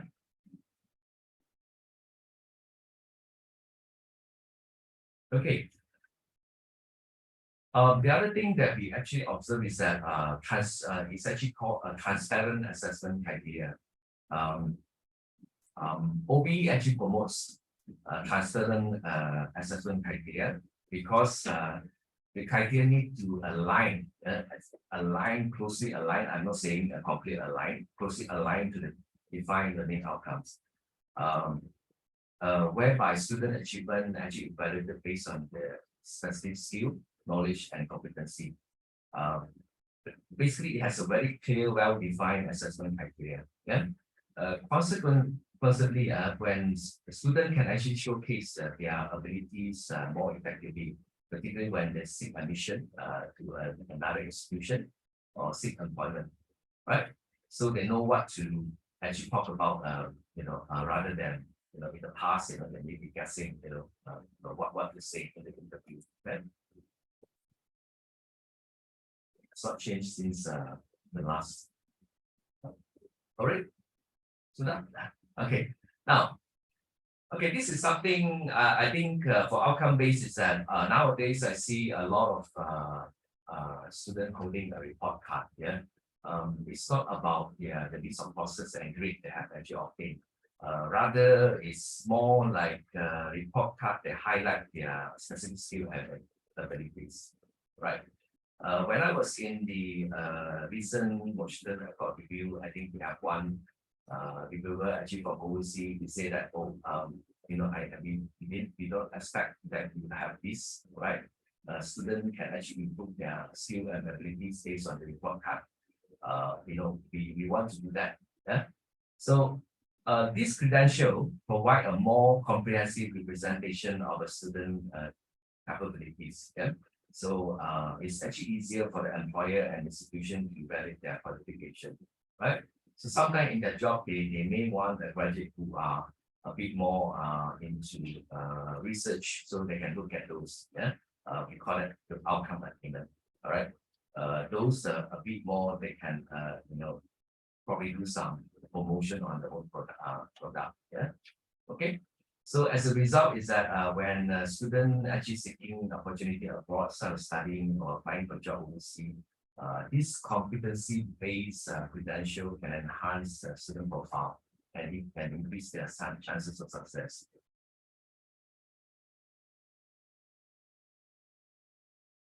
All right, the last item that we observe is that I think many of us actually share the same quality management system. Yeah, you see that?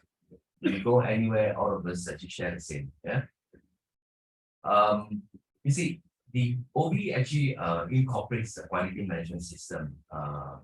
Why is that need to be there? Because the institution need to ensure that any outcome are consistently met. Yeah. The continuous quality improvement are being put in place. Right. The institution need to comply to program standard. At least to the minimum standard specified by the program accreditation standard. To deliver high quality education, right?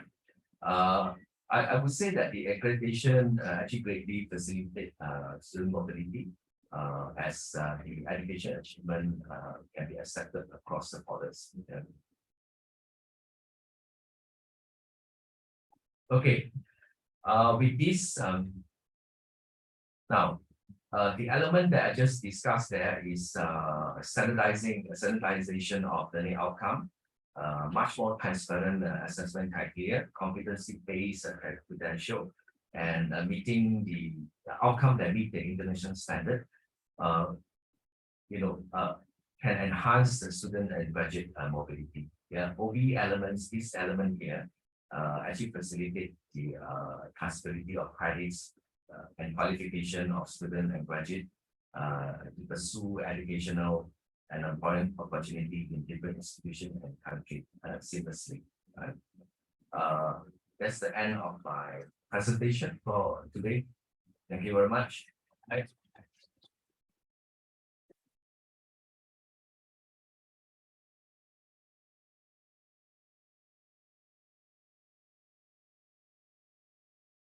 Thank you very much. I think this is a very inspiring presentation and focusing on one discipline, engineering.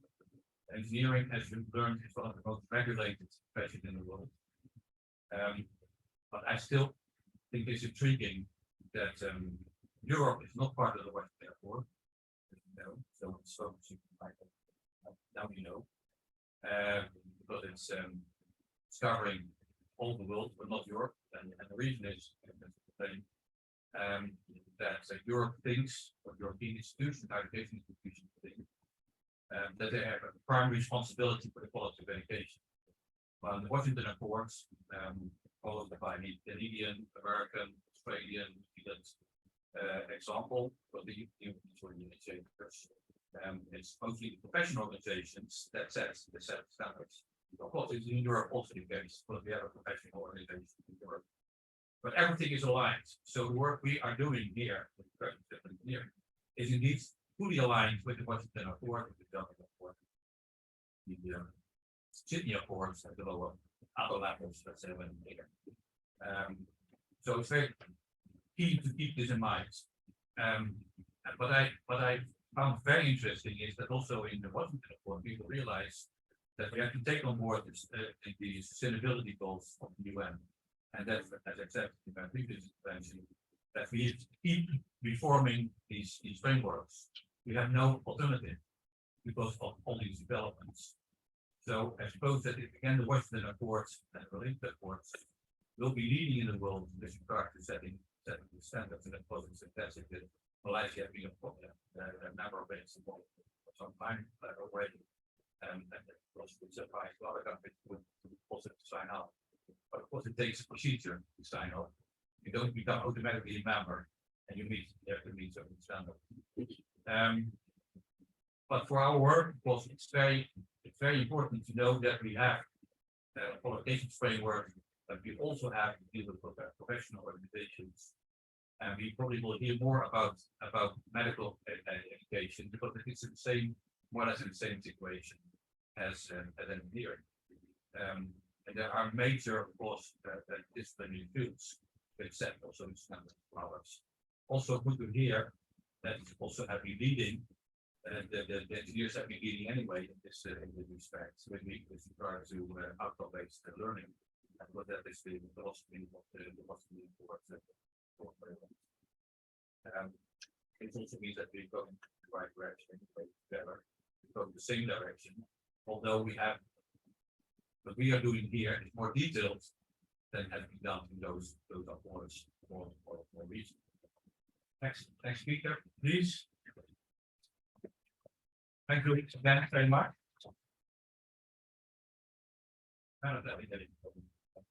Thank you very much.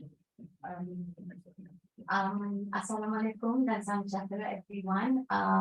So a bit of a disclaimer with my slide. Number one, I only did it very quickly just before this presentation because I didn't realize we were supposed to prepare a presentation, so I've just prepared something. So, the lack of it is actually very good because, you know why?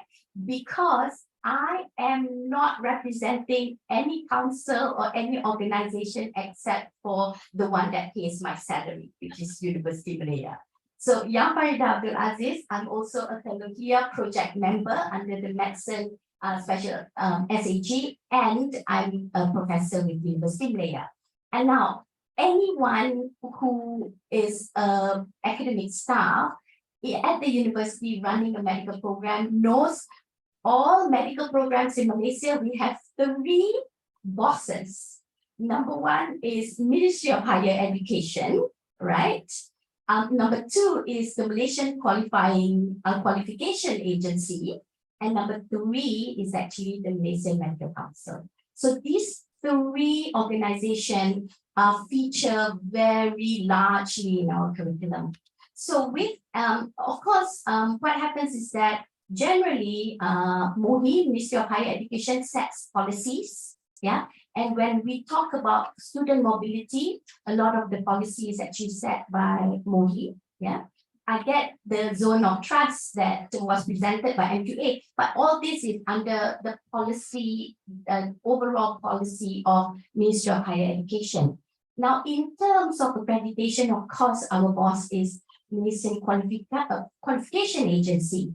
However, just like engineering, MQA, as we call it, will allow the professional body to set standards for the program. So then comes our next boss, which is the Malaysian Medical Council.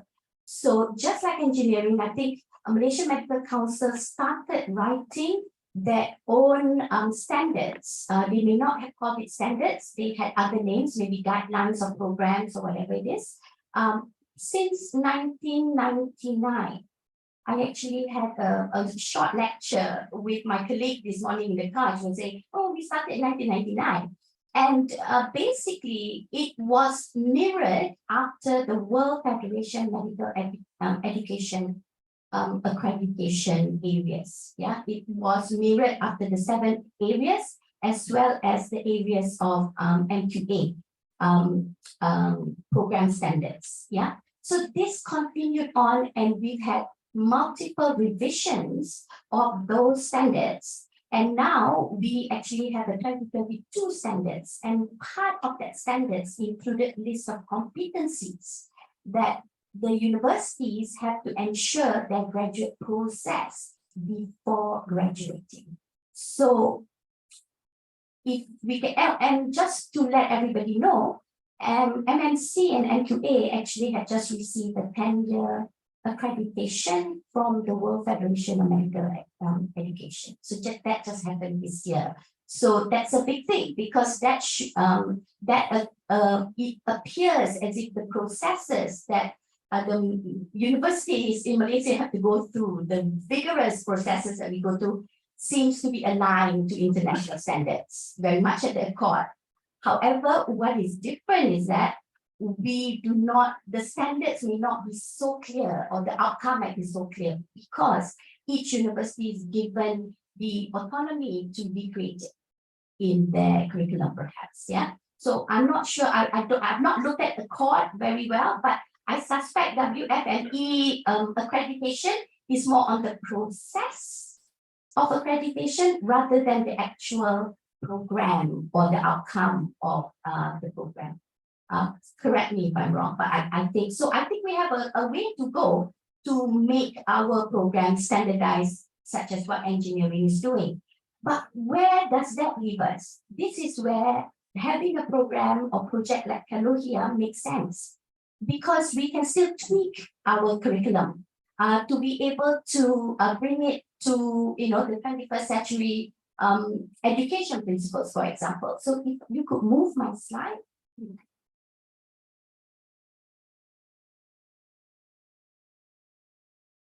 Yeah. Okay.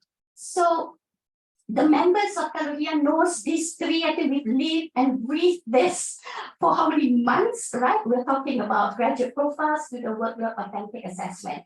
Now, I can say, having worked with the agency, with Malaysian Medical Council, though I'm not representing them, I have to categorically say so.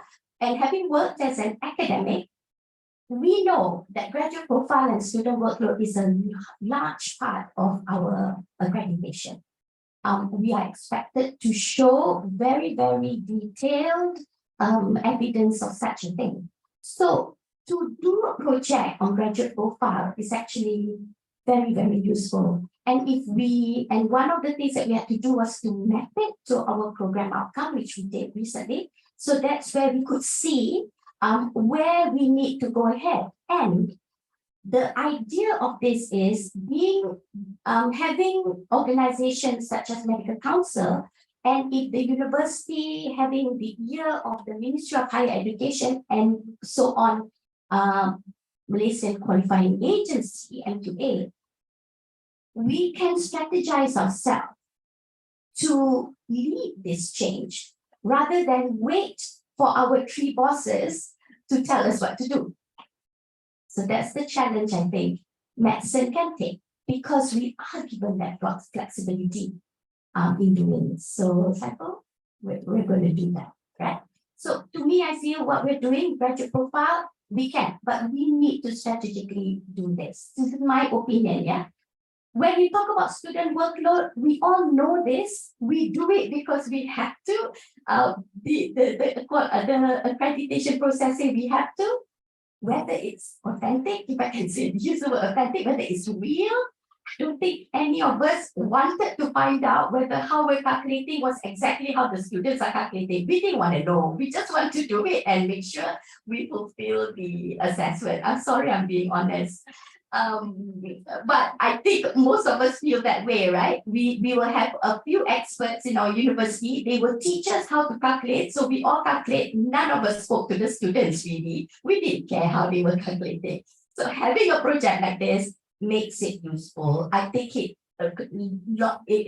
creates, like, if you're now an educator, it's like, hang on, I've been doing this, but I actually did not engage the most important stakeholder, which were the students. So I think this is, again, very in line with what is needed in accreditation and approval of the program, and doing it this way, tweaking it this way, makes it more meaningful. Now, assessment, of course, is another important part of accreditation. We all know this. But the word authentic assessment, now in medicine, a lot of our assessments are actually authentic. We just never called it authentic, but giving it that name, although it has been around for a long time, the people in education can tell us we've been doing authentic or calling it authentic or assessment for a long time, and I thought that was very nice. But giving it a name and giving it a focus, I think again is very important. If we are already doing it, but we are creating this awareness that this is so important, and having this shift to do more and more of authentic assessment, again, it needs to be positioned in a way to make a change to the way we accredit our programs. So to me, first question, our projects in alignment with what needed? Definitely to Malaysia, it is. I can only say to Malaysia, it is. Next, can we move? Last slide, by the way. So next, we're talking about mobility. And here I have to talk about whether we're talking about national mobility or regional mobility, because there are different aspects to it, or we're talking about at what level. Just now, I think we were talking about as students or as graduates, yeah, levels of mobility. So in terms of medicine, I have to tell you, again, the policies of this for students, it comes from Ministry of Higher Education, and perhaps they need to be here. Maybe we can arrange for them to be here for our November meeting. And the different countries, yeah, the different countries. So at national level, I think it is no issue to mobilize, yeah. But there are certain policies, of course, that each of the university have to fulfill. Definitely, it needs to be a credit transfer. I can tell you from my observation as observation of Malaysian Medical Council, as an observation, this is not a Malaysian Council policy. And as my observation of MMC, they are not interested in making decisions on graduate mobility. They leave it to the university, they leave it to Ministry of Higher Education. To them, if the Senate approves, that's the highest body that allows mobility in the in national level as well as international level or regional. So the Senate has the ability to do it. You set your own rules. If you are agreeable to it, it's fine. But this is you're talking about student mobility in terms of short term, maybe an elective program, so on and so forth. However, when you're talking about graduating the student through mobility or transfer, then that then becomes a regulatory issue, because all graduates will need to go through to become housemen, and they need to be registered with any council. So I suspect the different councils will have issues with that. So if you want to transfer as students, as long as your Senate says okay and Ministry of Higher Education says okay, I think that's not an issue for anyone. Yeah. It's only if you want to graduate. So here we come to the second aspect of it, whether you want to transfer as a graduate. Now, medicine has a register. We have a registry. You have to be you have to be in the, you must have a full, wow, the word, what is that word? You have to be fully registered with the with MNC. You have to be fully registered. What does fully registered means? As with any country, it's public domain. You can look up this knowledge. I'm not talking from a place of MNC. Fully registered means you possess a qualification that is recognized by MNC, yeah, and you have shown that you're proficient academically, that kind of thing. So in Malaysia, we have this thing called the second schedule. In it lists all the universities in which Malaysia recognizes. And therefore, if you are from that university, you can come in and be registered with Malaysian Medical Council if you have a job. If you can prove that you have a job in Malaysia, they'll be able to admit you into the Malaysian Medical Council. But you have to be in the register. So I think if we're talking about mobility for young doctors, it's going to be tricky. I suspect it's going to be tricky in Malaysia because of the legality of patient-doctor contact, which makes it that you have to be very, very certain that the person coming in has gone through a program that will be able to, will be able to comply to the Malaysian standards of medical education. So to me, I feel that's going to be the issue. But otherwise, if it's a student at student level, Senate is the ultimate authority in doing it and allowing it. So I would end there before I say too much and say thank you so much for this opportunity. I apologize for just such a simple thing, but there you have it. So I hope we can have more questions or something like that to just have exchanges of ideas and information. Thank you very much.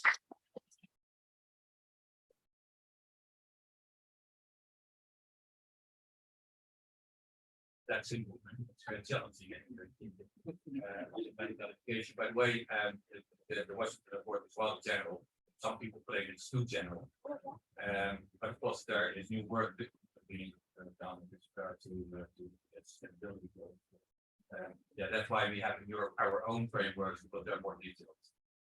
And the thing we developed in the context, maybe in information, the things we have developed in CALOHEA have been very, the European CALOHEA, the European Asia version, have been very much welcomed by professional organizations in Europe. So they're very fond of the work that's been done, because it gives more detail and it's more, let's say, forward-looking. It's more taking into account future developments.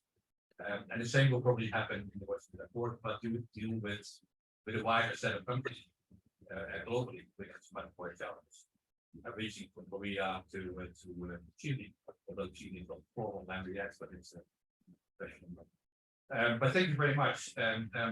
Medical education, of course, is highly regulated, like engineers, for a reason.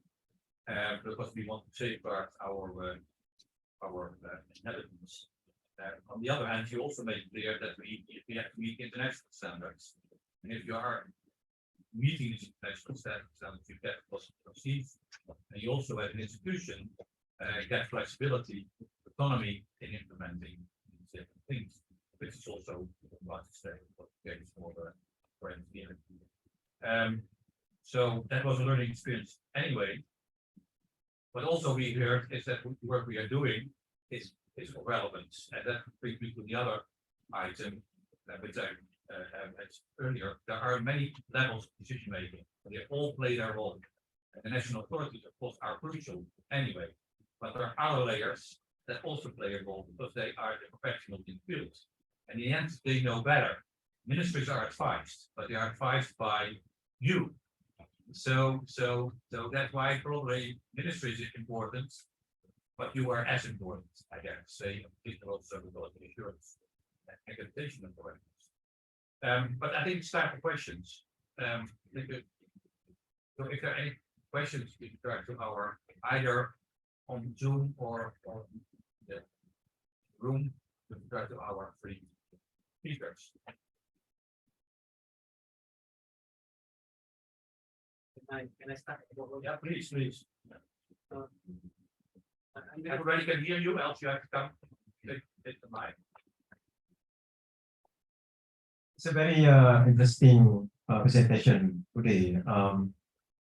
But there are many more questions come to my head as a higher education professor. Number one is very provoking to mention about the quality assurance. And I think our MPA is very powerful entity to safeguard our quality of our program. But it comes to my mind is why there is gossip, rumors, and then the politician make an issue that there is always a mismatch between what the university produce and what the employer wants. So where do we went wrong? It is something that probably our Cik Muhammad Zafir and also the Senior, you can answer that question. Because with a very strong regulator agency, we mentioned about ESC, EAC, how many more regulator we need to ensure that all this mismatch can be reduced to the minimum. Yes, that's number one. Number two, are we really shooting at the wrong target? Because of year by year, I compare to the previous year, and then this year, I don't know, maybe because this year we changed the ministry, Datuk Zaini become the KSU, so probably he has more ideas, and she also mentioning about this thing, say that there are more and more unemployment among graduates, regardless of program of studies. Okay? And then the third one probably it's very interesting when we have this kind of program that I have the idea that one day probably maybe after week one, people like me, out of the profession. Because ASEAN is very unique. We have almost 600 million population. And if you look at the maps, very minimal numbers of students exchange among these ASEAN. And they would like to go to outside of ASEAN. So in other words, they are helping non-ASEAN rather than helping ASEAN. Is it possible in one day, probably 10 years after now, maybe 3 years from now, we have, the student can mobilize from one country to another country to get a degree. They don't have to be stationed in one particular country. Maybe 1 year in Malaysia, then they get bored. Maybe they move to Indonesia in 1 more year, and then they maybe settle in Vietnam 1 more year. After having nice coffee in Vietnam, then they go to Laos probably. Yeah. So eventually they graduates with a global mindset, hopefully like that. Thank you.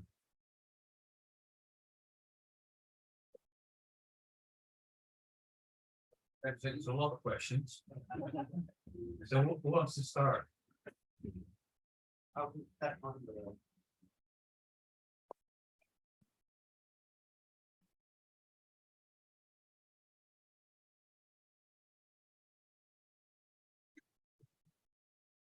Allow me to start on the second. On the possibility of student from the region to partially spend in several countries and get graduated. Why wait 3 years? Now you can do it if you want. Based on our policy, it's doable. Only that nobody is trying to do that. Okay. We have horizontal policy, which does not say you have to add something that you have to learn. You don't have to repeat that you have something that you have to learn. We have already learned. What most important thing is basically there must be some kind of residential requirement. Okay, you can add on and whatever. If you have already learned something, you don't have to do it. So why wait 3 years? You can do it now if anybody, at least in Malaysia, we said it can be done. And on mismatch, that's very big. Even we cannot sure on the value of ringgit can be sustained. It's always changing because of the dynamism. I think based on my observation in Malaysia, in many other countries, what we attempt in terms of quality assurance, in terms of the innovation in education, we are trying the best effort that we can do based on the situation that we are in and understand. Whenever that student graduate, the challenge will be whether it match at the labor demand at that time. And I think the opportunity is basically if we can have we can connect graduation and the labor information real time. I think that the most important. But there is another part which we don't have it now yet at the best practice. We may have it in terms of there's some time on that.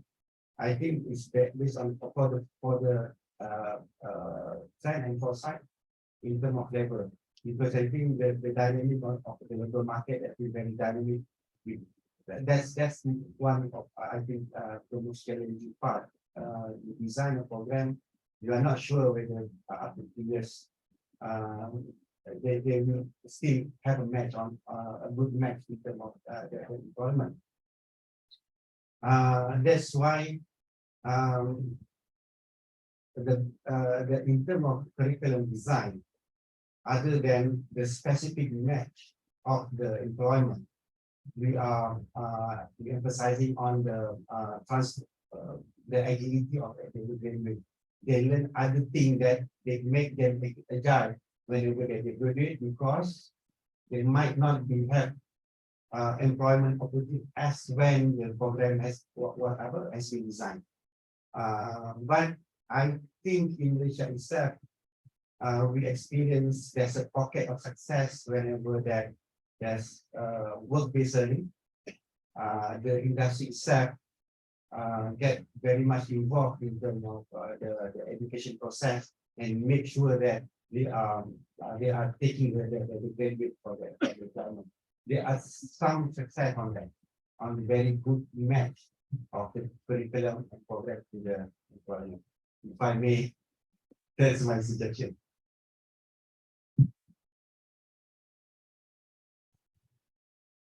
Okay, I want to add to that.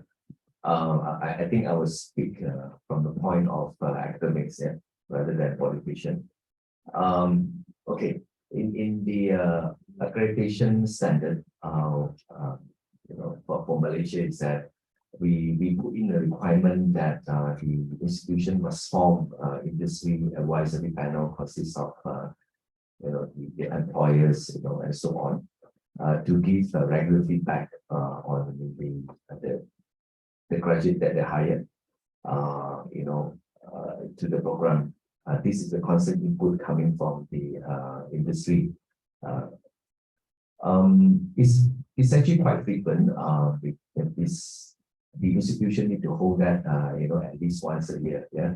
So this has been actually specified by the accreditation council. Yeah. This is one of the way that we overcome those mismatch. Yeah.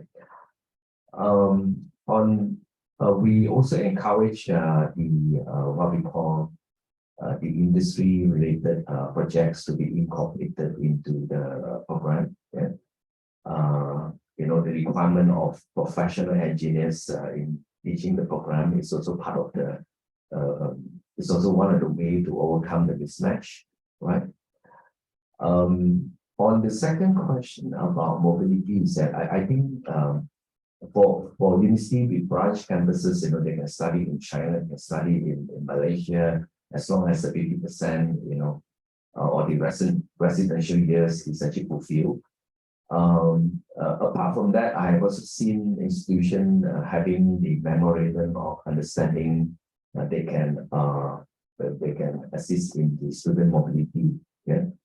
To study, I think in 4 different countries I have not seen before, but normally 2. Yes, I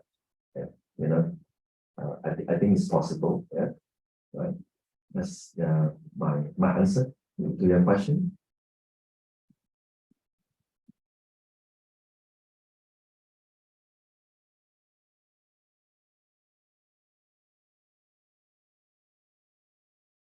Thank you. I think I have not. I just want to say another anecdote from my point of view, in the sense that medicine previously, all graduates are assured of a job in Malaysia. Assured of a job. It is also the profession, one of the profession in which when you work, day one, you absolutely are working as a doctor. What you've been trained to do is exactly what you have to do. So it's truly a work, a workplace based, how you've been assessed, how you've been working, and you transition into a truly, if I can use the word again, authentic working atmosphere. So in that sense, I feel that with medicine, maybe the mismatch is less. I should hope so, because if we give a good curriculum following all the standards, ensuring that all these workplace-based assessment and exposure locations are given, then you should not have a mismatch. However, in that sense, our graduate employability may not be 100% as how it used to be. Previously, it was 100%. Every other faculty will be groaning and moaning. They have to work on graduate employability. The people in medicine did not have to do that. Now we know how it feels, because we now have to do extra with our students, right? We have to do all these things to make them employable and to make them truly be lifelong learners, so that they bring themselves to do other things and looking at other avenues. So it's a very real issue. I do feel that sometimes in Malaysia, those issues are politicized, which is not good. I'm bringing this up because you said, Prof, that ministers say, and they're very political figures, and there is an issue of it being politicized, and there is also an issue of it being generational gaps. Us seniors will always think the juniors are so bad. They're so incompetent. Where else we are assessing them based on where we are here now after years of training, and the curve in medicine, that first year of being a houseman is so steep, such a steep learning curve. Yet we expect them to make decisions as a specialist when they are actually junior doctors. So that's a lot. I mean, it's a very important question. Coming from a political figure, perhaps, but it is true. So all these factors we have to take into account. We have to take into account the economy of the country that may not be able to give jobs to all doctors. I'm just talking about doctors, for example, and so on and so forth. So yeah, I would think that's a very important question. What are we doing to make that better? And I think we are trying to do as best as we can. We might not get it there tomorrow, but we are trying to work with each other to do this. But while we're doing all that, I do want to put a pin on the generation gap and the political speech, because I think if we give too much credence on that, we are not going to get very far, because next year's leader, they're going to use a different platform to talk about something, and it's always contentious. Sorry, it's always contentious. So we just have to have our own roadmap and follow it. In terms of going everywhere to get a degree, I think medicine is difficult. I think it's difficult because language is a huge part of it. Yeah, the language is a huge part of it. And we have found that the people who struggle, our medical doctors, the young doctors who struggle, I'm not saying this as fact, but sometimes the language where they study may not be their original language. It's a struggle for them. It's a struggle. So I think while it would be great to have, but maybe we should identify which programs that we can do that. It should not be for all programs. I can't remember your second question, bro. So I'll stop there. There's only two. No, I think you had three questions. Go ahead. With the second question, I think the two questions whether or not we are looking at like target. We should whether or not we have developed the right target. For example, Actually, I know this is a political, and there are many times, if you go to time series analysis, you found that all these political figures, they are talking rubbish, actually. When I ask, I don't even they talk about that. I said, okay, can you give me the figure, how many numbers of workers in one? And then in 5 years' time, how many you want? And to my surprise, they are not able to give us exact figure how many employment they are going to create. They are unable to do that. So they're passing the problem to us because we are innocent. Yeah. Academics are very, layman. Okay. Right? So the idea. Okay. Thank you very much. Some final observation, maybe from an outside. The skills gap, I dare to say, is real.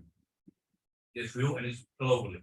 And the main thing is that we focus for a very long time on making people knowledgeable and not making people skills. And what I always want to see is people that have skills. And knowledge has changed. Knowledge is on my mobile. So what I have to learn is to reach knowledge, to digest knowledge, to put it into a wider context. But you can't learn anything and everything anymore. Like we might be able to do in the past, because we're doing too much public anyway. So if you have to be a specialist in a particular field to follow the discussions. But you can read information and you can digest information and you can make your own judgments. So that is the future. That we have to make very clear to society. And I agree with you that politicians in many countries, I dare to say globally, have clear opinions because they want to show off and they want to make points, and sometimes they're right and sometimes they're wrong. It's our role to show that we are doing a good job. So if we have these frameworks, for example, and our own frameworks, we can show that we know what we are doing. Then you get another dialogue with the politicians. We already have another dialogue in many countries because we can show, because of this framework, because of the discussion about quality assurance, that we are in charge of the developments. So you can complain, but then tell us what is the alternative, and they don't have it. So it is a clear answer to politicians. With regard to your last point, why is there not much mobility? We actually did research on this in this region. We wrote a long report about this, and they have not published it, I think, but produced on behalf of European work projects of the European Union. We did it together with colleagues in Thailand. We interviewed many people from this region, and we wondered what was the main reason why people don't want to be mobile in this region. And my conclusion is it's a mindset. It's a mindset because it still seems that if you get education, and it's also the parents that play a role. If you get education in the United States, in the UK, or Australia, or Canada, or Japan, or China, or Taiwan, it's perceived as better education than in this region for no reason. But what people think it is, and also the grant system is based in many countries. I don't want to name or blame, or I never say that in Indonesia, for example, where it's not the case. They give grants to go to those countries instead of having internal mobility in this region. But there's no reason not to have internal mobility in this region. Of course, there has to be money to be mobile. But it's also a little bit of pride. So there's all reason to be proud of what you're doing yourself and to trust. And that's why we're developing these frameworks in this context. There's reason to be proud about what you're doing in this country. Also for Indonesia, also for Thailand, also for the Philippines, also for Vietnam, Cambodia and Laos. They're all in different situations, but they're trying to do their utmost best within that context. And of course, we can learn in those contexts. To make a comparison to Europe, we had the same discussion, of course, in Europe, because everybody wanted to study in the UK, or maybe in France, but the language maybe in Spain, but nobody wants to study in Portugal, in Poland or Romania, or for what reason? There was no intellectual reason, there was a perception reason. And this is slowly changing. So it's up to you together to change that perception. And so you can make an argument to your students saying that to be perfect to go to finance, yes. And it also fits probably better in terms of the culture, the educational culture, and the culture of science to get education for some periods in another country. Because it's higher anyway, I have to say. So this is a message from an outsider. I dare to say this anyway, because we went around the world and we have noticed this everywhere. And this including in our report, which was based on interview with many of the experts from these countries. I think we go to the next session. Thank you very much for your interventions, very interesting interventions, and yeah, I hope you learned a lot. I learned a lot again about this, so it will be very inspiring for next.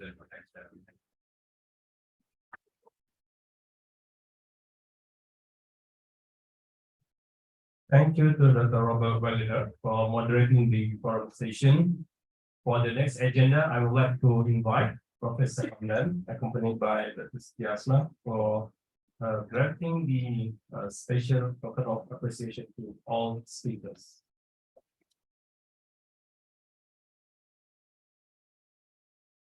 The first speaker we would like to invite Professor Dr. Yang Farina. Oh, Farida. Oh, yes. Oh. I don't understand.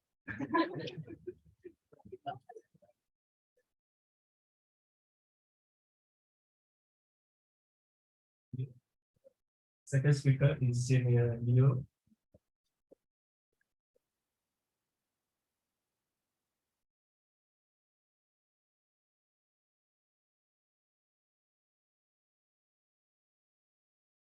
And for the third speaker, Mr. Muhammad Zafir from MQA.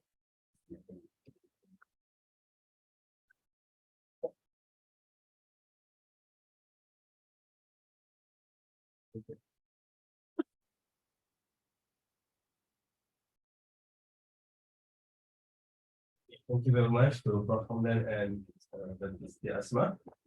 So we will have a very short refreshment time. So it should be less than 15 minutes, right? So I hope that we try to be punctual. We try. Okay.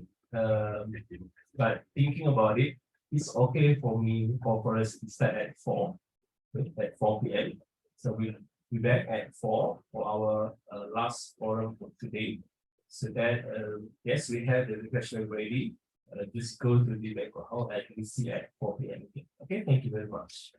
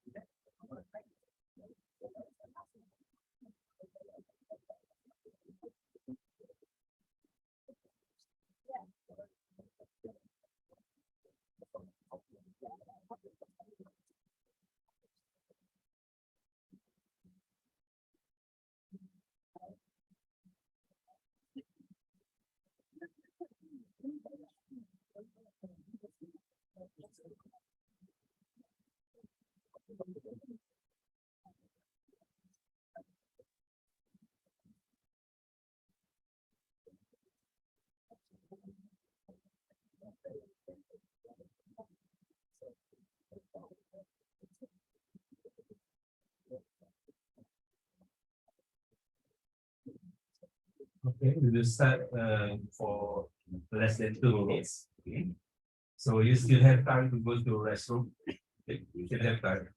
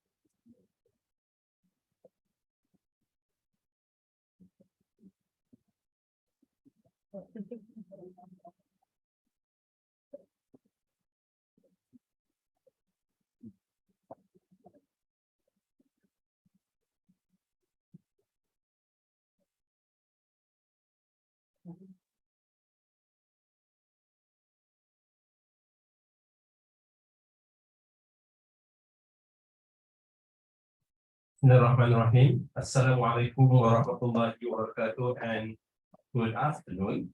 Okay. So again, we gather for our final session on policy forum. But for this session, we focus more on the perspective from academic staffs, employers, and as well as students. So we will continue around until 5 p.m. We try our best to finish by 5 p.m. because we know in Malaysia, 5 p.m. is the last hour for the work. So we try to make it punctual, but I'm sorry if we exceed that particular clock. Okay. For this session, again, I will pass to Dr. Maria Yarosh from International Film Academy, University of Malaysia, to moderate the sessions.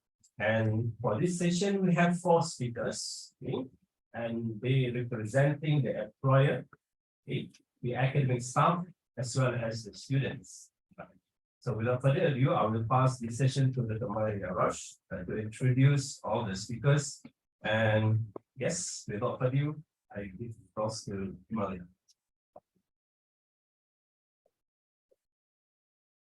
Thank you very much. And given our time restrictions, I will try to be very short because you know that the idea of these 2 sessions, the previous one and this one, is to get as many perspectives as we can on what we're doing, on the relevance of what we're doing, or maybe on further challenges, something else we should consider in the project or maybe in our next steps in the work in order to further facilitate internationalization and recognition for those who can actually benefit. Now I'm going to try. I get my list taken away, so I think I'm going to have to improvise. So I will ask the 4 speakers to introduce yourselves. I'm very sorry, but my list has been taken away. If Dr. Hari comes back, then I can still try. The logistic of the session will be as follows. When you make a presentation, please come here to present. And then if we still have time for discussion before we can. Then for the last part, the 4 of you will come here and then we will take some questions and comments from the audience. Is this okay? So we will start from the representative of the employer. Sorry, I understand.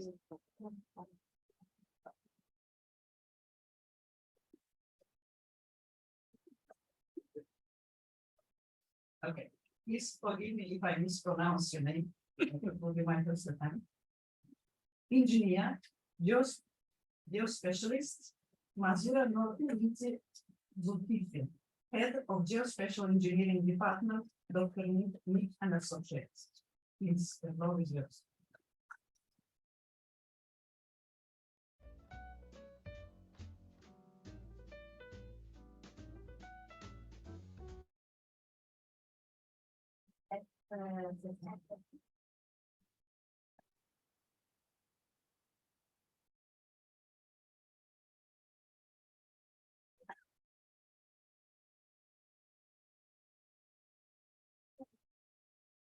I have to calculate this step. Never mind, I can ask you for the. Okay. Bismillahirrahmanirrahim. Assalamualaikum warahmatullahi wabarakatuh, and a very good afternoon to all the audience. First of all, thank you very much to UTM, to Prof, and Dr. here, okay, for inviting me to Muzaffar, to Dr. Muzaffar inviting me here. I'm representing my company, Dr. Nick and Associates. Sdn Bhd is a civil engineering consultancy firm. Yeah? Okay. As a field here, it is a civil engineering service. Yeah. First of all, when I get civil engineer during my graduation, I thought that this is too general civil engineer because everybody has chemical, electrical, and so many things. But then when I passed through that experience, actually we can be specialization in so many areas from starting from civil. So that is where I also try to motivate my staff or intern student or even some lecturer attached to the company to also do so, apply in civil engineering but in more wider range of services. Okay. So next, as we know that in this civil engineering services, also now in the speakers table, we talk about why sometimes we become engineers and then we do other work. Actually, that's not other work because engineers like to solve problems. So they normally being assigned to do something look like others, but still using engineering skill. Yeah. Okay, so such as feasibility study, surveying, site investigation and analysis, design and drafting, structural engineering, transportation on planning, water resource engineering, construction management, environmental engineering, and project management. So this is the scope in civil engineering services. Yeah, and today. First of all, my presentation will be on the civil engineering services. Okay. Second is on the national issues require civil engineering solution because we solve so many problems and very wide. So engineers have to be so patient and full of passion to stay as engineers. Yeah. So that's why I talk about national issues. We have to be like knowing that doing our engineering is contribute to nation, so that we will stay because we want to continue. And because it is a bit tough, and we seldom can come back at 5 p.m. Okay. So next, this is the service. This is the service that we have. Yeah, the service that we have, as I mentioned earlier. And next is the main entity, where the student goes after they graduate or during the internship. Next, they will go to either engineering consultant or consulting firms, construction companies, government agencies, or GLC. They are more tempting to GLC, such as Petronas, TMB, the RD High-Com company, big company for the development. Okay, then research and development organization and non-profit organization NGOs. Because some like to do something that contribute direct to the people, to the community, they like to go for this non-profit organization, especially the established organization. Yeah? Okay. So as I also check with the organizer just now, why only one industry is here and everybody is academician? Even I propose, improvise on how to have a voice of industries, a session, pre-session before choosing one to represent as industry. discuss first and then only one of them will present it today. But they say that this is a small case study, so I think it's also relevant and it also we can proceed it, but I try to answer the question later on based on the industry perspective. Yeah. Okay. So of course, the close example is my company itself.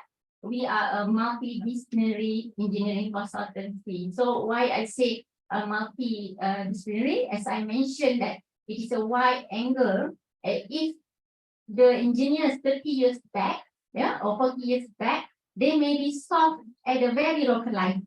If like they solve it at that particular area, so the next event of flood, no more flood. They widen the river, they deepen the river. But now, to solve that, we have to talk about bigger scale, which is talk about basin, where we have to involve socioeconomic, land use, and also other things, cost benefit, and like geology, yeah, in engineering as well. So the approach is different. It is more on the management approach rather than only technical. Yeah? So there is where multidisciplinary company next year. Our company, and we have it is like a scale of consulting firm. We have 150 employees, and 70% of it is in are engineers. Yeah, and we also do the local and international project. And from this, normally they divide into some areas and divide all the employee or the engineers into next year. Like hydrology, water resource engineering, civil and structural engineering, yeah? Environmental services, port and harbor structures, coastal and hydro engineers, geospatial engineering, and project management, oil and gas. So it is just an example, maybe different company, different setup. Yeah?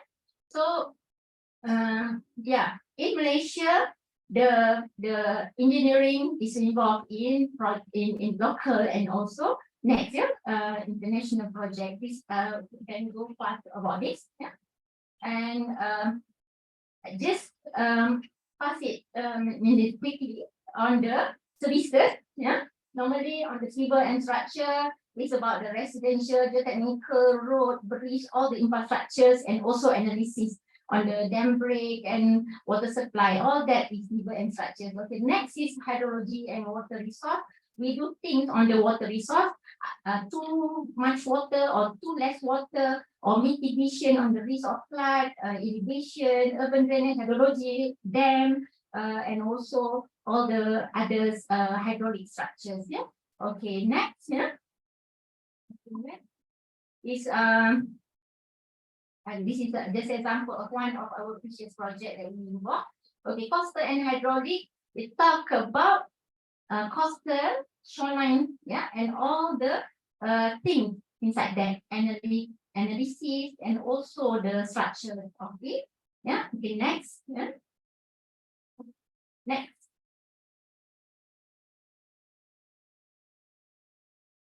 I can have the.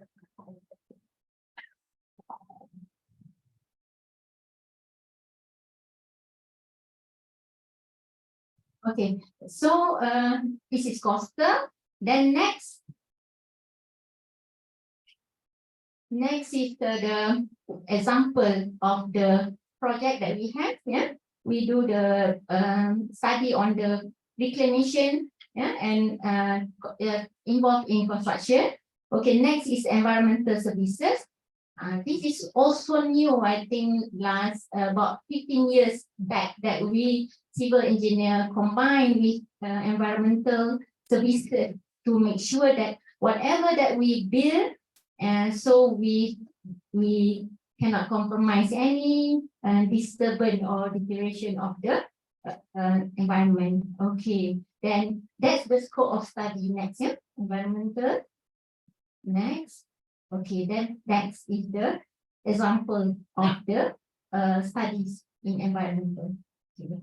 Actually, that's the the transformation, yeah, from pure engineering into environmental, where we also fulfill the international management. For example, in water, integrated water water resource management, in coastal, in catchment for the integrated catchment management plan. So that's the international approach that we apply, yeah, global approach. Okay, next, yeah?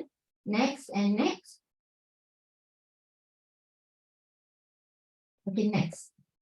Okay, another thing that why some of you asking about why my name, I have IR and also GS, not geologist. Geologist part of engineer also can we say that. But this is a geospatial, geospatial technologies, where we have a technology that local based that we can use it. For example, when you use Google Maps, or we use Waze, or use any navigation, yeah, or geographical information system. Okay, that is the department that I'm heading.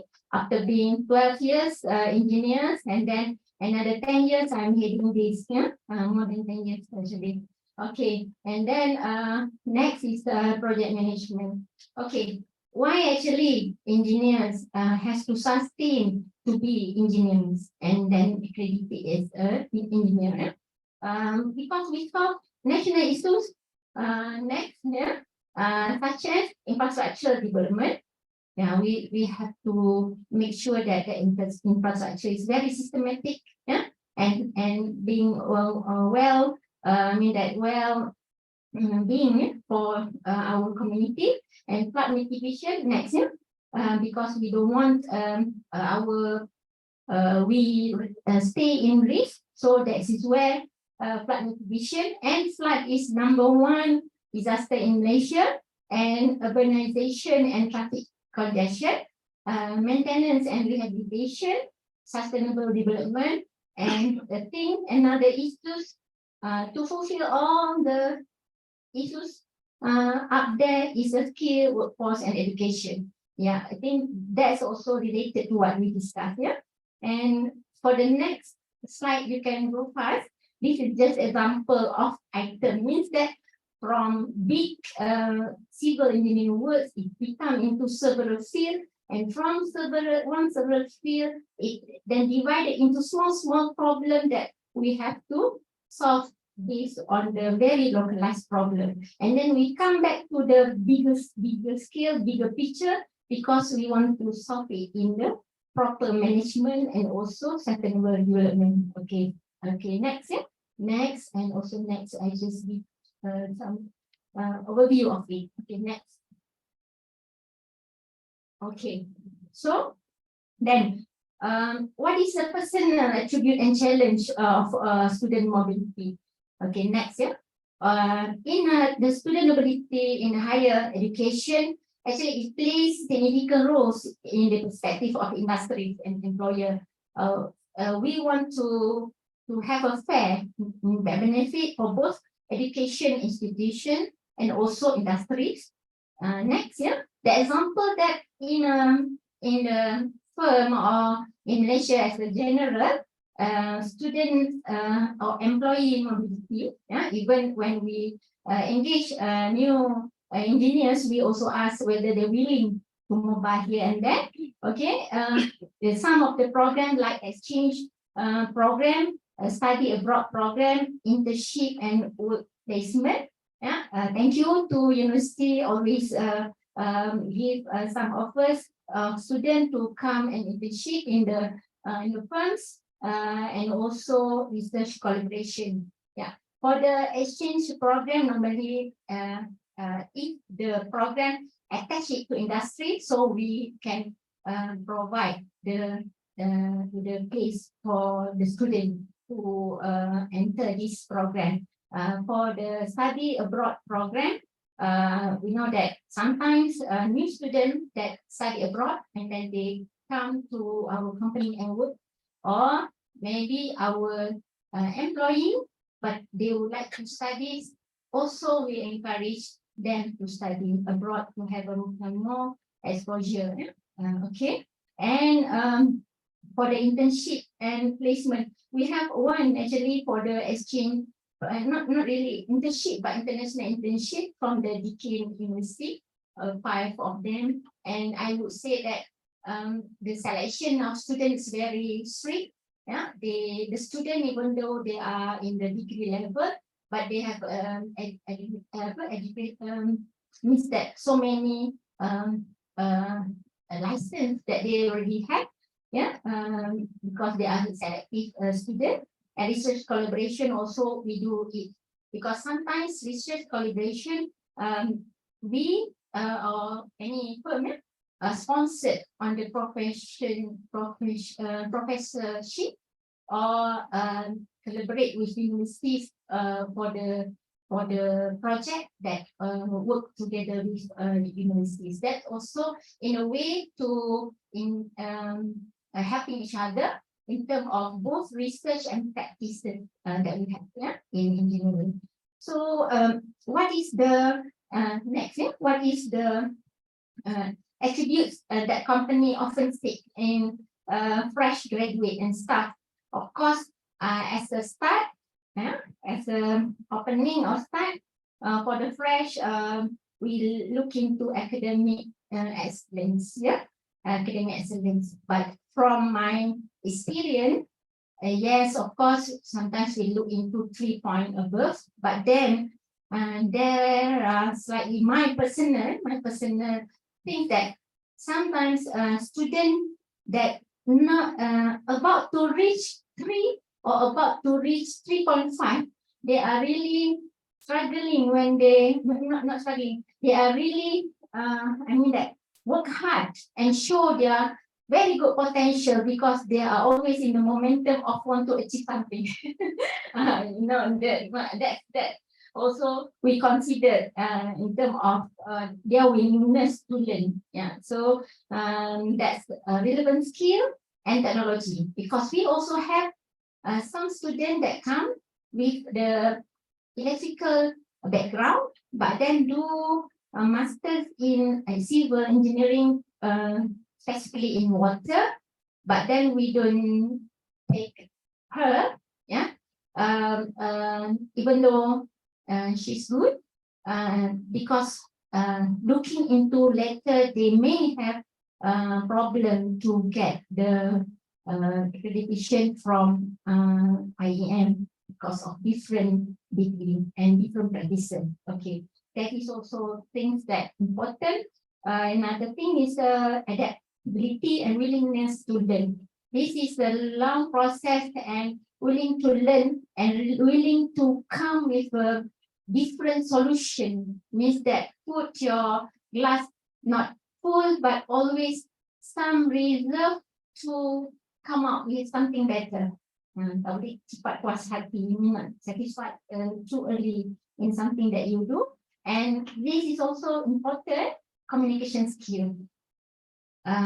New students sometimes, new students sometimes they don't refer.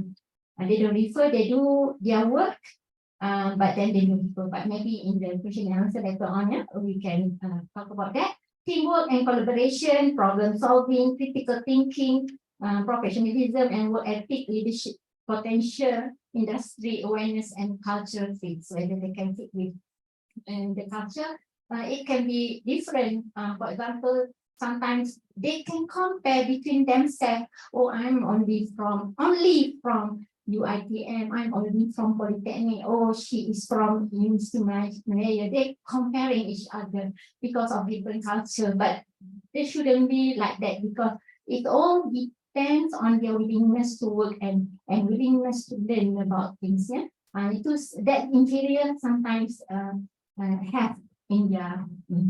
So I think in this next is the key point of challenges. For example, global perspective and competitiveness. The one that you said, to have a mobile between countries. Even me myself, I'm starting from diploma, degree, and then I'm doing master in the Netherlands there. So I can see the exposure that having local and also of abroad. The language, communication skill, cultural competence, and sometimes their background, I mean that the economic background also can make them inferior compared to others that comfortable or have privilege. And that's also become the thing that hindered them. Yeah?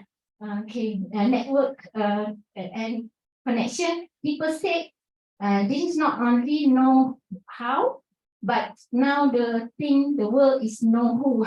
So connection is very important. And next is the challenges to groom them next year in adaptivity and independence. Such as say that we thought that we will calculate being engineer until 40 years, but then we have to do something like managing things and solve problem and put other things that environmental and human into this to solve to come up with best solution. Enhance skill set in Malaysia. Please make sure you teach the student on the standards. So they're familiar with that, the standards that apply, and also innovation and creativity is very important, and then make the student different from each other. Okay, so that's all. Thank you.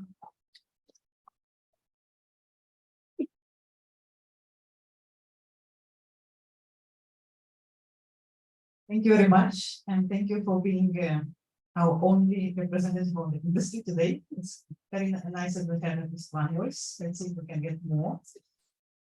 I think the message is very clear for us in the project, what it means for us for the recognition mechanism 1, what kind of graduates we need to prepare, but also maybe for recognition mechanism 3, because if you don't do authentic assessments, most of these things you will not be able to see whether our graduates are even prepared for this.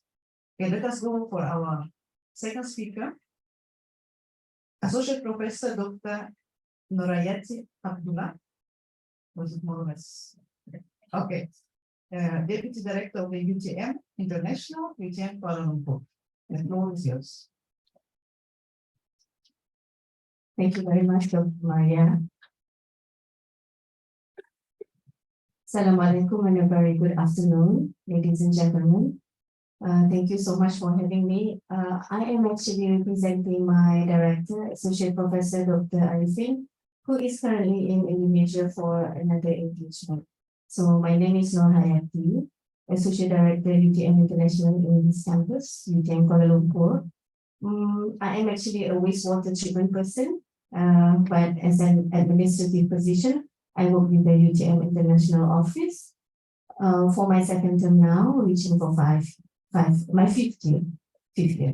So next year, I have this, hopefully to complete my tenure in April 2024, so I can focus on other things like diving. Anybody do diving here? Hiking? Anyone? Okay, so it's maybe almost 4 o'clock, so I'll make it short and brief for you. I'm going to talk about innovating solutions for prospering global eminence and scholarly excellence. So that's like a huge title. I have around 25 slides to accommodate everything that represents the title. Next slide, please. I have a video. This is our most recent program.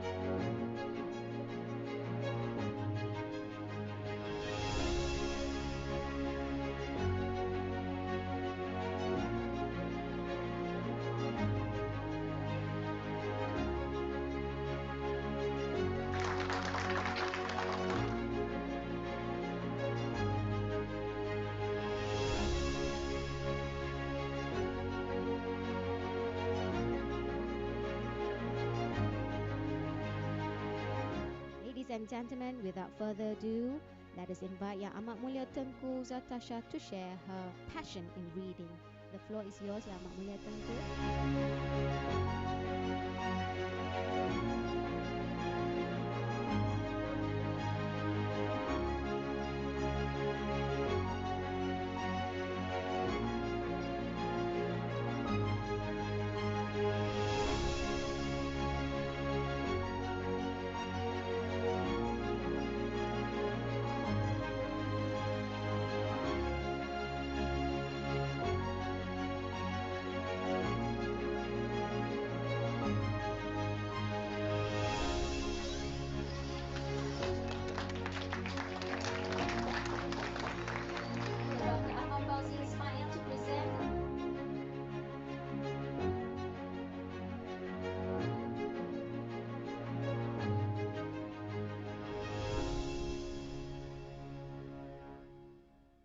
Thank you very much. So basically, the front stage was like a living room, a reading book corner to give that slide experience and feeling for our students, international students coming from not only UTM, but also public universities in Malaysia to experience the Read to Lead program with our royal speaker, the Princess of Selangor, Yang Amat Mulia Tengku Zatasha, only last week. So I really still feel the camaraderie and the moments we had with the Royal Princess for the Read to Lead program. And then what I was planning to say today is to share with you the role of international office in every university in Malaysia to which we are serving the international community of public and also private universities, supporting the global eminence as a distinguished Malaysia Research University.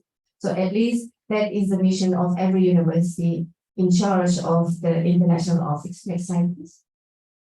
The next one, I think we're showing the vision and mission as well as core values as to how we operate on a daily basis. So we wish to be a leading and referred international center with a worldwide standing that drives UTM to be a global university with excellent reputation. And excellence do mean that how we produce our graduates at the end of their courses in university. And the mission is to expand UTM's global reach and prominence, facilitate transformative global education and cross-cultural learning opportunities, and support the inclusion and well-being of its local and international communities. I think today with CALOHEA 2023, we have a resemblance of that particular notion, supporting internationalization at higher education.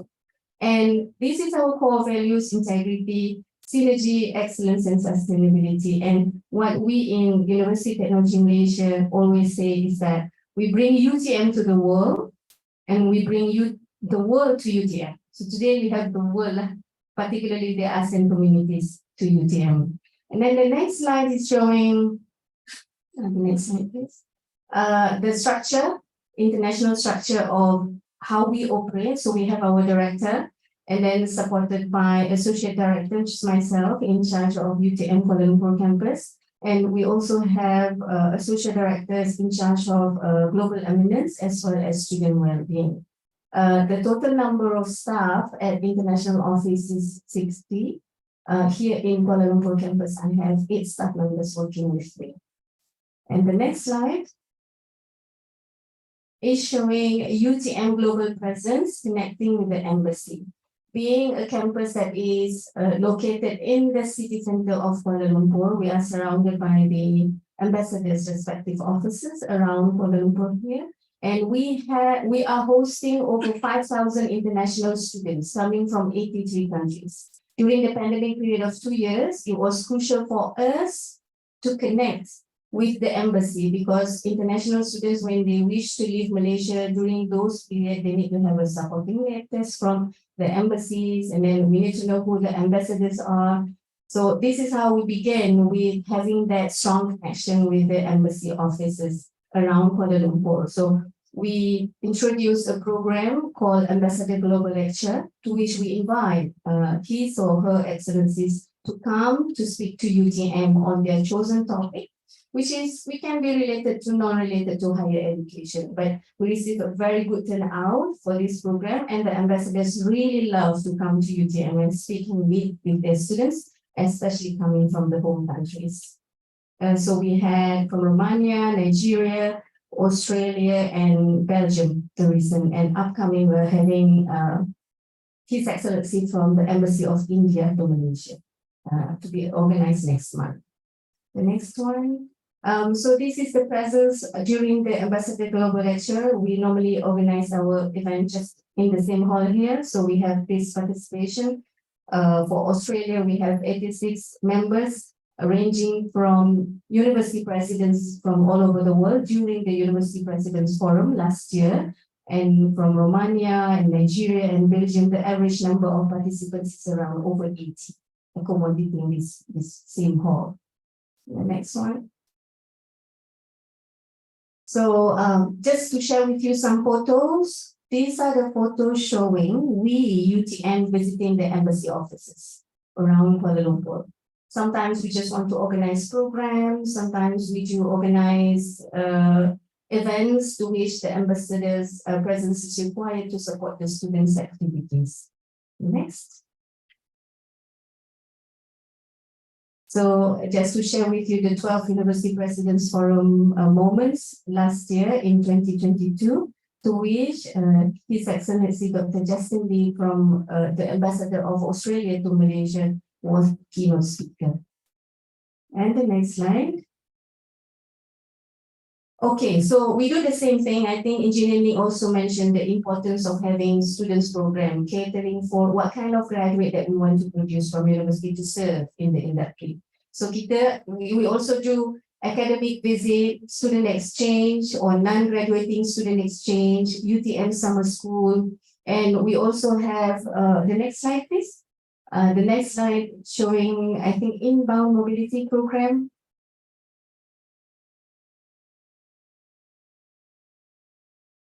Okay, so this is the inbound,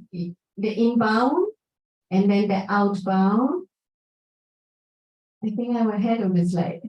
Okay, outbound. So global outreach program, summer school, international invitation program, and then internship abroad and student abroad exchange. We have hosted various universities, Shikra Institute of Technology, Tokyo Agricultural University of Technology, TUAT. I think you can just move to the next slide. Yes.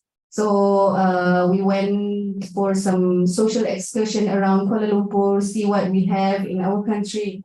That's my timer. Yeah, I time myself. 10 minutes. Okay, the next one. Okay, so the same pictures. Saudara boleh terus je ke depan lagi for the next slide.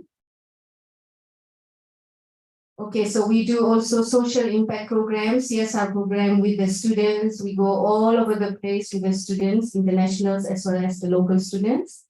And then, of course, we do our favorite thing, the Read to Lead program. The video just now is showing the most recent program with our royal speaker.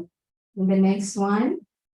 So this kind of programs gives the opportunity for students to show their talent and not only, study and read academic books, but we encourage them to develop soft skills, to read beyond academic books. And then we organize a program, a soulful conversation with an influencer at the end of last year. So we transform my office, we like to decorate places. So if we do a Read to Lead program, this will become like a reading corner. If we do a soulful program, it will be like Arabic magical night or something like that. The next one, yes. And then this is something that is booming in universities in Malaysia. We are having a mushroom growth of coffee shops in every university in Malaysia. So I know in Europe or in the US, cafes are everywhere, but in Malaysia, this is not new, but rather new, especially in universities. So we're trying to utilize the space, and we call the program Coffee and You, Kopi dan Kamu in Malaysian language. So education is travelogue, to which we invite professors who are renowned for their unique travel experiences, and then for them to share how MIND's mobility program enrich their lives beyond academic work. And then the next one, the ambassadors visit, and again, yes, we do have a lot of Erasmus Plus program going on. We send staff and we do receive students as well for the Erasmus exchange. And the next one. The project that we have, I think the total amount is 8 billion for UTM. And then the next one, these are, I think, yeah, these are the collaborators, coordinator that we have 4 projects, and then as beneficiary, we have a couple of institutions supporting and outbound mobility, sending staff away for Erasmus Plus. And there are projects that we done under the auspices of AUSIPNet and JECA, the Japan agency. And the next one, I think, I would like to invite everybody to please come to UTM University President's Forum to be held in August at UTM Johor Bahru, which is the HQ campus for UTM. Thank you very much. I'm sorry I cannot entertain much because of the time limit. Thank you. Thank you, and thank you for Thank you for giving us a broader perspective on internationalization so that we can remember how many ways there are to help our students develop this global perspective, global profile. And also for mentioning maybe another aspect of recognition, which we have not addressed in our project so far, recognition of non-formal or informal learning. So this is also something the learning opportunities which you create, and how can we connect them to the curricula of the programs. Now let us go to our third speaker, Dr. Mohammed Shazwan Ahmad Shah, the representative of the School of Civil Engineering, Faculty of Engineering, UTM. The floor is yours.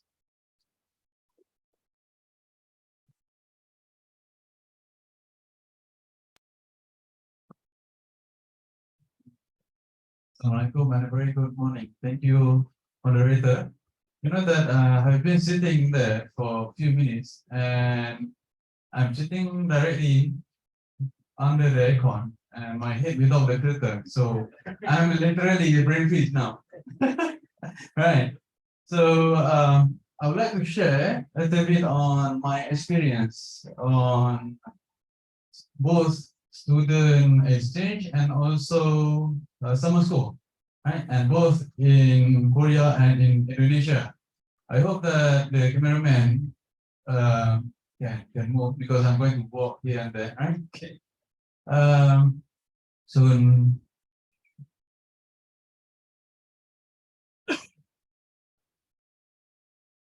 So I'm going to divide my presentation into 3 parts, 3 main parts or important parts, which is cultural immersion and perspective shift, adaptability and global mindset and global citizenship and future opportunity. Right. So this is what I obtained from this program, student exchange and summer school.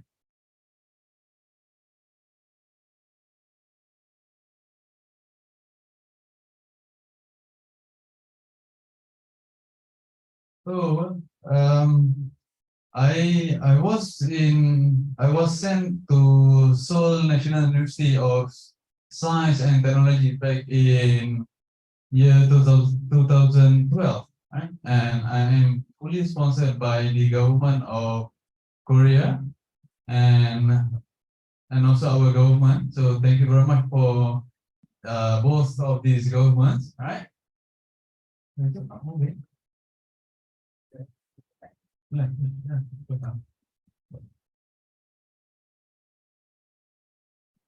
Right, so these 3 points here, it is very, very important because first thing, when I reached to Seoul National University of Science and Technology, and the short form is Seoul-Tech. So there's a lot of countries, I mean, students there, international students. But they have like a lot of flags, international flags that have been there, and I haven't seen Malaysia there yet, meaning that I'm the first one there, right? So my first thing is I'm being very grateful to these governments, for both governments. So it is very wrong for me if I went there and I just have fun, or I mean just enjoy the views. We go here and there. So the thing is, I set a standard there. First thing is, I would like to know the curriculum there. curriculum because I want to go there and I want to perform well, right? So what I did is the first thing I know that for Malaysia, it is if you are getting all A's for all in all of your courses, you're going to get 4.0, right? CGPA 4.0. But in Korea, so like I mean I think generally in Korea you're going to get 4.5, right? So that's the first panic there because I did not know that the maximum CGPA is 4.5, right? So still okay, no problem. Then the second thing is in every each courses it is very competitive, okay, very competitive, and I am informed that only 5 to 10% of the students inside the class is able to get A's. So meaning that if you are having 100 students and only 5% of the class can get A's, so meaning that only 5 students can get A's. So just imagine that the first student score 99 and the fifth student score 96 and you score 94 and you're not going to get 8. So that is how competitive Soltech is. I mean, I think in general, all of Korea. So by having that, the sense of competition is very, very high. Okay? So I mean, I start feeling the tense or the heat of you have to struggle because you want to be that top 5, right? And you can imagine it is not 100 students inside that, it is only 50 maximum. So maximum 3 people only can get A's or perform. And if you are being very difficult, I mean you are having a very good friend, but your friend also is your competition. So you just imagine whatever you are getting, you are not going to share with your friends because okay, if I teach him, he's going to take over me, right? So, but this is the thing, very pure thing that I get from Korea is this intercultural friendship. They did not even bother about that because I wasn't in there and I did not have access to their e-learning because I did not have that how to download the notes. But they are the Korean friends or international friends are so supportive. Every single week, they are going to print the notes and send that in front of my rooms. So that is how supportive I am. They are. So that's like canceling one of the competition. Although they are knowing that I might be in top 3, but they don't care about that, right? But I managed to score for all courses A's, and suddenly after that they went to their lecturers and asked how this fella can get A's, you know? And because but because I'm out of the equation, but the 3% should be among the Koreans because I'm just additional, right? So they did not worry about am I going to be the top 5%, so on and so forth. So that is very, very pure. That's very, very pure. And talking about this second point, which is cultural sensitivity, I went there and I really study hard and I really study among the Koreans. I did not because I mean I really put myself in the center of the Koreans, and they really study. I mean, some of us we might study by listening to the music, so on and so forth. But when I went to do a study group there, their dormitory is like underground. So you are going into underground, so it's going to be very silent. And after entering the study room underground, they are putting the earbuds. So double silent.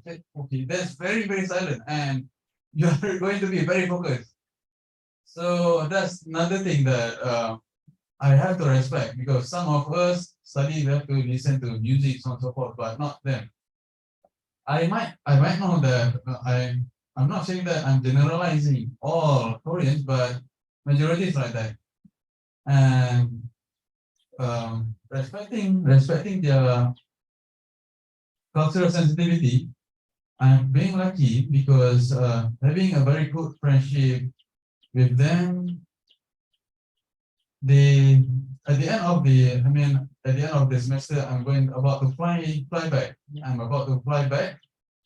So there's a culture that they are very sensitive. They really request or they really want that your friend before leaving, please meet them first and have a dinner with them first, so on and so forth. If not, then they are considering that one particular person is disrespectful because we just leave after making friends, we just leave without saying bye or thank you, so on and so forth.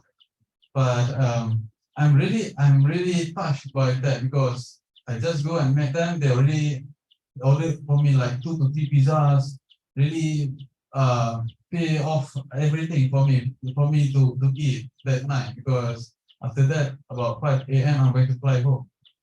And they even give their army jacket because that's very precious. The army jacket is like their military training, but the jacket is very I would say very precious. But due to very high quality friendship, so they give it to me, and that is how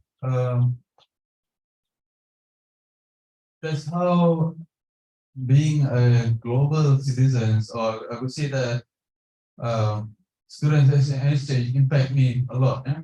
And even until now, right? Okay, all right. That's just one of my slides. Yeah. Okay, so I'm going to be quick. I'm very sorry for that. I think the phone has. Yeah, I mean, by going there, actually, same goes to when I went to Universiti Universitas 10 ATS, Teknologi 10 November in Indonesia. Yeah, Surabaya, yes, correct. So they really at the end of that they do a poster like postcard. Because back in year 2012 there's no WhatsApp, there's like no internet. So they print poster for each of us to give. Yeah, flyers, right. So that is how they really appreciate us. And the impact is until now, it really broadens the way I think, how we really appreciate people, how you can consider it is very sensitive, so on and so forth, right?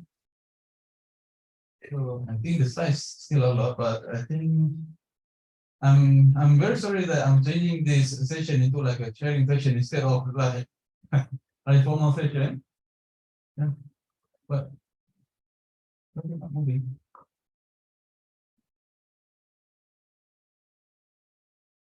And I would like to link, last point is, I would like to link this global or students exchange point to one of our just now the industry coming. It's like adaptability and global mindset. I thought that she's taking my point, but because it's just risky, right? But it really matters. I mean, this adaptability, you know that at one point, even to the smallest point, for example, like toilets, nations, they have like what do you call that? Yeah, they have a tap, but when I was in Korea, there's no tap. So and even to the smallest point, you have to adapt, right? So you can imagine that I was there for 1 semester. So the pressure there, how you going to study, how you're going to adapt. I mean, you're going to communicate because the course is being taught in Korean language. So I have to adapt fast. So all those skills make me what I am today, right? I'm not saying that I'm good, but at least I'm very grateful that I'm given this opportunity to have a summer school, to be in one of the program for students exchange. I think that's all because, yeah, I think that's all. You can end my slides. Yeah. Thank you.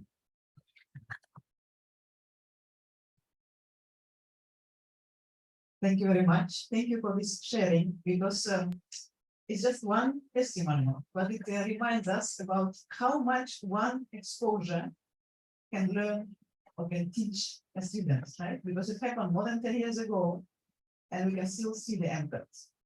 So if we're doing something for recognition, remember what kind of change it can get in a person. And now we can hear from the student, Ms. Nur Afifa Mohammed Yusuf. Please also let us know what your thoughts on this subject are. The floor is yours. Okay. Thank you. I think maybe this is because I'm the last speaker, so I feel there's an invisible pressure for me to be super fast because I think we all hope to get out of this room as fast as we could, right? So I'm gonna make it super fast. So where's my slide? I put an effort to make a cool one. How do I use this? Where is it? Where's my slide? I'm gonna be fast. No, that's not my slide. My slide has gone missing, I guess. It ran away. Maybe it went back home. Okay, so I'll just talk without a slide. Okay. I might move a lot and talk nonsense because I am so nervous right now. Okay, so I went for an exchange program. Shout out to UTM International for giving that opportunity to me. I went to Lumpur University, but I didn't see the name in the list. I went for spring semester. It was during that time, Ankara is very snowy. I didn't expect that. I'm just grateful that I'm still alive because it's my first time in the snow. The exchange lasted for like about 5 months, and there are 15 Malaysians. And for educational courses, it's just me and my classmates. And I don't know when is the last time that educational students have the opportunity to go for an exchange, because the students before me are just the psychological students, human resources. So I have no idea how would it went and how much challenge that I get. So I will talk the 3 main components, the main reason that I'm here actually. So the opportunity that I get when I'm going for the exchange is, as cliche as it sounds, expanding network. Because I met a lot of people. It's not just me and the people from my country, it's also the people from other countries. Although I didn't really interact with them much, but I have to, because I'm in a classroom full of Turkish people, but there's also students from the other countries. So it is inevitable. And then another cliche point, I am exposed to a new environment, because the way I study in the MJB is very, now it's here. Okay. Now we move, but moving instead. Why is my slide like that? Where is it? Why is it like that? Okay, so this is actually what I'm talking about. I'll talk about the background, I will talk about the opportunity, the obstacles, and then the impact that I get. Come on. Okay, we're done with this. Oh, okay. And then, from my experience, it does change how I think of things. It does change how I see things. It may be weird, some of the way they see things, it's weird. And they the same thing as I do. I mean, the way they think I see things are different from them too. So we have pecahan. What is pecahan in English? I'm like the crossing. I don't know. What? Contradiction, ways of thinking. we have that, but we manage. And then we have a broader range of the discussion. In that classroom, there's this one class that I am the only foreign student. I am the only Malaysian in that class. The others are Turkish. And that time we are talking about the course that I'm taking is about futurism. So we'll talk about the future. I would take the approach to be silent in the class. I don't like the attention, but of course, being different gives you the attention that you don't want. So when I peacefully study and focus in the class, I'll get, okay, Aka, how Malaysia do this? How Malaysia do that? Well, I don't know. I know, but I'm not sure. I'm not going to give you false information because I'm carrying my university's name. So, and then, okay, the obstacles. I think I've been giving so many cliche points, but anyway, there's a communicative barrier. There are a lot of people in Turkey that doesn't really know how to speak English. I'm not ready for that. I only equip like a survival Turkish, but I have like 1 week Turkish class, but the only thing that I could say and repeat is just tamam, which literally means okay. Like they talk a lot and I'm like, okay, tamam, okay, tamam. So when I say okay to everything, they think I'm a nice girl because I'm such a good person. I say okay to everything. But then I get trouble for that too.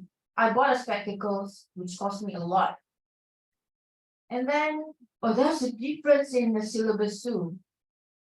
Well, like I said before, I am like the most recent, me and my classmate is the most recent student that from educational faculty that went for a exchange. So I don't really have the idea how it would went. So I just take the courses that I should take. I don't really care the code of the courses as long as I did not exceed my, but as long as I did not extend my study. So that is literally my priority. But then when I got to the university, I should take like 8 subjects, but instead I took 4. And I kind of had fun by taking 4 subjects because I am literally having fun with a spice of academic challenges. That's it. And then little did I know I'd take 2 master's course, like master's subject. I'm an undergraduate. So when I get into the classroom, I feel very little. It feels I feel like I'm the alien in the classroom. Everyone is teacher. What I am supposed to become, I am not yet a teacher. What should I talk about? How I teach my brother, how I teach my sister? I don't know. But then I made it through also. So that's a good thing. And then the last one would be, I pressed the wrong button. Oh, it's been upside down the whole time. Oh, okay. So the last one is the impact. I get a heads up in building connection. Like today, I won't know any of you if I did not go to the exchange. Nobody of you would know me if I did not go to the exchange. I won't be here. And then the experience. What is that? What did I say experience? Oh, when I get into a different experience that I don't know, I had to adapt to the environment. I had to live. I had to be in an environment that I'm not familiar with. Or whether I like it or I don't, I have to be in that environment for 5 months. But it's a good thing too. Minus that I really miss Malaysian's toilet. That's it. I really miss not having to use a bidet. And then when I, from the experience that I get, I am able to understand why do people think this way, why it is not acceptable for me to think this way to different audiences. And then I get to offer new approaches and integration. I will become a teacher. So, and I am not interested in going for the typical approaches. I want to go for something different. Being a teacher now is very different when from being a teacher during the past years. Back then, I am scared of my teacher. I'm deathly scared of my teacher. But when I teach, I'm currently going for my practical, so I am literally a teacher now in practice. Nowadays, the students nowadays, they don't even bother saying good morning to your students. I kind of just like walk into the classroom and like, they be like, oh, hi teacher, what are we going to learn? They're cool, but dang. And then, oh, the difference is appealing for me now. I used to be scared when I have to go through an environment that is very different. I fear that because what if I look weird? But today, I am the only student who's talking. I thought there would be 3, but there's just me. But then, it's a good opportunity anyway. So that's all the teacher points. And basically that's just what I think about my students' exchange program. So thank you.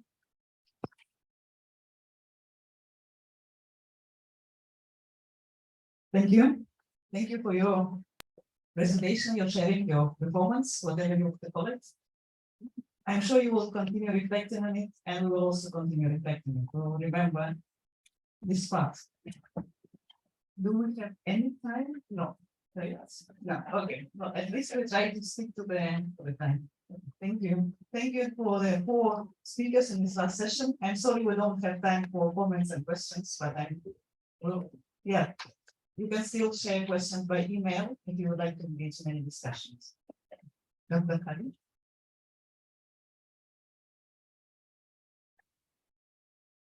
Okay, thank you, Maria, for moderating this session. So, before we end, I would like to invite Prof. Hamdan, accompanied by Dr. Siti Asma, to deliver a token of appreciation for all our speakers. Okay. So, our first speaker, we would like to invite Ms. Senior Mazura.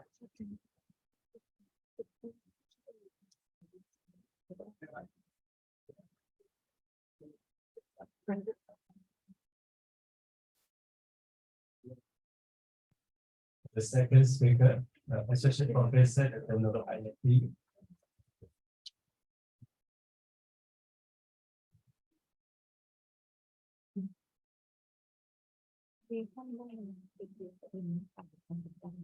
Our third speaker, Dr. Shazwan.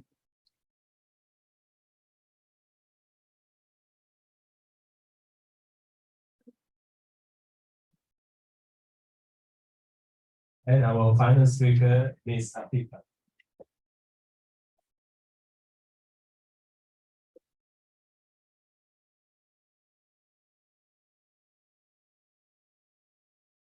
Thank you, Prof. Hamdan and Dr. Asma.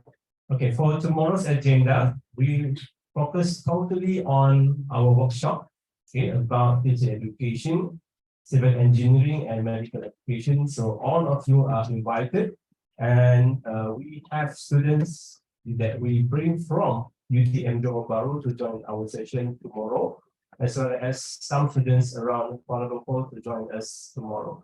So you are all invited for tomorrow's session. Okay. But before we end, we have a special request from the organizer. Maybe you can turn on your barcode application so that you can simply make the scan for the QR code. So this is the purpose for the evaluation and assessment of this program for the day one. Okay, so I think that's all for today. Thank you very much for all your participations and all your efforts in making this event meaningful and successful. Assalamualaikum warahmatullahi wabarakatuh. See you tomorrow.